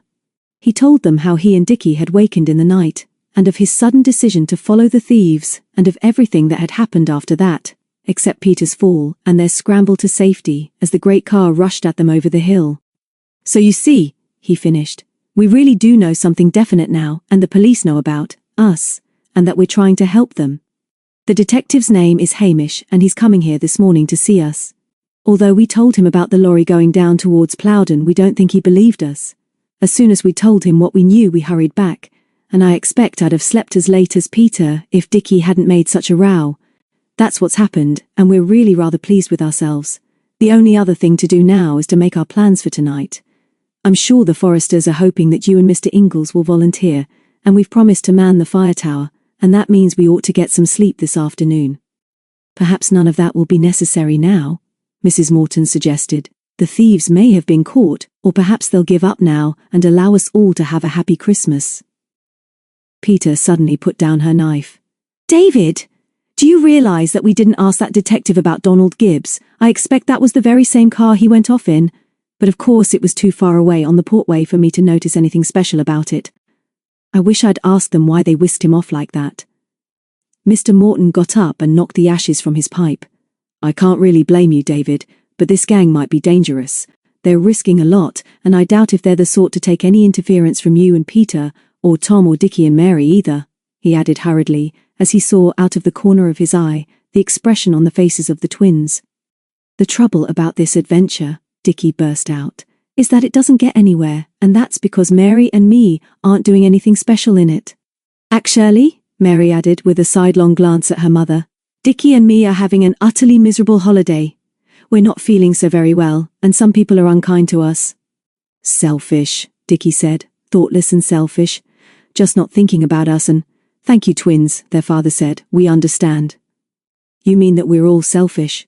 What I was going to say, David, was that so long as you and Peter and Tom keep out of the way of this gang, I don't see why you shouldn't help by watching from the tower one night, but let's see whether we get a message from the foresters or the police first. I'll go down and see Ingalls presently. Peter was feeling much happier now and smiled encouragingly at Tom, who was obviously getting very impatient. Sorry we hadn't time to call you, Tom, she said. We did think about you and talk about you too, but we didn't dare to wait any longer. What's your news? Something about Jenny? First thing is that our telephone is mended. Uncle was telling us what he thought about the post office people at breakfast, and what he thought this morning was different from what he thought yesterday, only more exciting, and then the bell rang. They'd mended it without telling us. Anyway, I answered it, and it was Jenny. You could have knocked me down, but it was Jen, and she's coming over here today. Jenny Harmon was a member of the Lone Pine Club and a special friend of Tom's. Her father kept the post office and general store in the village of Barton Beach over by the Stiperstones. They were all very fond of red-headed Jenny, who had a stepmother with whom she did not get on very well. She talks so fast on the telephone and asks so many questions I cannot keep up with her, Tom admitted. But there's some chap in Barton coming into Stratton by car today, and he's promised to come through Plowden and Onnybrook and drop her at the end of the lane. Said she'd be along about 11:30. Seems a good show, doesn't it? They agreed that it did, and then as Peter took her breakfast things out to Agnes in the scullery with a very special thank you, they heard the engine of a car outside and a shout of greeting. Tom had left the Witchend gate open, and their visitor was Alf Ingalls, who had driven up in his Land Rover. Morning all, he roared. Morning, Mrs. Morton. Nice to see you up here again. Got some special news for you, Morton. Hardwick, the chief forester chap, has just rung up. Wants us both to go up to a meeting of volunteers. They're in real trouble, it seems. Donald Gibbs, his second in command, has disappeared, and the police know nothing about him. I reckoned you'd come up with me this afternoon and meet them. We'll have to do something to help over this business. Pinching trees right under our noses and these forestry people going to pieces. I told Hardwick we'd get this matter settled for him by tonight. Never heard such nonsense. He paused for breath, and Peter said, But the police must know where Donald is. He went off in one of their cars. I saw him. No, you didn't, David said suddenly. Sorry, Pete, but you told me you weren't sure. You said you thought it was a police car, but you didn't actually see any policemen, did you? She sat down suddenly as they all stared at her. No, I didn't. That's true enough. You mean I just thought it was the police because it was black and had an aerial and because we expected it to be a police car? That's it. You said you were surprised that Donald went off without saying anything to you. Perhaps he couldn't help it, Pete. Perhaps he was tricked into the car. But why should anybody want to take him off like that? Peter puzzled. I can't understand it, can you, Mr. Morton? I'm not so sure. I don't like the look of this. I don't want any of you youngsters to go too far from here today. Thanks for telling us about this, Ingalls, and of course I'll come up with you. If you're going down to the village now to get some volunteers, I'll come along too. I'd like to have a talk anyway. Mr. Ingalls nodded and suddenly pounced on Mary and whirled her up to the ceiling. Come down and see your Aunt Betty soon, he roared. They're always welcome at the farm, Mrs. Morton. Always welcome, and if any time you want a bit of peace and quiet, send these twins down to us. They liven us up proper. I'll say they do, Tom agreed fervently. Too much life sometimes. Who's coming along with me to meet Jenny? Peter and David said at once that they would. But the twins were silent. Mr. Morton and the farmer went out together, and then Mrs. Morton and Agnes went up to do the beds. As soon as the grown-ups had gone, Dickie and Mary stood in front of the door. Now listen to us, Mary said. Just you listen, and don't interrupt. You know jolly well that we all belong to our secret Lone Pine Club. Now we'll tell you what we think you big ones are doing. You're not taking any notice of us. We followed Primrose and found the secret road up to the forest, and now you're planning to help the forester men and climb up towers, and you never think of us at all. She paused for breath, and Dickie took over. That's right, and you know it is. And last night when David asked us not to make a fuss, and to keep guard when he went off with Peter, that's just what we did. And does anybody say thank you, twins? No, they don't. You're all just selfish. Here we are at Witchend, and we haven't even had a meeting of the club to decide what we're going to do, and Mary and me are jolly well fed up. Now Jenny is coming, and we like her very much because she likes secret things, and we say that we ought to go up to our camp now and have a proper meeting so that we can have a proper adventure without leaving us behind every time. And if you jolly well don't do this, we're going to do something you don't all like. See, you're the captain, David. Are we going to have a proper meeting or not? That's all we ask 'cause we're fed up." The others looked at each other in silence. Then Tom, never very sympathetic to the twins, opened his mouth to speak, and then saw Dickie brush away a tear with his hand. Peter noticed too and said quickly, "Of course we want you in our adventure, twins. It's just that you haven't been able to do all the things that we've done. Let's have a club meeting just as soon as Jenny comes, and if that detective turns up he'll have to wait until we come down from the camp. We'll keep a lookout from the tree. You agree, David?" "All right, let's do that. We haven't meant to leave you out of everything, Dickie. It's just the way things happened, and you've been jolly useful to the club ever since we came up here. And thanks again for being so sensible last night. Here's what I suggest. You two go and ask Agnes for some potatoes and food, and go straight up to the camp and start a fire. We'll meet Jenny and bring her along to the camp. What do you think, Tom?" As Tom was sure that Jenny would almost certainly enjoy a meeting of the club, he just nodded and said, "Okay then. Let's go and meet Jen and get a bit of peace." So, half an hour after Peter, David and Tom had gone off to meet Jenny, the twins and Macbeth left Witchend and made their way up the side of the larchwood towards the Lone Pine camp. The sky was dull, and although it was not snowing, a strong, cold wind was now blowing from the north. Dickie was carrying his knapsack full of food and stopped once or twice on the steep climb to cough. "It's not fair," he gasped, scarlet in the face. "It's jolly well not fair. I do this more often than you do. Never mind about our cough, Dickie. Have you noticed Mackie? He's excited and sniffing about all over the place. Come here, Mackie, tell Mother what's worrying you." The little dog ran back to her side and looked at her with his head on one side and one paw raised. He looked as if he longed to tell them what he suspected. All he could do was to whine and wag his tail and then dart ahead up the steep path. Dickie dumped the knapsack on the ground and sat on it. "Selfish they are," he gasped. "It's what we said and it's true. We're the smallest and they just leave us to carry everything. Mackie can smell that somebody has been here. Somebody strange, I mean. A spy, Mary. A spy of the thieves. A spy who's found our camp and sits there like a spider in its web, if you know what I mean, watching us all in Witchend. Suppose he's got a space gun or something pointing at our house all the time? Don't be silly, twin, you know he couldn't have a space gun. All the same," she added quietly, "don't let's make a noise when we get near." Slowly they toiled up the steep path.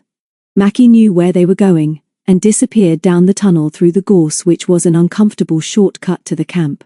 "If there's anybody there now he'll bark his squeaky, excited bark," Mary whispered. "We'll soon know."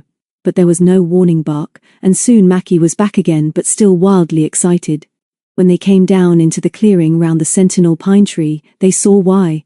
Somebody had been in the camp. There was an empty cigarette packet on the ground, and some cigarette ends too.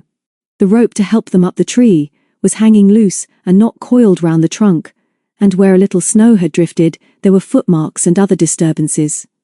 "I hate this," Dickie said suddenly. "This place is ours and it's private. It's the most important and secret place we've ever had, and now some spy has made it dirty." Mary wasn't so upset. "We can't do anything about it, Dickie, except to keep a very special lookout. The others will soon be here, so let's get the fire going. We can show them all these clues when they come. You start the fire while I go up the tree and see if I can see them coming up the lane." Dickie emptied his pockets of dry larch cones and got the fire going while Mary was in the tree. Mackie sniffed at the empty cigarette packet and growled his displeasure. He seemed to be pleased with himself. "I can't see them," Mary called. "I expect they're coming up through the wood. Let's go back and pick up some more sticks and cones, and then I expect we'll meet them. Empty the rations on the ground and bring the rucksack." So after a final look down to Witchend, which showed no sign of life but for a streak of blue smoke above the chimney, they went back to the wood. It wasn't long before they heard Tom's peewit whistle, so Mary, who couldn't whistle, put her hand to her mouth and called a reply. "Come on, Dickie, let's run and meet them. Jenny, we there. Call the signal again so that we know which way to go, though I should think they can hear us in Onnybrook." There was a rough track through the larchwood from Ingles which was rather difficult to find, but by exchanging calls they soon met, and Jenny ran forward to meet them. Jenny Harmon was small for 15. She was red-headed, freckled and snub-nosed, and today she was wearing a belted blue raincoat, a thick woolly scarf and a bright green beret. "Oh, hello twins. Isn't this absolutely wonderful? I never thought it could happen. Never. Only about 2 nights ago I had a dream. I always have dreams, But this was most puzzling, 'cause I was eating a steak and kidney pudding by myself in Buckingham Palace. And you needn't laugh, David. It's not funny. I'm just telling them about my dream. Well, I looked it up in a dream book I borrowed from the shop. I'll have to buy it soon, 'cause I use it a lot, and it's getting a bit grubby, 'cause sometimes I take it to bed with me. What was I saying? Steak and kidney pud in the palace, Tom said. Jolly good. Wish I could dream like that. What are you trying to tell us, Jenny? She flashed him a smile, and then put an arm round the twins' shoulders. Don't let's take any notice of him. Anyway, I looked up Buckingham Palace, but it wasn't in the dream book, and I suppose that's because not many people dream about it. Only the Queen, perhaps. Anyway, steak and kidney was there, and what do you think it means? Indigestion, Tom said rudely. And Dickie said, What do you mean, what does it mean? I can't think why we're talking about steak pud. Jenny sighed and turned to Peter. You know what I mean, don't you? What you dream about means something. Steak and kidney pudding being eaten in a dream means a journey over the sea, and here I am today.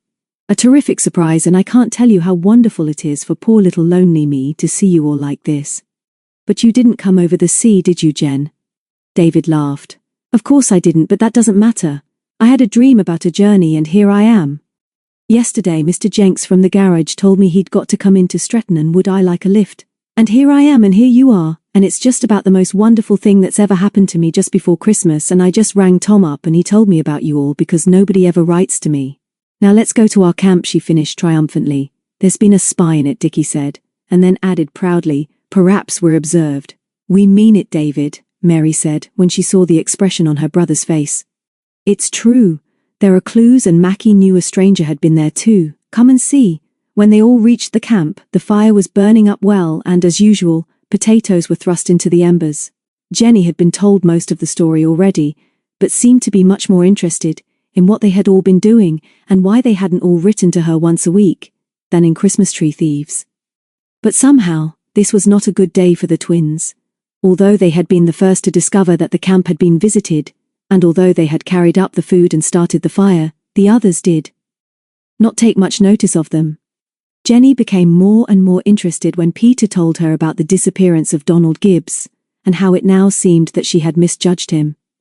Then David and Tom discussed what they would take with them up the fire tower if they were asked to go. Time and again the twins tried to gain the attention of the others, who were so absorbed in themselves that not even Peter, who was always their champion, could be persuaded to include them in any of their plans. Will you listen to us? Dickie yelled when Tom was describing the view from the top of the fire tower. David told us once about that stupid view. This isn't a proper meeting of the club, 'cause you're not letting us be in it. Somebody ought to be in the tree keeping a lookout. How do we know we're not being spied on? We're not even trying to find out about the man who's been here. None of you seem to care. But, twins, we do care, Jenny said. Of course we do. But don't you see that you know far, far more about all this than I do? I'm just utterly ignorant of all your adventures. I'm sure we all know you, been wonderful. You always find out things for us. We couldn't do without you, could we, David? You try to, Mary said quickly. That's just it. Now you're all so busy telling each other things that you've forgotten to post a sentry, and don't you jolly well ask us to go now, because we're not going up the tree again. We lugged all your food up here, and we found sticks and cones and lit the fire, and now you jolly well think that. You're not often kept out of things, David interrupted. So stop making a fuss. If you're fed up, why don't you go and get your sledges and have a game? Dickie went scarlet with rage. Come on, Mary. We'll show them sledges. Leave them alone and they can clear up for a change and just go on telling each other how clever they are. We know they're not, but they like being told they are. We brought some paper chains, Mary said coldly. They're at the bottom of the rucksack, which please return. She drew herself up to her full height and stood beside her twin. It was our intention to decorate this camp for Christmas. We're sorry we're not welcome. We wish you a very pleasant afternoon. Good afternoon, Dickie went on. Come with us, Mackie. And so they made their dignified exit. They didn't even look round when they heard Tom say, Little idiots, let 'em go. Don't take any notice, Dickie, Mary puffed as they climbed the steep slope out of the camp. He's always like that about us. It's just that he pretends to be grown up. But Peter is different. At least, she always used to be. I thought she'd be more on our side. Didn't you hear her say that she wants to go up that fire tower with Tom and David? That's all she's thinking about now, and so is Jenny. She said that she wanted to go too if Tom was going, didn't she? Oh, yes. Said she was going to ask Mrs. Ingalls if she would telephone her father to ask if she could stay overnight. I suppose she wouldn't say that she was going to spend it up that tower. Even if we wanted to go up there tonight, there's not going to be much room. Dickie laughed. What shall we do now, Twin? I want to show them that they can't do without us. By now they were halfway through the wood on the track which led to Ingalls. Mackie was scampering ahead as usual, but came back to Mary when she called and leaned against a tree.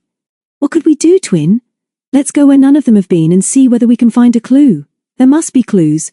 Let's go down to the road where Peter found the Christmas tree in the ditch. Things happen on a road. We might see something or somebody. Let's do that. There was nobody about at the farm, so they hurried on down the lane and stopped at the road junction.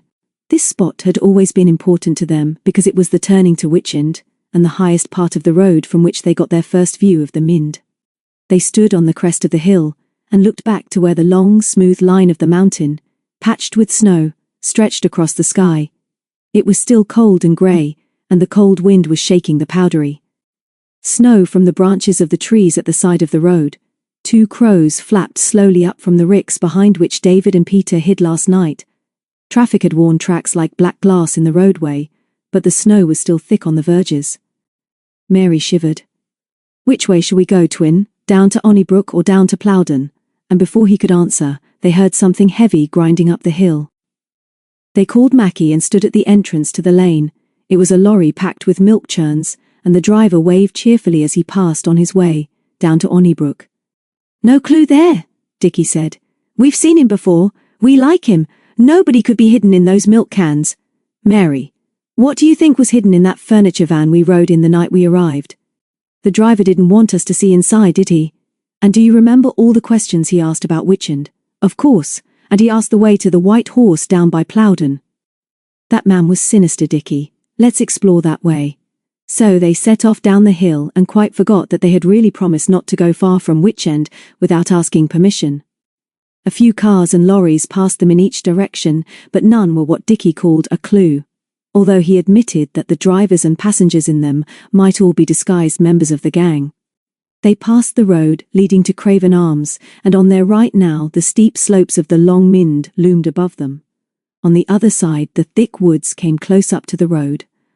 About half a mile further on was the White Horse, a sinister-looking and shabby building with some ramshackle outhouses, all below the level of the road.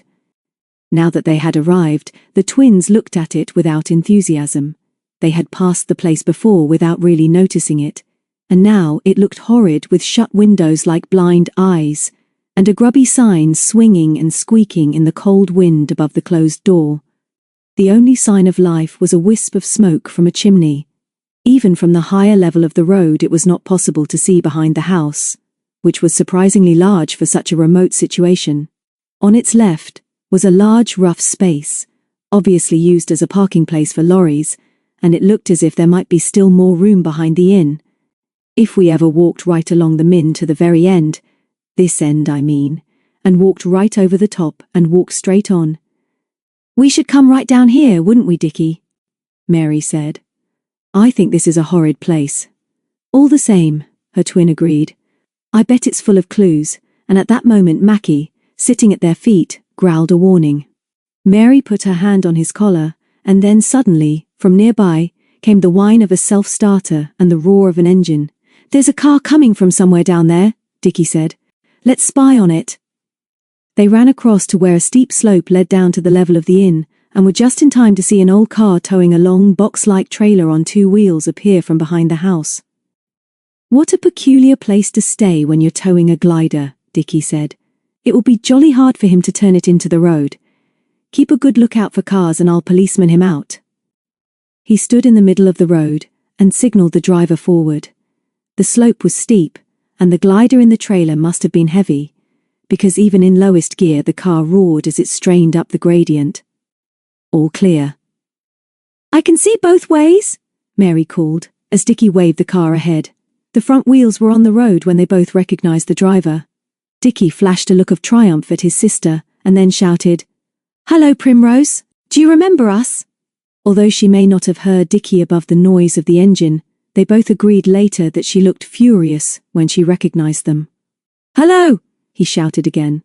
How have you been getting on all this time? Why don't you come and see us at Witchend? Primrose Wentworth did not even lower the window to answer. As the end of the trailer swung into the road, she raised a hand from the wheel and gestured fiercely to him to stand away. He was so surprised that he obeyed. As she increased speed and drove away towards the Craven Arms turning. What did I tell you? Dickie said quickly as Mary came up. Didn't I say we'd find something? Why doesn't she want to speak to us? She looked livid, Mary. I was friendly, wasn't I? We helped her out and then she drove off like that in a temper. Mary was looking very unhappy and worried. We found out something, again Dickie. I remember now that she told Peter that first night that she wanted the white horse. Dickie, listen. While you were trying to speak to her, I was looking at the trailer. It's got doors at the back and they were locked with a sort of bar. But on the ledge at the bottom of the doors, there was a lot of dry mud and a few bits of green. Bits of green? What do you mean? Bits of green leaf stuck in the mud. Bits of trees. Dickie, I don't believe there was a glider in that trailer. I believe it's full of stolen Christmas trees. What shall we do? Dickie's heart banged with excitement. I'd like to explore this place. Could we just look in the yard behind the house before we go back and tell the others? Mary looked across at the dead face of the house and half stifled a scream. Come away, Dickie. There's a face watching us from a top window. I hate it. Don't look up. He saw the sense of this, and as they strolled off together. What sort of face? He whispered. I don't know. A horrible, quiet face just spying on us. Let's go back. But Dickie, who hadn't seen anything, was bolder. While we're here, Mary, let's try and find out something more. If we hide in the woods the other side of the road, we might see somebody come out. If we go back now and they say, all sort of stuck up, who lives in that white horse then? I don't want to say we saw a face and ran away. Let's spy on them, Mary. They were 50 yards back along the road now, and opposite a cart track leading into the woods. Mackie liked the look of this and ran down it excitedly. Come on, Mary, Dickie pleaded. It won't take long and we might find out something terrific. And look, cars or lorries have been down here. See the ruts and tracks in the snow? Mary was usually the leader, but today, for some reason she couldn't explain, she was frightened of the white horse and of what they had discovered about Primrose. Perhaps because she had more perception than her twin, she sensed something evil about the old inn. Let's see where this leads before we do any spying, Dickie suggested. Somebody has been using it a lot. The track twisted to the right, and as soon as they were round the corner, they stopped in surprise when they saw a half-ruined brick-built cottage about 20 yards ahead. It was not an ordinary cottage, but Dickie realized what it was. This is the old railway Peter told us about, the line from Craven Arms to Bishop's Castle. That place is an old station. You can see the platform, Mary, and where the line used to run. It's like a sort of flat road now. And look, lorries and cars have been turning here. Why, Mary? Let's go and look at the old station. His voice sounded loud in the silence of the wood, and Mary still felt nervous of something she didn't really understand, a fear of the unknown. When they were nearer, they saw that where the rails had once been laid in a single track was now a grassy lane, and here again the snow had been churned into mud by the wheels of cars. The windows of the tiny waiting room and booking office had been without glass for years, and as they stepped across the threshold, they realized that they had fitted together another part of the puzzle. The old booking office was packed from floor to ceiling with Christmas trees. You were right, Dickie. We've done it again. We've found out. Things the others can't. First Primrose and now this. We must tell the others as quickly as we can. Before she had finished speaking, Macbeth barked and dashed down the platform. The twins turned to see two men watching them from a few yards away. The larger was smart and well-dressed, and wearing a leather coat with a fleece-lined collar. He was smoking a pipe, and without taking it from his mouth, he said to the man at his side, "Take the boy." The second man was very nasty. Small and wiry, with unshaven chin, and wearing a grubby high-neck sweater and shabby corduroy trousers. He stepped forward with Mackie snapping at his heels, grabbed Dickie by the collar, and swung him off his feet. "Well, well," the big man said without raising his voice. "Little babes in the wood, eh? I think we'd better tuck you up somewhere nice and warm for a few hours." Dickie was too surprised and scared to shout, but Mary and Mackie rushed to the rescue. They had no chance against two determined men, who each tucked a twin under an arm and in spite of their struggles strode through the wood, along the road, and down the slope into the yard of the White Horse. And here Dickie, who was sobbing with rage, fear and pain, made a final despairing effort to escape. For the last 20 yards he had been still, trying to gain strength, and then suddenly he kicked out, and luckily found his captor's kneecap. With a grunt of pain, the man loosened his hold and Dickie scrambled free. The big man with Mary under his arm turned, and as Dickie flew at him, he lifted him from the ground by his collar. He was very strong and very angry, and Dickie found himself being shaken so hard that his teeth chattered and he fought for breath. But the smaller man was even angrier. For a moment he forgot Dickie and concentrated on the little black fury who, with incredible courage, had been attacking him for 10 minutes. As Mackie ran in again, he lashed out with his boot, and this time the vicious kick caught the little dog's head and bowled him over. For a few seconds he lay still with blood trickling down his nose, and then the man stepped forward and kicked him again in the ribs and on the head. Even then Mackie got up, shook his head, and limped a few steps towards the bully. "Leave the dog alone!" the big man roared. "Open the door and get these brats out of the way," and dragging the still struggling twins across the yard he pushed them into a dark stone-flagged hall. The door slammed behind them, and in the dusk in front of the inn a brave little dog stood alone. He lifted his poor battered head and barked defiance as a drop of his blood fell and stained the snow. He barked again, and the bark turned into rather a pathetic howl of misery. Then the door of the inn opened, and a man with a gun stepped out. Mackie barked again. The man raised his gun and the sound of the shot echoed back from the snow-covered slopes of the mountain. Chapter 11. The Twins Defiant. It took both their captors to force the fighting twins up a flight of uncarpeted stairs in the White Horse and into a shabby sitting room. Then they were pushed on to a black shiny sofa, while the two men muttered together before the smaller went out. Then the man with the pipe locked the door, put the key in his pocket and stood in front of the fireplace. He looked hot and dishevelled. The twins sat side by side, close together. Dickie's coat was torn and his lips swollen and bleeding. Mary felt bruised all over and her face was scratched. Without realising it, they were sobbing. They looked very small and defenceless. Then they heard Macbeth bark, a bark which changed into a howl. Mary jumped up and ran to the window. "Sit down if you don't want that dog hurt," the man snapped. Mary obeyed and said to her twin, "We're at the back of the house. He's not there. You saw what that man did to him, Dickie. He kicked him and kicked him again when he was on the ground." Dickie gulped and nodded. Then Mackie barked again, and the silence that followed was broken by the sound of a gunshot. They looked at each other in horror, and then Mary covered her face in her hands and did not even try to check her tears. The man took his pipe out of his mouth and said quietly, "Nice little dog that, but too noisy." Dickie jumped up and rushed at him, and when he was pushed back on the sofa he stood up again, and with one hand on his sister's bowed head he said in a choky sort of whisper, "You let that other man kick our dog, and now if you've killed him we'll kill you. A little wounded dog, and never, never, never will there be another like him, and you've done the most awful thing that could ever happen in our lives. Just because you're bigger than us, you needn't think we're afraid.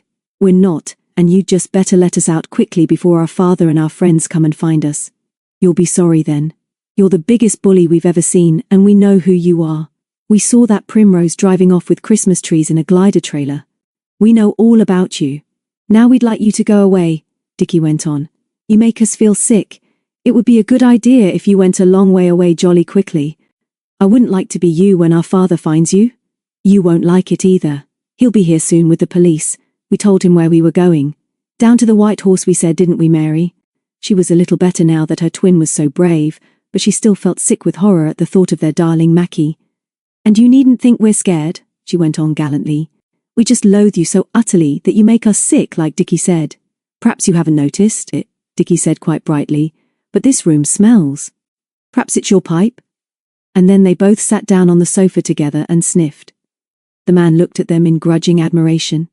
He didn't want to hurt them, and would much prefer to let them go, but they had found the hiding place of the stolen trees. They also knew that Primrose was associated with them, and had made a very shrewd guess as to what was really inside the glider trailer. He dare not let them go now, for they knew too much. "Now listen to me," he said with what he hoped was a winning smile. "I'm not going to do anything to you for being so saucy. I'm not going to hurt you." "You like hurting little helpless dogs best, of course," Mary put in. "You can't hurt us anymore. Only by staying here. We told you. You make us feel ill." The man gulped and his face went very red. "You're just going to stay here for a little while, that's all. Keep quiet and you'll be no trouble, and in the morning you can go home." "Ha, ha," Dickie shouted. "We'll be back before then. Don't you worry. You'll be jolly sensible if you let us go now, but we don't suppose you will. Stop showing off, the man said quietly. Nobody knows you're here except Harry. Your parents wouldn't have allowed you to come here on your own, and you can't fool me. Now listen carefully and answer carefully. How many will be sleeping at Witchend tonight, and how many in the farm down the lane? This was easy to the twins, and although they were shaken by his shrewd guess about nobody knowing where they were, they knew they could soon fool him if he proposed to question them. And they didn't even have to look at each other to know what they intended to do. Mary fluttered her eyelids and then looked down at her hands folded in her lap. Well, surely of course there's quite a lot.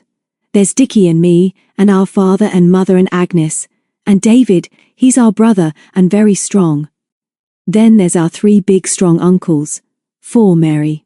You've forgotten Uncle Percy. No, I haven't, twin. It's Uncle Wilfred I forgot. That makes 6 uncles, so you can see that we do get a bit crowded. Did you want to come and stay with us? I don't think we should like that. You little liar, the man said. You've forgotten Grandpa, Dickie suggested. Oh, but I forgot. He's staying at Ingles with his 2 grown-up sons who are policemen. Perhaps you'd like to stay there? Yes, Dickie, but I don't think this gentleman is very interested in policemen. Uncle Alf, that's Mr. Ingles, told me this morning that he likes to have a few policemen about at this time of year. He said they reminded him of Christmas, but I can't think why, can you? For a few wonderful moments both of them had forgotten Mackie. The man was beginning to lose his temper, and this meant he might give something away. But he was too clever for that. He went very red again and then felt in his pocket for his wallet. Stop being funny, he said quietly. You're wasting your time and I'm busy. I don't want to hurt you and I won't do so if you keep quiet and do as I tell you. You won't be kept here very long if you behave yourselves. And if you do behave yourselves, I'm going to give you both a nice little present. And with this he produced 2 10-shilling notes. Keep it, Dickie said rudely. And please go away, Mary added, and as she did so, there came a sharp knock on the door and an urgent whisper of, Chief! Got some news, Chief! The chief glared at the twins and shouted, Stay there, I'll come out, and locked the door behind him. In a flash the children ran over and pressed their ears to the door. The 2 men were only on the landing, and they could hear every word spoken. Charles and George have got another of 'em, Chief. No trouble at all, Charles says, and they've put him in the next room to the other. Wanted you to know right away. Good enough, came the chief's quieter voice. What have you done with the dog? The twins held their breath. Mary clutched her twin so fiercely that her nails scratched his wrist. Missed him, came the muttered answer. Scared him proper though. He went off up the road like a scolded cat. He's escaped, Mary yelled with the tears streaming down her face. He's safe, Dickie! They tried to kill him and he's escaped! Dickie beat a triumphant tattoo on the door with his fists. Bullies! Bullies! He shouted. Let us out before we smash the house down! Let us out! The chief unlocked the door, took them each by the collar of their coats and flung them back onto the sofa. Stop that row, he snapped. Shut up unless you want to get hurt. They stood up again and faced him. Their faces were stained with blood and dirt and tears.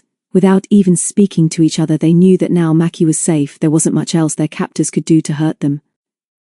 Everything was different now. Dickie spoke first. We heard what the bully said. He tried to kill Mackie after he'd kicked him, and now Mackie has escaped. You know where he'll go, don't you? We'll tell you, Mary went on. Don't trouble to say anything, we'll tell you. Our brave little dog will go straight home to my father and to all our friends. You might just as well let us go now, 'cause they'll be here soon. However much that brute hurt him, he'll get there, Dickie said. Don't you worry about that. And we'll tell you something else, he'll bring them back here. And our father is very fond of Mackie, Mary took up the tale. When he sees how he's been hurt there's going to be trouble for somebody, so you'd better let us go. The man was certainly angry now. He stepped towards them menacingly, and when he spoke his voice was rougher than before and much more threatening. I've spent enough time with you kids. You'll stay here until you're called for and you'll keep quiet. If you bother me again, I'll have you locked up in a place you won't like as much as this. Do you hear me? You won't like it. He stooped and put his face down close to them. His breath smelled of tobacco. He was hateful, but they didn't flinch, and neither did they move until he had slammed and locked the door again behind him. Then they flopped down on the sofa, and Mary sighed a quavering sigh. Do you think he'll really get back to Witchend, Dickie? He was very bad. He's wounded, Dickie. Of course he'll get back. He's strong, and think how worried he'll be about us, and how mad with the man who kicked him. He'll come back with the others soon, but why don't we do something to make this beastly man really mad now? I don't care much what happens so long as we make it difficult for him. Why don't we smash the window and shout? I looked. The window faces the back. You can't see much except part of the yard and the end of the mountain. If we were on the front of the house, we could wait until a car was passing, and then make a terrific row, until somebody stopped and rescued us. Dad and David and the others will rescue us, Mary. You know they will. This man said we were to keep quiet and not be a nuisance, so I think we ought to be a nuisance. They can't really hurt us very much, and it's dark now, so perhaps we could do a trick on them and escape. Let's try.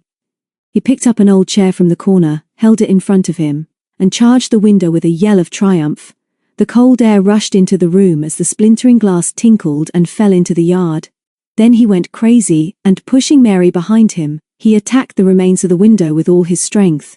The chair was not too heavy, and he managed to smash some of the wooden frame, so that he could lean out. Mind the broken glass, Mary urged as she tried to look out too. Don't cut yourself. Help! Dickie yelled. Let us out! Rescue! Help! Fire! Police! Specially police! A door below opened and a flood of yellow light spilled out across the yard. 2 men, one of whom was the chief, came out and looked up as Dickie flung down a piece of splintered wood. Oh, Dickie! Mary whispered as soon as they had gone in again. What have you done? They'll never let us go now. They'll do something terrible to us. I don't care. They won't dare hurt us. I want to get them all muddled up and mad. The others will rescue us, Mary. Mackie will show them the way. I'm sure they'll try and find us, Twin, she said. But suppose these men take us somewhere else. Perhaps it wasn't so clever to break the window. Perhaps they'd have forgotten about us if we'd stayed here and been quiet. Suppose they separate us. Dickie moved away from the window. He did not sound quite so confident when he said, We've got to fight, haven't we? We couldn't just stay here as prisoners and not do anything. Before Mary could answer, the door opened and 3 rough men came in. They all looked angry and determined. Little fools, one of them said quietly, and the way in which he said this was more frightening than if he had shouted. Are you coming quietly? No, Dickie shouted. No, we're not. You jolly well take us home before my father and the police come and rescue us. You'll be sorry if you don't. I suppose you know that our dog has gone to fetch our father, Mary added. You'll get into awful trouble if you keep us here. Please let us go. Shut up, the first man said. For the last time, are you coming quietly or have we got to carry you again? The fight didn't last long. It couldn't. There were 3 men against 2 children who were already bruised, tired, cold and hungry. They kicked and struggled as they were forced into a corner and then carried out of the room. They were carried down the stairs and out of the back door into the snow-covered yard, and the man with Dickie cursed as the little boy wriggled and fought. The 3rd man strode ahead with a torch and opened the door of an old shed at the end of a row of outbuildings. Chuck them in, he growled. And then as the twins were dropped on the floor, he stood in the doorway and warned them. Now maybe you'll wish you'd been quiet. If you shout, we'll come back and gag you. The door slammed, and as they slowly got to their feet, they heard the click of a key in a padlock. Are you all right, Mary? Dickie sobbed. Did they hurt you? Of course they did. I tried to bite his filthy hand and he hit me and my head is buzzing round and I feel sick. So do I. I hurt my bully though. I know I did. They're afraid of us, Twin, but I'm sorry if it's all my fault. Perhaps I shouldn't have smashed the window. Let's find out where we are.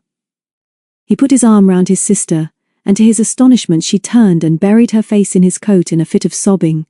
For the first time in his short life, although he couldn't have put it into words, he realized that she was relying on him and that he must try to comfort her and give her courage. But it was difficult to know what to say. Let's explore first, he suggested. Let's do it together, Twin, like we always do. They can't leave us here for long, Mary. Honestly, they can't. They only hurt us because we fought them, and I shall tell them all at home what a wonderful fight you made. I wouldn't have been able to do anything without you, Mary. She lifted her head and wiped her eyes with her hand. That's right, she whispered. We always do things together, don't we, Twin? This is the biggest adventure we've ever had. We told them we'd go out and find one, and we have. Dickie smiled shakily in the darkness. Trouble is, Twin, that we didn't tell them. Where we were going. I think they're going to be mad with us. Now let's find out what this place is. It's so dark, Dickie. I hate it dark like this, and I'm cold. It wouldn't be so bad if Mackie was here. Do you think those men are outside listening to us? Course not. I bet they've gone into the warm. Come with me, Mary, and then we shan't be afraid. He took her hand and they began to explore their prison. The floor was of brick and the walls of rough boards. There were no windows, but through the cracks of the door and between some of the boards they could see glimpses of the stars. Inside it was so black that they could almost feel the darkness. Slowly, inch by inch, they felt their way round the walls until Dickie's foot touched something hard which rolled under his boot. He lost his balance and pitched forward, dragging Mary with him onto a pile of hard objects which shifted under his weight. It's all right, twin. They're logs. This place is where they store their wood. Let's go on till we come to the door again. I'll go first. A few more feet and then again his foot touched something soft and yielding, and he only just choked back a cry of fear. What is it? Mary gasped. Cautiously he stooped and then laughed with relief. Old sacks, I think. We'll wrap ourselves up in them presently. Can you see where the door is now? It's not quite as dark. They found nothing else, and although for one brave moment Dickie wondered whether to try breaking the door open with one of the logs, he decided not to suggest it to Mary, who was now shaking with cold. When they reached the door again, Dickie put both arms round her and held her close. We could cover ourselves with the sacks, twin, he suggested. Would that make you warmer? I'm cold too, but it's not so bad if we stay close together. Stay close, she whispered. I'm frightened, Dickie, I feel horrid. I wouldn't tell anybody but you, but I'm frightened of this place. Let's look at the stars again. It's not so bad if we can see something outside. Then the silence was broken by the sound of a car coming fast along the road towards the inn. They saw the faint reflections of its headlights in the tiny strip of sky visible through a crack in the door, and then heard the scrunch of tires on the loose stones as the car came down the slope to the yard in front of the house. Shall I shout now? Dickie whispered. Perhaps. It's Daddy and Mr. Ingalls in the Land Rover. How could it be? Mackie can't tell them where we are. He can only show them. No, don't shout, Dickie. I couldn't be brave again with these men. At that moment they heard the back door open and the sound of footsteps. Then the gleam of a torch on the snow, and Dickie, holding Mary close, and with his mouth against her ear, breathed, They're whispering something. Listen. Then if they open the door, let's try and escape. Mary shook her head in the darkness. They'd catch us, twin. We can't get away while they're all here. Listen again. They strained their ears, but all they could hear was something which sounded like, What if it is the police? The boss will deal with them. Trust him. He's fooled them afore and he'll do it again. Look out for these kids now. They'll make a dash for it, like as not. They were shining the torch onto the padlock now, and while one of them fumbled with the key, Dickie pulled Mary back, so that when the door was flung open the beam stabbed through the darkness and picked out the two white-faced and shivering children huddled together on a pile of sacks. Listen, kids, the first whispered hoarsely. You'll be okay if you don't make a row. Stay quiet there and you're safe, but if you so much as whisper, we're going to tie these handkerchiefs over your mouths, and he thrust his face towards them so that they flinched away as the other man flashed his torch at them. Dickie thought hard. If the police were actually inside the inn, they wouldn't hear them if they shouted, and if they came into the yard, the two men would certainly gag them, so it didn't seem worth it. He realized now that they hadn't a chance of escape even if the door had been left unlocked. The only sounds were their own chattering teeth and the heavy breathing of the two men kneeling beside them. Cold in here, Harry, one of them whispered. He ought to move these kids. It's not right, you two okay? If the speaker had switched on his torch, he would have seen a look of utter disdain on Mary's woebegone little face. Dickie knew what she was feeling, so he didn't answer either. Sulky, eh? The man Harry said. You kids know too much, don't bother to speak now, and remember I've got this handkerchief ready for you.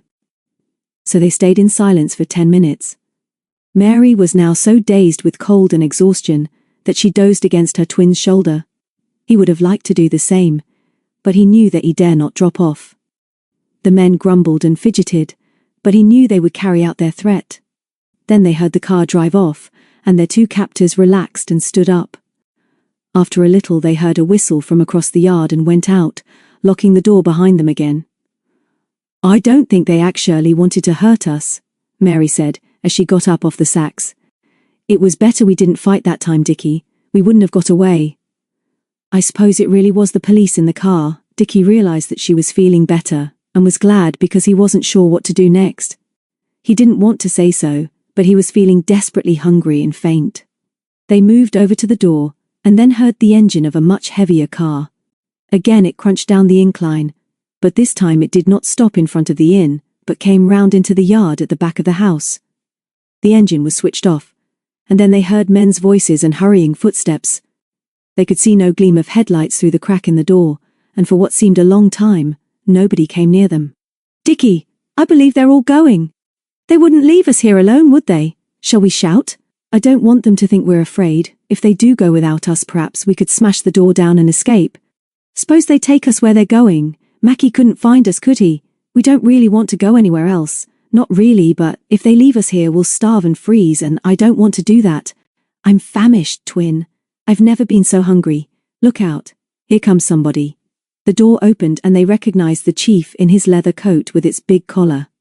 His pipe was in his mouth and he spoke without raising his voice. "Come out! Hurry!" By now the twins were huddled on the pile of sacks, and Dickie's hand closed on his sister's wrist. She knew that he meant her not to speak. "Come out, you're coming for a ride."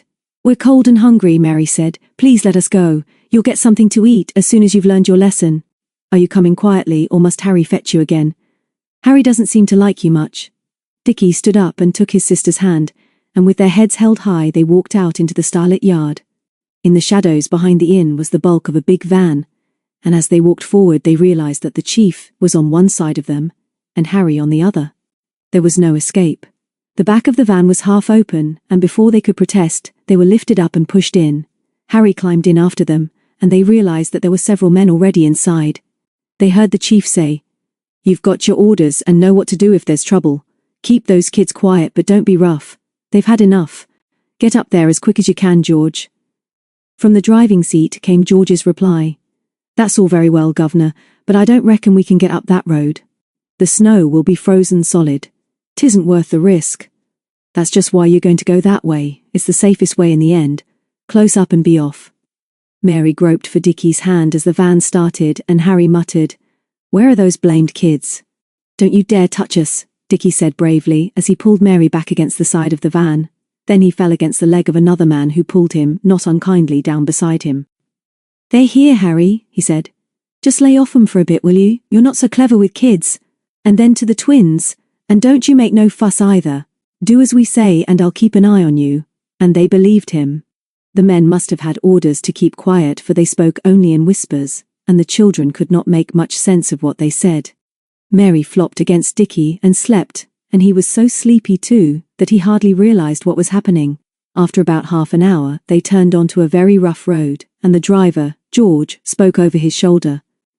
"If I says get out, then get out quick. I told him we'd never get up here, and what with the snow and all, you'll be a lucky lot if we do." "Not so much talk, George," Harry said from the back of the van. "Just get on with it." George got the engine into bottom gear, and slowly, very slowly, and sometimes with slithering wheels, the huge van crawled up a long hill. Twice they faltered on sharp corners, and the third time they stuck. Mary woke with a start to hear the driving wheels beneath them whizzing round in the snow. And then George shouted to the men to get out. Harry slipped the iron bar, opened the back, and then snapped, "You kids stay there or you'll be in trouble, keep still." Then, as the cursing men jumped out, the twins glimpsed the star-spangled sky, and the clouds rushing across the moon. A great wind was blowing, too, and when Mary murmured sleepily, "What's happening, twin? Where are we?" he was sure that his guess was right when he whispered, "Halfway up the Mynd, I think." "Stay there. I'll look." He crawled towards the half-closed doors at the end of the van, and then realized that the others were at the back, getting ready to push. At a shout from Harry, the driver let in the clutch, and as the men strained and shoved, the whizzing wheels slid over the frozen snow, and then gripped. As the van crawled forward, the men hauled themselves up over the tailboard, and the doors were closed again. For 10 more minutes they ground up the hill, slipping, swaying, and lurching while the men muttered and grumbled. Mary slept again, but Dickie was curious to know where they were going, and plucked up courage to ask the man who had befriended them earlier. "That's something you won't know, son. Make up your mind to that, but keep quiet, and you'll both be okay. My name is Charles." "Thank you very much, Mr. Charles," Dickie said politely. "I'm not sure whether you're the person to tell, but we're very, very hungry and cold, and if we don't have something soon, I think we'll be very, very sick." George changed gear again as the lorry breasted the hill, and Dickie thought to himself, We're up now, but I wish I knew where. Must be on the portway. Soon the lorry was in top gear and they rumbled along quite fast. Then they left the road, bumped across some rough ground and stopped. We're going to cover your eyes, kids, Harry said grimly. Don't fuss and you'll soon be in the warm. And they were so surprised at this sudden politeness that they submitted to being blindfolded. Then they were lifted out, and although the wind was strong and cold, they sniffed at it thankfully. Harry kept his hand on Dickie's shoulder, while Charles walked the other side of Mary and helped her when she stumbled against a stone. Okay, Harry, said a familiar voice. Take off those disgusting handkerchiefs and come in and shut the door. With a shuffle of feet the men crowded in as the twins blinked and looked round curiously. They were in a shabby, unfurnished room with discoloured wallpaper hanging in strips from the filthy walls. The window was boarded over and an oil lamp hung from a beam in the ceiling. At the far end, opposite the door, was an iron stove in which a fire was roaring. The chief was standing in front of the stove, and when they stared at him defiantly he smiled grimly. You've given us plenty of trouble, he said. But you're game enough. You can help Charles get something to eat, make yourselves useful. There were 8 other men in the room and, except for Harry, none of them looked particularly unpleasant. They were all obviously nervous and excited as the chief strode up and down the room. Charles, tall, thin and sad-looking, who had befriended them in the van, beckoned them over into his corner.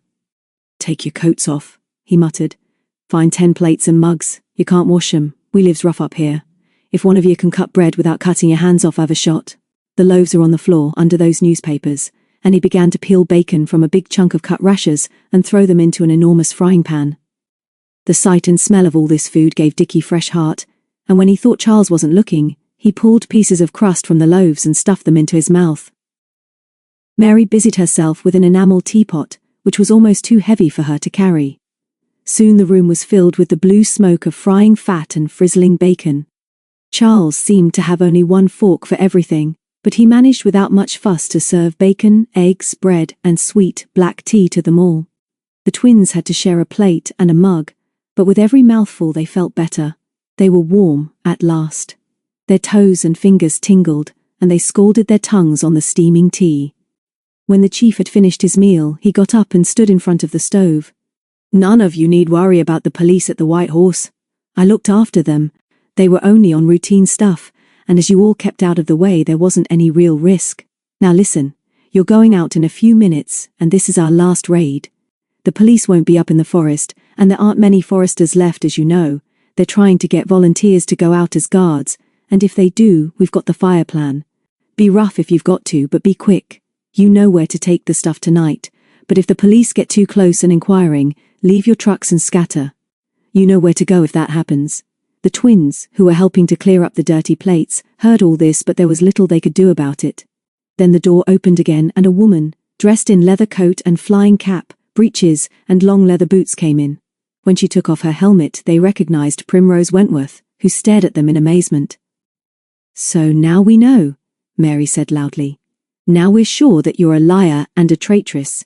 We helped you when you came to our house and were hurt, and you were a traitress all the time, and she turned her back on her. That's it, Dickie said.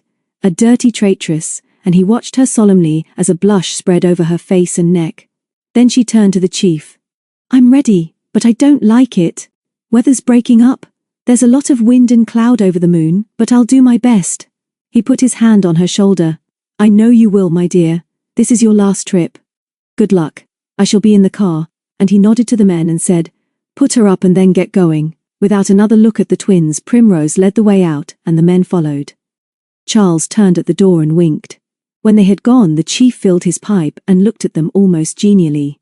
Silly kids you've been, but you'll be in no more trouble now. I'm going to put out the lamp and lock you in, but you can keep the fire going, and my advice to you is to settle down and get some rest. Someone will come for you in a few hours and take you home. It's no use shouting and you can't escape. Have a good sleep. And he turned down the lamp, went out and locked the door. They looked at each other and then put their coats on the floor and lay down on them in front of the stove. Dimly they heard footsteps overhead, followed by the subdued murmur of voices. They were both giving up the fight against waves of sleep, when the silence outside was shattered by the roar of the launching winch. Dickie woke first. The fire was still glowing in the stove and making little friendly noises, but something much more frightening was happening overhead. From the corner, between the boarded-up window and the stove, muffled thumps and scrapings were coming. Then a lump of plaster fell from the ceiling, and another thump came from above. He sat up and shook his sister. "Wake up, Mary," he whispered. "Something is happening in the upstairs room. Do you remember that the man went up there after he'd locked a door? I thought I heard him talking to somebody too." "Did you?" Mary yawned. "I think so. What day is it? Idiot. We haven't been asleep long because the fire hasn't gone down." "Listen." The scrabbling noise came again, followed by another fall of plaster, and Dickie jumped up. "There's somebody there, Mary," he gasped. "Prisoners! We've got to rescue them. Help me move some of these boxes and we'll try and light the lamp." "I'm afraid of the lamp, Dickie. I saw some candles down by the bread in the corner. Let's light one of those from the stove." "Are you sure about the prisoners?" "Of course. Couldn't be anything else up there, could it?"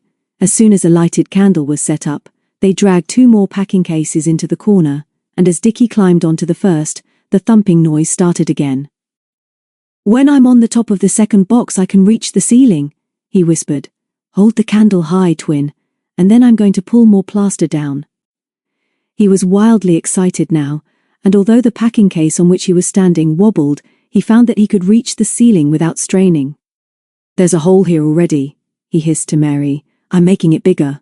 Lumps of plaster crashed to the floor, and then he tugged at the laths until they brought more down. Then, in a cloud of dust, he reached up to his full height, felt the rotting floorboards above, and began to tear those apart, until he had a hole about a foot square. Then, coughing and spluttering, and with torn fingernails and arms nearly numb with his efforts, he signaled to Mary that he was coming down. "Can't stick it any longer, Mary. You try. Put your coat on, and your hood up, and try and poke your head and the candle through the hole, and see who's there." Mary passed him the candle, and ran for her coat, as some more scrabbling noises came from above. "Hold the box tight," she said, as she clambered up. "I'll put the candle through the hole first." As soon as she did so, a loud series of thumps followed, but it took the 2 of them to make a hole in the ceiling large enough for Dickie to push Mary through, and then pass her the lighted candle. And so it was the Morton twins who rescued Donald Gibbs, and one of his companions, and so did more than anyone else to bring justice to the gang of tree thieves. With her twin clutching her legs as she was halfway through the hole and holding up the candle, Mary screamed when she saw a man lying on the floor with his wrists and ankles bound and a gag across his mouth. But she recognized him, and in her excitement hardly realized what she was saying. "Don't you worry, Mr. Gibbs. You're rescued now. You're safe. Leave it to Dickie and me. We'll cut you free, just trust us." Gibbs shook his head and rolled his eyes and drummed on the floor with his heels to show his appreciation. "We'll get a knife," Mary chattered. "Dickie is here too. We're all prisoners together, but we're not tied up. The others have gone, but we found out lots." She crawled forward without noticing the shouted questions of her twin below, and touched Gibbs's bruised hands. "Oh, you're so cold. We'll get you some tea, but don't you worry, I'll send Dickie up with a knife." She slid back through the hole and told her excited brother all about it while she searched for Charles's old knife. It took nearly 15 minutes to free Gibbs, for although Dickie soon had the gag off, the old knife was blunt.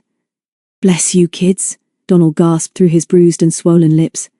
"You must tell me how they got you, but we've got to get down to the forest and find the others. That woman warns the gang from her glider with walkie-talkie radio.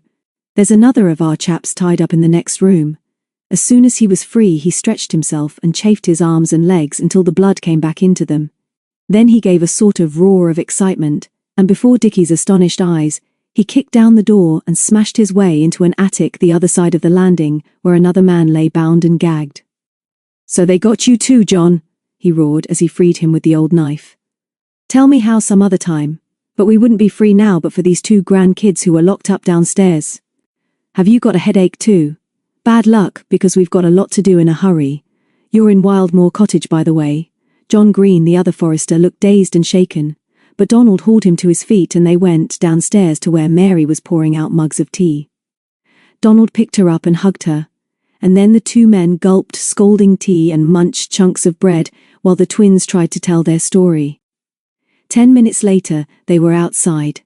Donald found a car at the side of the cottage, but there was no ignition key in it, so he opened the bonnet and pulled out wires and removed the distributor. "That won't be much use to anybody who comes back in a hurry," he said grimly. You kids have got to stick it now because we're going straight back across the mountain. We've got to warn the others, and if we're too late we've got to try and catch the thieves. If you're too tired, say so, and we'll carry you on our backs. Come on. The weather was changing. It was still cold and dry, but a great wind was roaring across the mountain, and although Donald and John held their hands, the twins found it very difficult to hurry through the snow-covered heather. They were perhaps a quarter of a mile from the trees when Gibbs, who was a few yards ahead with Mary dragging at his hand, suddenly stopped and pointed. "A fire!" he shouted. "Look, the forest is burning and this wind will help it. Come on, John," and the two men ran off with long strides across the snow. "Wait for us," Dickie yelled. "Please wait for us. We can't keep up."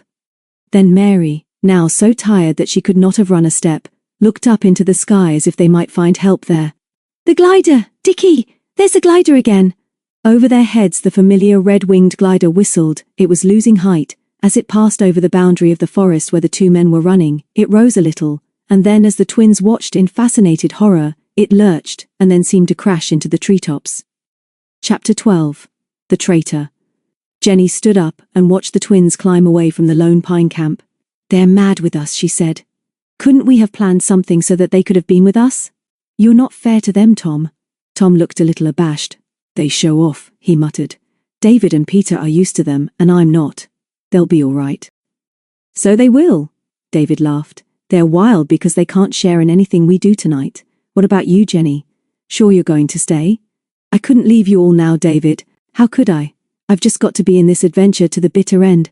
Let's go back to Ingalls and telephone my dad." So they packed up, and while the boys stamped out the embers of the fire, Peter found the twins' paper chains at the bottom of their rucksack. "Look what they brought, Jenny," she said. "We haven't been fair to them, you know. They have wonderful ideas, and they're jolly good at doing things too. I wish we hadn't let them go off like that. Perhaps they'll be at the farm?" But they weren't. Mrs. Ingalls was in the kitchen, and her husband had gone off with Mr. Morton to the forestry headquarters, after collecting more volunteers from the village. When they told her they wanted Jenny to stay the night, without explaining where she was likely to spend it, she agreed to ring up Barton Beach. Mr. Harmon answered the telephone, and after he had thanked Mrs. Ingalls, Jenny had an excitable and incoherent conversation with him. "That's all right then," David said when she had put down the receiver, and before she could explain what they already knew. "Let's go back to Witchend and see what's been happening there. I expect the twins will be back by now." But they weren't there either.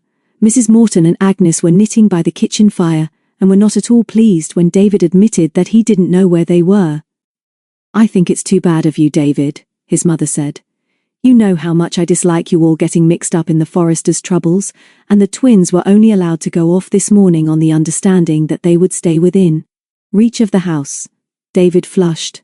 His mother did not often speak to him like that, and he was annoyed because he knew that she was right. Tom fidgeted and gave Agnes a sheepish grin which was not returned, while Peter, who was so fond of Mrs. Morton, was not far from tears. Jenny tried to save the situation by running across the room and going down on her knees by Mrs. Morton's chair.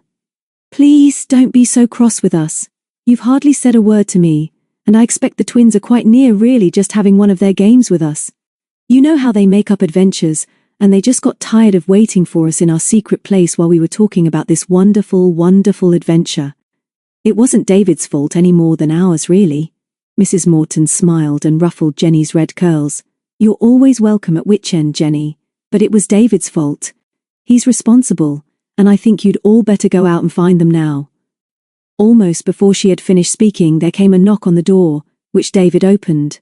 They had not heard the car come into the yard, but he recognized the man standing in the porch. "Sorry to disturb you all," he said. "May I come in? You may remember that I promised to come and talk to you today." David glanced across at his mother. "This is Mr. Hamish, the detective. Peter and I met him last night, Mother. We told you about him. I'm sorry my father isn't here. He's up at the forestry headquarters with Mr. Ingalls." Hamish didn't look much like a detective, they thought. He was a little, bird-like man with quiet, questing eyes, but he missed nothing and never asked the same question twice, and he called Mrs. Morton Madam, grinned at Tom, and said that he'd heard about his uncle, and gave Jenny a smile that didn't mean anything much but made her catch her breath with excitement. Then he turned to Peter, who was praying that he wouldn't mention that he nearly ran over her last night. "You're the girl who knows her way round here, aren't you?" Please tell me all you know about this business, and most particularly what has happened to you and your friends, if you think it has anything to do with the thieves. Now, off you go." Miss Peter felt that she ought to stand up, but she just blushed and started by telling him her name. As she was sure now that the lorry driver, who had given them a lift on the night of their arrival, was a member of the gang, she began her story there, and remembered how curious this man had been about Witchend, and that he had particularly asked for the white horse by name. She told him about the finding of Primrose, and the detective made notes while the story unfolded. Then David and Tom told him how they had found Peter in the blizzard, and then followed Burton down the hidden track, thinking that he was one of the gang. Lastly, Jenny, who had been on edge with excitement, told him that they had found traces of a spy in their secret camp on the other side of the valley, and that they believed he had been watching Witchend from there. This reminded Mrs. Morton that the twins had not yet returned, and she looked anxiously at the clock while Agnes lit the lamps. She had no chance to say anything, however, because Hamish flicked over the pages of his notebook and asked them a few more questions. "That pub, the White Horse now? Any of you know anything about the man who runs it? Name of Hodges, I believe. We thought him a bit simple." "He's a thorough bad lot," Agnes said suddenly. "Always has been. He may be simple, but nobody knows how he can keep that place open. I've heard tell that many of the chaps who drive the milk lorries have stopped going there now." Hamish thanked her, but before he could say any more, Mr. Morton arrived. "Glad to have a word with you, Hamish," he said as he pulled off his boots. "I can probably tell you something you don't know, as I've just come from Hardwick. There's no news of the missing Gibbs yet, and now another of the foresters called John Green has disappeared. Ingalls and I have roped in 12 chaps from Arnybrook to help guard the forest, and I've agreed to Burton's suggestion that 3 of these youngsters shall spend the night in the fire tower watching for anything suspicious when the moon comes up. There's a telephone, of course." He looked round for his slippers and added, "Where are the twins?" Before his mother could speak, David told his father what had happened. "But they can't be far off, Dad. Some of us will go out and look for them. They've got Mackie too. I'm awfully sorry, but you know what they are.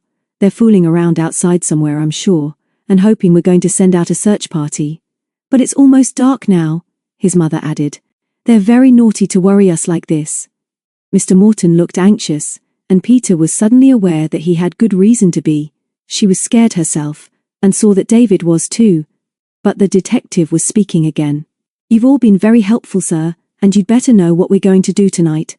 We're not going to worry about the forest, but every possible way off the Long Mynd will be cordoned. No vehicle of any sort will be able to approach the mountain, and nothing on wheels will get away. And don't you worry about those youngsters, madam. We're patrolling the roads now, and I'll tell my men to keep a lookout for them." As soon as the door closed behind him, Mr. Morton went over to his wife. "Don't fret, my dear. They can't be far away.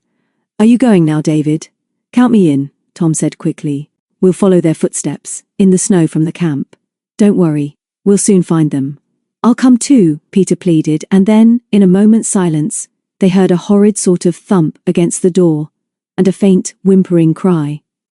She had the door open before anyone could move or speak, and her cry of horror echoed through the room. "It's Mackie!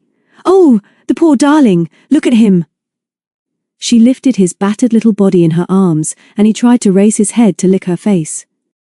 Mrs. Morton went very white and sat down suddenly as the others crowded round Peter. "Let's look at him under the light," Mr. Morton said sensibly. "Hot water and disinfectant, Agnes. Spread some paper on the rug, David." 2 spots of red were burning in Peter's cheeks as she pushed through them towards the fire. She was so angry that her voice shook as she sat in Agnes's chair and held the little dog to her. "This wasn't an accident. He's been deliberately struck with something heavy. Look, Mr. Morton. It's his poor darling head. It's cut and swollen." She moved her fingers tenderly over his shaggy black coat, now all matted with blood and mud, and he whined pathetically and then tried to wag his tail. Mr. Morton moved over to his wife's chair and put his arm round her shoulders. "Nobody would hurt our two, my dear. Don't worry, Mackie has got himself into trouble and found his way home to us. He'd never leave them unless he was forced," Mrs. Morton whispered with her hand over her eyes. "If he could only speak to us. What shall we do?" Mr. Morton beckoned to Tom. "Run down to your uncle, Tom. Tell him about the twins and Mackie and ask him to bring you back in the Land Rover. We want him in on this. And get him to telephone the police and ask them to get in touch with Hamish. He's to be told that the twins haven't turned up yet, but that some of us are going out to look for them, and they're to be told about the dog too. Come back as soon as you can." Tom was struggling into his boots before Mr. Morton finished speaking. "Stay with Peter," he said to Jenny, and ran out into the snow. Then Agnes came back with a bowl of hot water, and cotton wool, and a bottle of disinfectant. Peter refused to put Mackie down, so they covered her lap with old towels, and after they had cleaned his wounds, Mr. Morton gave him some brandy and milk, and he wagged his tail again. He was breathing badly, and Peter feared that his ribs were broken, but he was undoubtedly stronger, and she believed that he would live. A few minutes later they heard the Land Rover and Mr. Ingles's step outside, and Mackie actually growled.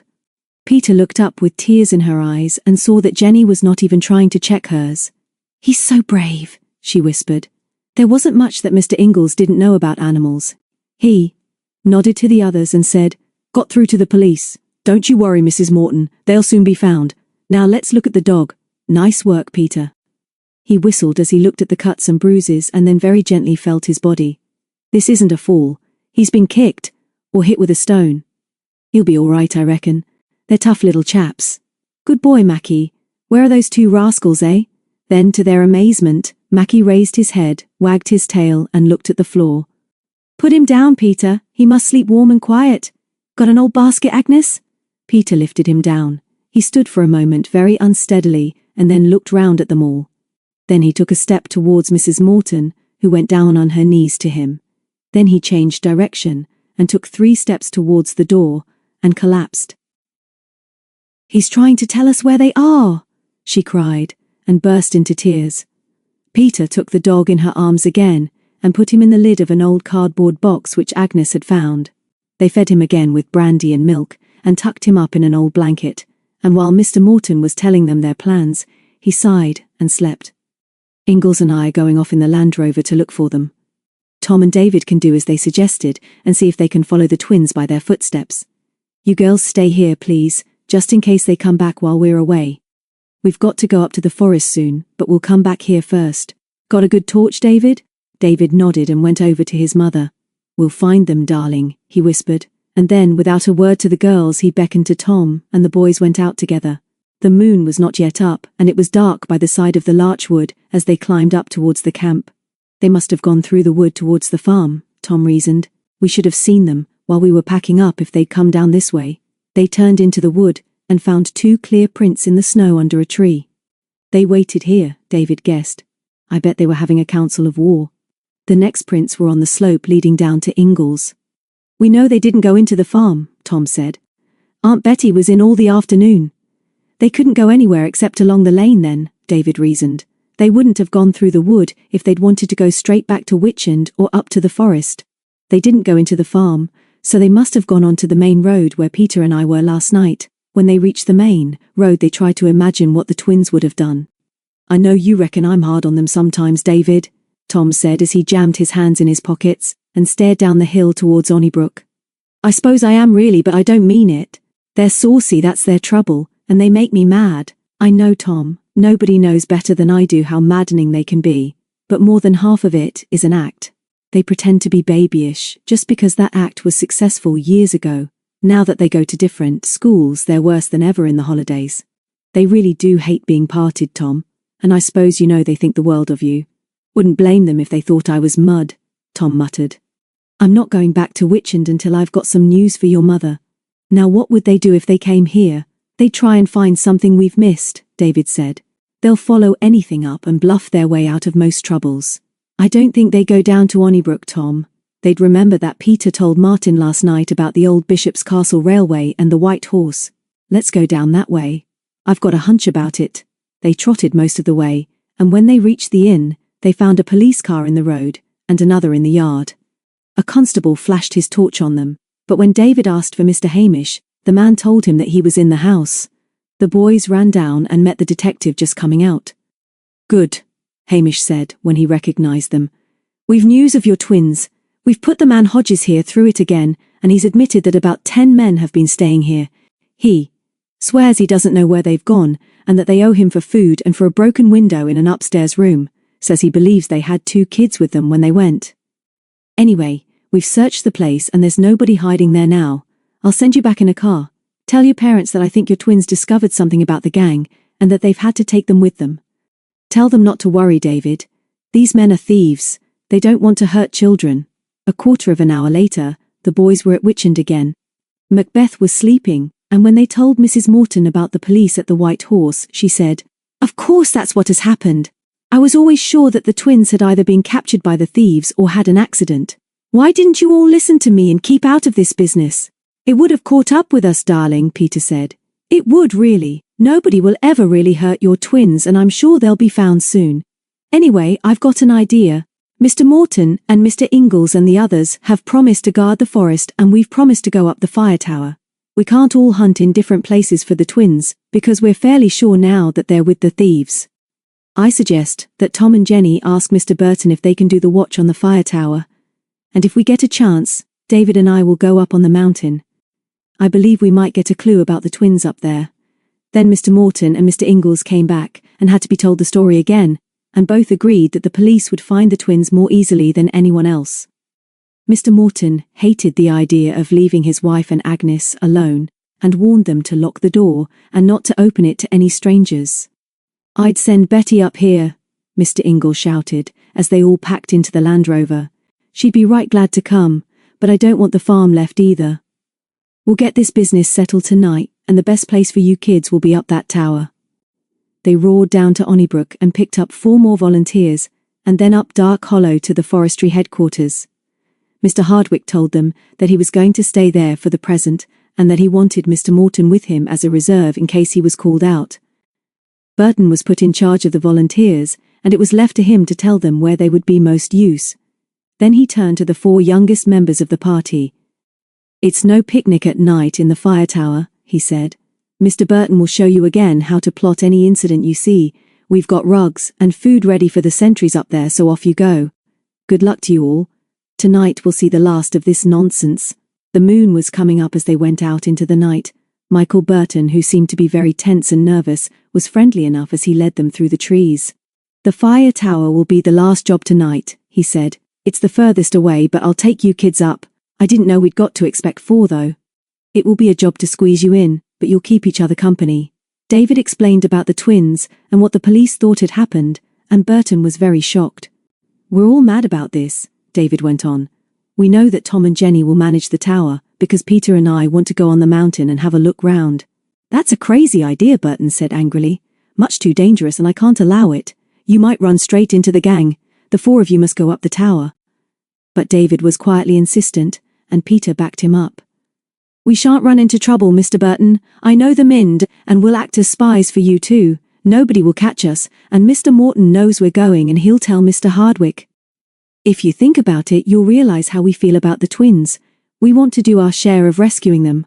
Tom and Jenny backed them up, but Burton was very upset about their suggestion, and each time that he returned after posting sentries at strategic points about the rides near the nurseries, he tried again to persuade David and Peter to change their minds. He was not successful, and the latter said goodbye at the entrance to the track which led to the watchtower. The last pair of guards were left in this ride. Burton led Jenny and Tom along the track under the trees through the darkness. The northwestern corner of the forest where the tower had been built was not only the highest, but the oldest section of the forest containing the most mature trees. As Burton unlocked the gate in the wire fence, the wind was roaring through the treetops and singing a menacing and mournful song through the steel-latticed framework of the tower. Tom's heart thumped uncomfortably, and he felt the sweat on the palms of his hands as he looked up. "I couldn't do this if you weren't here, Tom," Jenny whispered. "I shan't mind if you're behind me. You're so brave." Tom knew only too well that this wasn't true, but she gave him confidence, and David, before he had gone off with Peter, had whispered to him not to worry. Burton was now in a great hurry, and very nervy and excited. "I suppose you've never done this before, have you, girl?" he said to Jenny. "If those other 2 had come, it would all have been much easier. Anyway, you've got to go through with it now, and I hope you're not going to make a fuss. Don't talk, save your breath, don't look down, hold tight to each rung because it's windy, and don't use the handrail going up. Rest on each platform. Don't you worry about Jenny," Tom said stoutly. "She's not scared." And the odd thing was that she might have been walking upstairs at home. Tom was often finding qualities in Jenny that surprised him. He was now so surprised by the way she skipped up the ladder after Burton that he forgot his own fears. "Isn't that fun, Tom? It looks as if it's wobbling about in the wind, does it, Mr. Burton?" "It moves a bit, but you needn't notice it," Burton said shortly as Tom tried to repress a shudder. "Ready for the last lap?" Tom was the last in the cabin, and he hoped that Jenny couldn't see how pale he was. In the fitful moonlight, he noticed that although she was breathless, she was flushed, excited, and bright-eyed. "Like being in an aeroplane, Tom. This is terrific. Look how far we can see." Burton lifted the binoculars from their hook and passed them to Tom. "The white strips are the snow-covered rides. When I go back, you may see me cross them to check up on the sentries, but you've got to look out for a gang of men pulling trolleys, or anything else suspicious. I showed you how to work the map with the pointers. Just show Jenny so that I can be sure you know what to do, and then try the telephone." Tom moved the wooden pointer over the map and showed Jenny how it worked and then lifted the telephone receiver. A man's voice answered at once. "Forestry Commission, Long Mynd headquarters. Fire tower testing the line, sir," Tom answered. "Two of us are up here now and Mr. Burton is just going." "Let me speak to him, please," Mr. Hardwick said, and Tom passed over the receiver. Burton said yes several times and then looked at his watch before ringing off. "Keep yourselves warm and don't both sleep at the same time," he said. "Ring headquarters every hour and let them know you're still here. We'll relieve you as soon as we can. Good night. Don't miss anything, and don't on any account try to come down by yourselves." As soon as Tom had bolted the door behind him, he sat on the box beside Jenny. "This is a rum go, Jen. Bet you never thought yesterday that this was where you'd spend the night. Lucky your ma doesn't realize where you are." "Yes, it is," she agreed. "But oh, Tom, don't you think it's romantic being up here above the world alone and together?" He was just opening one of the flasks of hot soup and looked at her in disgust. "Don't be soppy, Jen. There's nothing romantic about this. It's cold and it's getting darker, so that we can't see much outside, and whatever Burton says, I'm sure that this place wobbles in the wind. I'm still wondering why we're up here because there isn't much to see, is there?" Jenny had to agree, but it was certainly exciting. Although the moon was up, the rushing clouds were low and heavy, and the forest lay dark and restless below them. They sipped their soup and took it in turns to look through the glasses, but did not even see Burton going the round of his guards for it. Was now too dark to see the rides properly. "There's no need to look behind us to the west," Tom explained. "There are no rides there, and no nurseries of young trees to steal, and even if the gang are in there, we should never see them with a searchlight. We've been here 20 minutes, Jenny, and it seems like an hour." It may have been because Tom told her that nothing could be seen to the west that Jenny turned to look behind her, where the trees rose up the hill in stiff ranks. Then she screamed, grabbed Tom and swung him round, and they both stared, as if they could not believe their eyes. The forest was on fire. About 200 yards away they saw the glow of flames in the undergrowth. A sudden gust sent up a trail of sparks, and then, like a beautiful scarlet flower opening, the fire spread and the trees themselves began to burn. With a gasp of fear, Tom turned to the map and swung the pointer towards the flames. Then he lifted the receiver, and Hardwick answered immediately. Tom hardly recognized his own voice. "Fire tower, sir. Tom Ingalls here. There's a fire." And he gave the bearing. "Fire, boy? Are you sure?" "Yes, sir. The trees are well alight and the wind is terrific." "You must believe us, sir." "Very well. Good boy. I'm going to sound the fire alarm and you'd better climb down and help fight the flames. Those trees must be saved. Tell Burton if you can find him.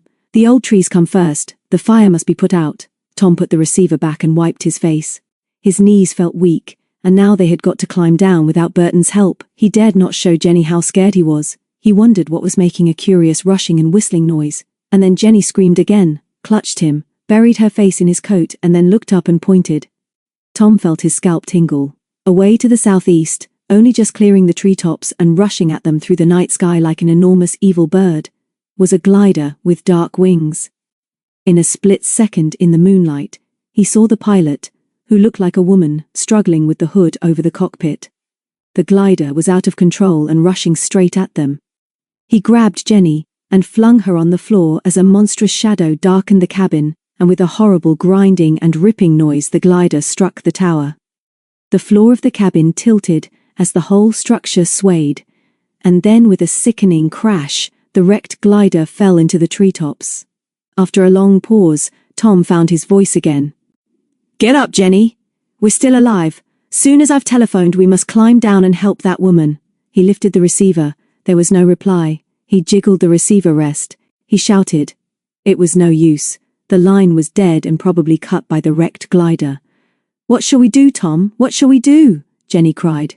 The fire is worse and the wind is blowing it this way. It might catch the glider. Tom had already realized what might happen as the wind swept the fire towards them and was struggling with the bolt on the door. He could still see, in his mind's eye, and thought he would never forget the face of the woman pilot fighting to escape as the glider crashed to destruction. He pulled up at the door and the roar of the wind and the fire and the smell of smoke surged into the tiny cabin. I'll go first, Jenny. Use the handrail and hurry. We've got to get that woman out of the glider. Are you all right?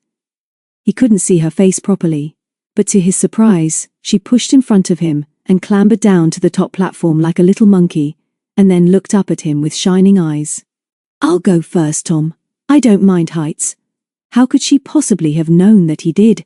As they scrambled down the ladders, they saw the red glow of the advancing fire and heard the shouting of men crashing through the trees from the opposite direction. As Tom jumped the last few feet to the ground, he glanced to the right and thought he saw something move in the wreckage. Jenny grabbed his arm as he landed. We must see if we can help her first, Tom. The men are running to put the fire out. I don't think any of them saw the glider. Tom had never known Jenny so splendid, but he was scared of what they would find as he opened the gate and ran round to where the fuselage of the glider lay at an angle between the nearest trees and the fence. Then they heard a frantic voice crying, "Get me out of this! Help! Wish we'd got a torch!" Tom gasped. "Can't see her properly." They scrambled over the wreckage and saw that the hood of the cockpit was open and that the pilot was slumped half over the side. Jenny, who was much lighter than Tom, stepped on a tangle of twisted wood and pulled herself up and put a hand on the woman's forehead. She was very cold and blood was trickling down her face as she moaned and muttered words which made no sense. Jenny slipped down again. "We can't get her out of this by ourselves, Tom. She's sort of wedged in and we're not strong enough. She's badly hurt and if we struggle with her the glider may slip again and we'll hurt her more than ever. What shall we do? Will you stay with her, Jenny, while I go and fetch somebody? I'll get Mr. Burton or one of the men from the fire. If we hadn't left our flasks at the top of the tower, we could give her a hot drink." "I'll go back," Jenny said quickly. "I don't mind. I'm not scared. I can easily climb down with the haversack on my back." "Go on, Tom. Go and find somebody to help. We're going to get help for you," Tom yelled up at the lolling figure, and as he ran down the track between the trees and looked back, he saw that Jenny had already reached the first platform of the tower. As soon as he reached the ride, he met 3 men carrying the birch brooms, which are kept in every forest ready for a fire emergency. Behind them was Burton, who looked at him as if he was a ghost, and before Tom could speak the forester shouted, "Get back and help put the fire out. Nothing matters except saving those burning trees. Get back, boy." He was wildly excited, and when the other men hesitated, he turned and shouted at them and almost drove them into the forest. Tom tried to explain what had happened, but Burton refused to listen and ran after the 3 volunteers. Tom was just deciding to follow them when the moon slipped from behind a cloud and he saw 2 more men running from the mountain down the ride towards him. He was so breathless that he waited for them to come up and thought, as he did so, that if the thieves were in the nurseries now, they would have a clear run, as Burton's men were all concentrating on the fire. The men were nearly on him now, so he stepped out of the shadows onto the moonlit snow. "Hi, you!" the first man gasped. "Lend a hand with that fire. It's young Tom Ingalls, isn't it? What's happening round here?" It was Donald Gibbs, dirty, blood-stained and dishevelled, but undoubtedly the deputy chief forester. The other man was also a forester, but Tom could not remember his name. He quickly told the story of the crashed glider and the woman pilot, and added that Burton and the other men were all trying to put out the fire. Gibbs looked at his companion meaningly and muttered, "Fair enough for Primrose Wentworth. Come on, young Tom, we'll get her out. We want to have a talk with her." They hurried up the track to the watchtower, while Tom told them what had been happening, and quite forgot to ask where they had come from. When they were within sight of the wreck, it looked as if the volunteers were getting the fire under control, and as the sky was now clear of clouds, they saw Jenny clambering down the wreckage and running to meet them. There was no time for Tom to tell her what had happened, because she didn't give him a chance. "I managed, Tom. I've given her a hot drink and she's better. She says her collarbone is broken. Have I done well, Tom?" I should think you have, Jen. Better than any of us. I couldn't have climbed up there again. Gibbs and Green got Primrose out, carried her to the nearest tree, and set her on the ground with her back to it. Although she was obviously in pain, Gibbs did not seem very sympathetic. "We're taking you back to headquarters in a minute," he said. "These kids will give you another drink if you want it. Don't trouble to argue. We know too much about you and we want to know some more, Miss Wentworth. We also want to see what else you were carrying in that glider," and he nodded to his companion Green, who went back to the wreck. Then Gibbs smiled at Tom and Jenny. "Sorry, I forgot to tell you, your twins are safe and rescued us. We met David and Peter at the top of the ride, and they're bringing the twins down. You'll hear the full story soon. What have you found, John?" Green held up a tangle of wires and something that looked like a black box. "This is it, Donald," he called. "Walkie-talkie radio." Gibbs looked down grimly at Primrose and then over at the fire. "We'll have to get you to hospital somehow, but you're a nuisance. I ought to be helping with the fire." Before anyone could answer, there came from the forest the sound of the peewit's whistle. The moon sailed out from a cloud in time for them to see Peter and David, each with a twin on their back, come into the clearing. As soon as they saw the group by the wrecked glider, the twins slid to the ground and rushed across to greet them. Jenny was horrified to see their dirty, blood-stained faces, but they were so excited they could hardly speak. "Nice work, twins," Gibbs smiled. "Sorry we had to leave you, but I didn't know there'd be so many men about to help with the fire." Dickie, standing by Tom, looked solemnly at the wrecked glider and then at Primrose, who would not meet his eyes. "Jen and I were in the tower and the glider hit it," Tom explained. "Been having a rough time, chum?" The little boy put his hands in his pockets. It hurt him to speak through his broken lips, but he managed to say in a very gruff voice out of the side of his mouth, "Purty tough, pard. Purty tough." "Then, help her up," Gibbs said, nodding towards Primrose. But before anyone could move, Burton came running towards them from the direction of the fire. It was possible that he had never seen the glider come down, but at the sight of Primrose sitting against the trees he just goggled. "Then, it's you, Donald. And Green. How did? Never mind now, Michael. Tell you later. How's the fire? Tom says you've brought all the volunteers over. Do you want any help?" "Of course," Burton stuttered. "Of course we do. I was coming to find somebody. Perhaps you and John would go over and help them, and I'll look after this lady and take her down to headquarters. She looks badly hurt. That's it. That would be best. Truth is, I'm worn out. I must have a break. Somebody ought to have brought us up something to drink. That's it. I'll go down with this lady and you others go and fight the fire. That's the idea." Gibbs looked at him curiously. He seemed to be going to pieces. They were all staring at him as the twins stepped forward, and Mary said, "We're very sorry, but we can't put a fire out tonight. Actually, we've been utterly captured by brigands, as that traitress sitting down there knows. We're too tired to be firemen."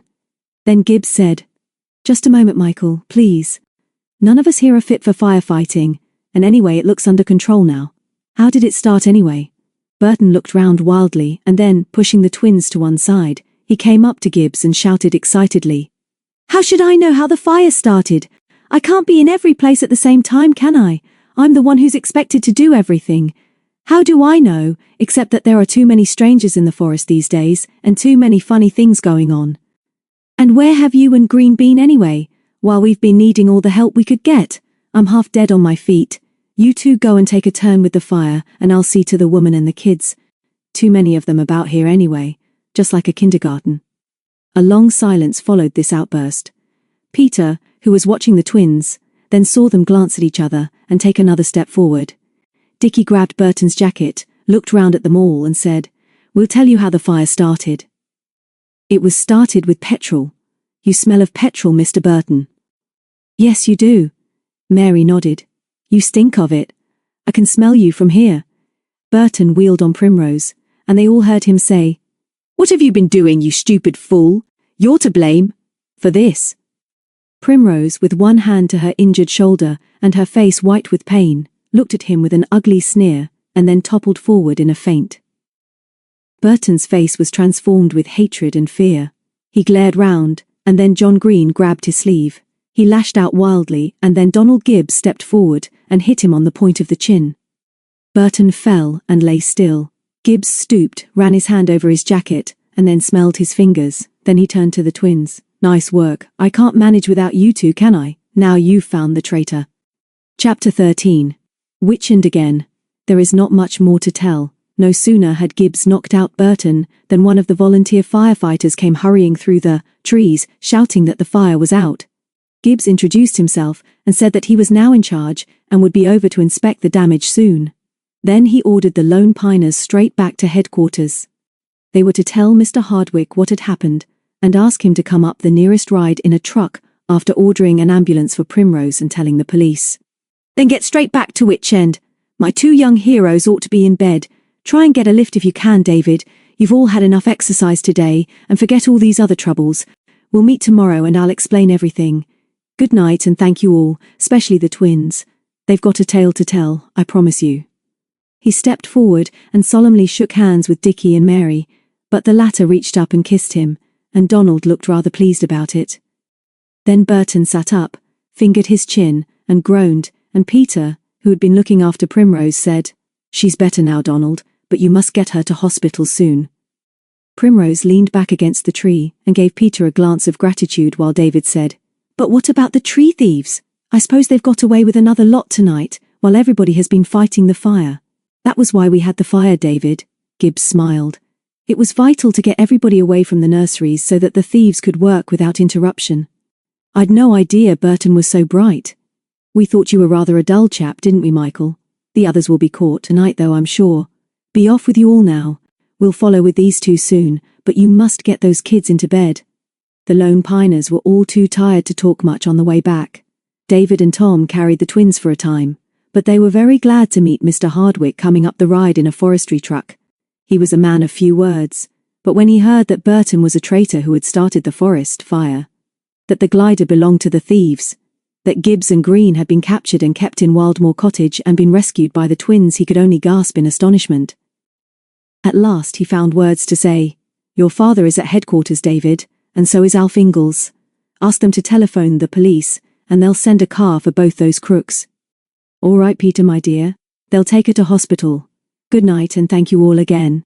They trudged on down the hill, and after a while Dickie said, "Excuse us, David, but we'd like to know now whether our father is very, very angry with us for getting captured by brigands. We're too tired for anybody to be cross with us. He was angry and you've upset Mother and Agnes, but they're madder with me than with you, and when you've got over all this, you'll both explain to me why you went off like that without telling us where you were going." Mary, from Tom's back, replied, "If you were all as kind to us like darling Thomas is now, we wouldn't have had to go. You just banished us by being so beastly, and now you know you're sorry, 'cause we managed everything by ourselves. I think we'd like it though, if Peter could trot ahead now to headquarters and tell Daddy that we're rescued, and perhaps he could telephone Aunt Betty at Ingalls, and she would run up the lane and tell Mummy and Agnes. And please, to give our love to Mackie." As they could now see the lights in the foresters' houses, Peter agreed that this was a good idea, and ran ahead with Jenny. 5 minutes later, when, with a twin on each hand, David strode into Mr. Hardwick's office, Mr. Morton did not speak until the twins ran forward and Dickie said, "We're sorry we worried you. We didn't mean to," and Mary added as she hugged her father, "We got mixed up on a terrific adventure. We've been kidnapped. Have you telephoned Mummy?" Their father nodded and cleared his throat noisily, and then Mr. Ingalls came in and looked very angry when he saw how dirty and tired and bruised they were. "Your dad can take you all home now on the truck right away. I'll look in presently if I may, Morton, and let you know what happened here. I got a message through to the police, and they're on their way. Better give those kids a hot drink before they go." But the twins wanted to get home, so they all piled into the truck and set off down Dark Hollow. Mr. Morton sighed as he let in the clutch. It didn't seem as if he was going to get much sleep tonight. 10 minutes later, he pulled up outside Witchend, and the twins rushed across the snow and flung themselves at their mother, who was standing in the porch to welcome them. If she was horrified by their appearance, she didn't show it. When she had recovered her breath, she said, "Mackie's better, darlings, but don't disturb him. Off with those filthy clothes and into a hot bath, and then, if you can stay awake, something hot to drink. Don't argue. Agnes is waiting for you with a scrubbing brush." She shooed them into the house and gave the others a wonderful smile. "Thank you, David, and all of you. Come in and get warm and tell me all about it." So they took off their coats and boots and crowded round the fire.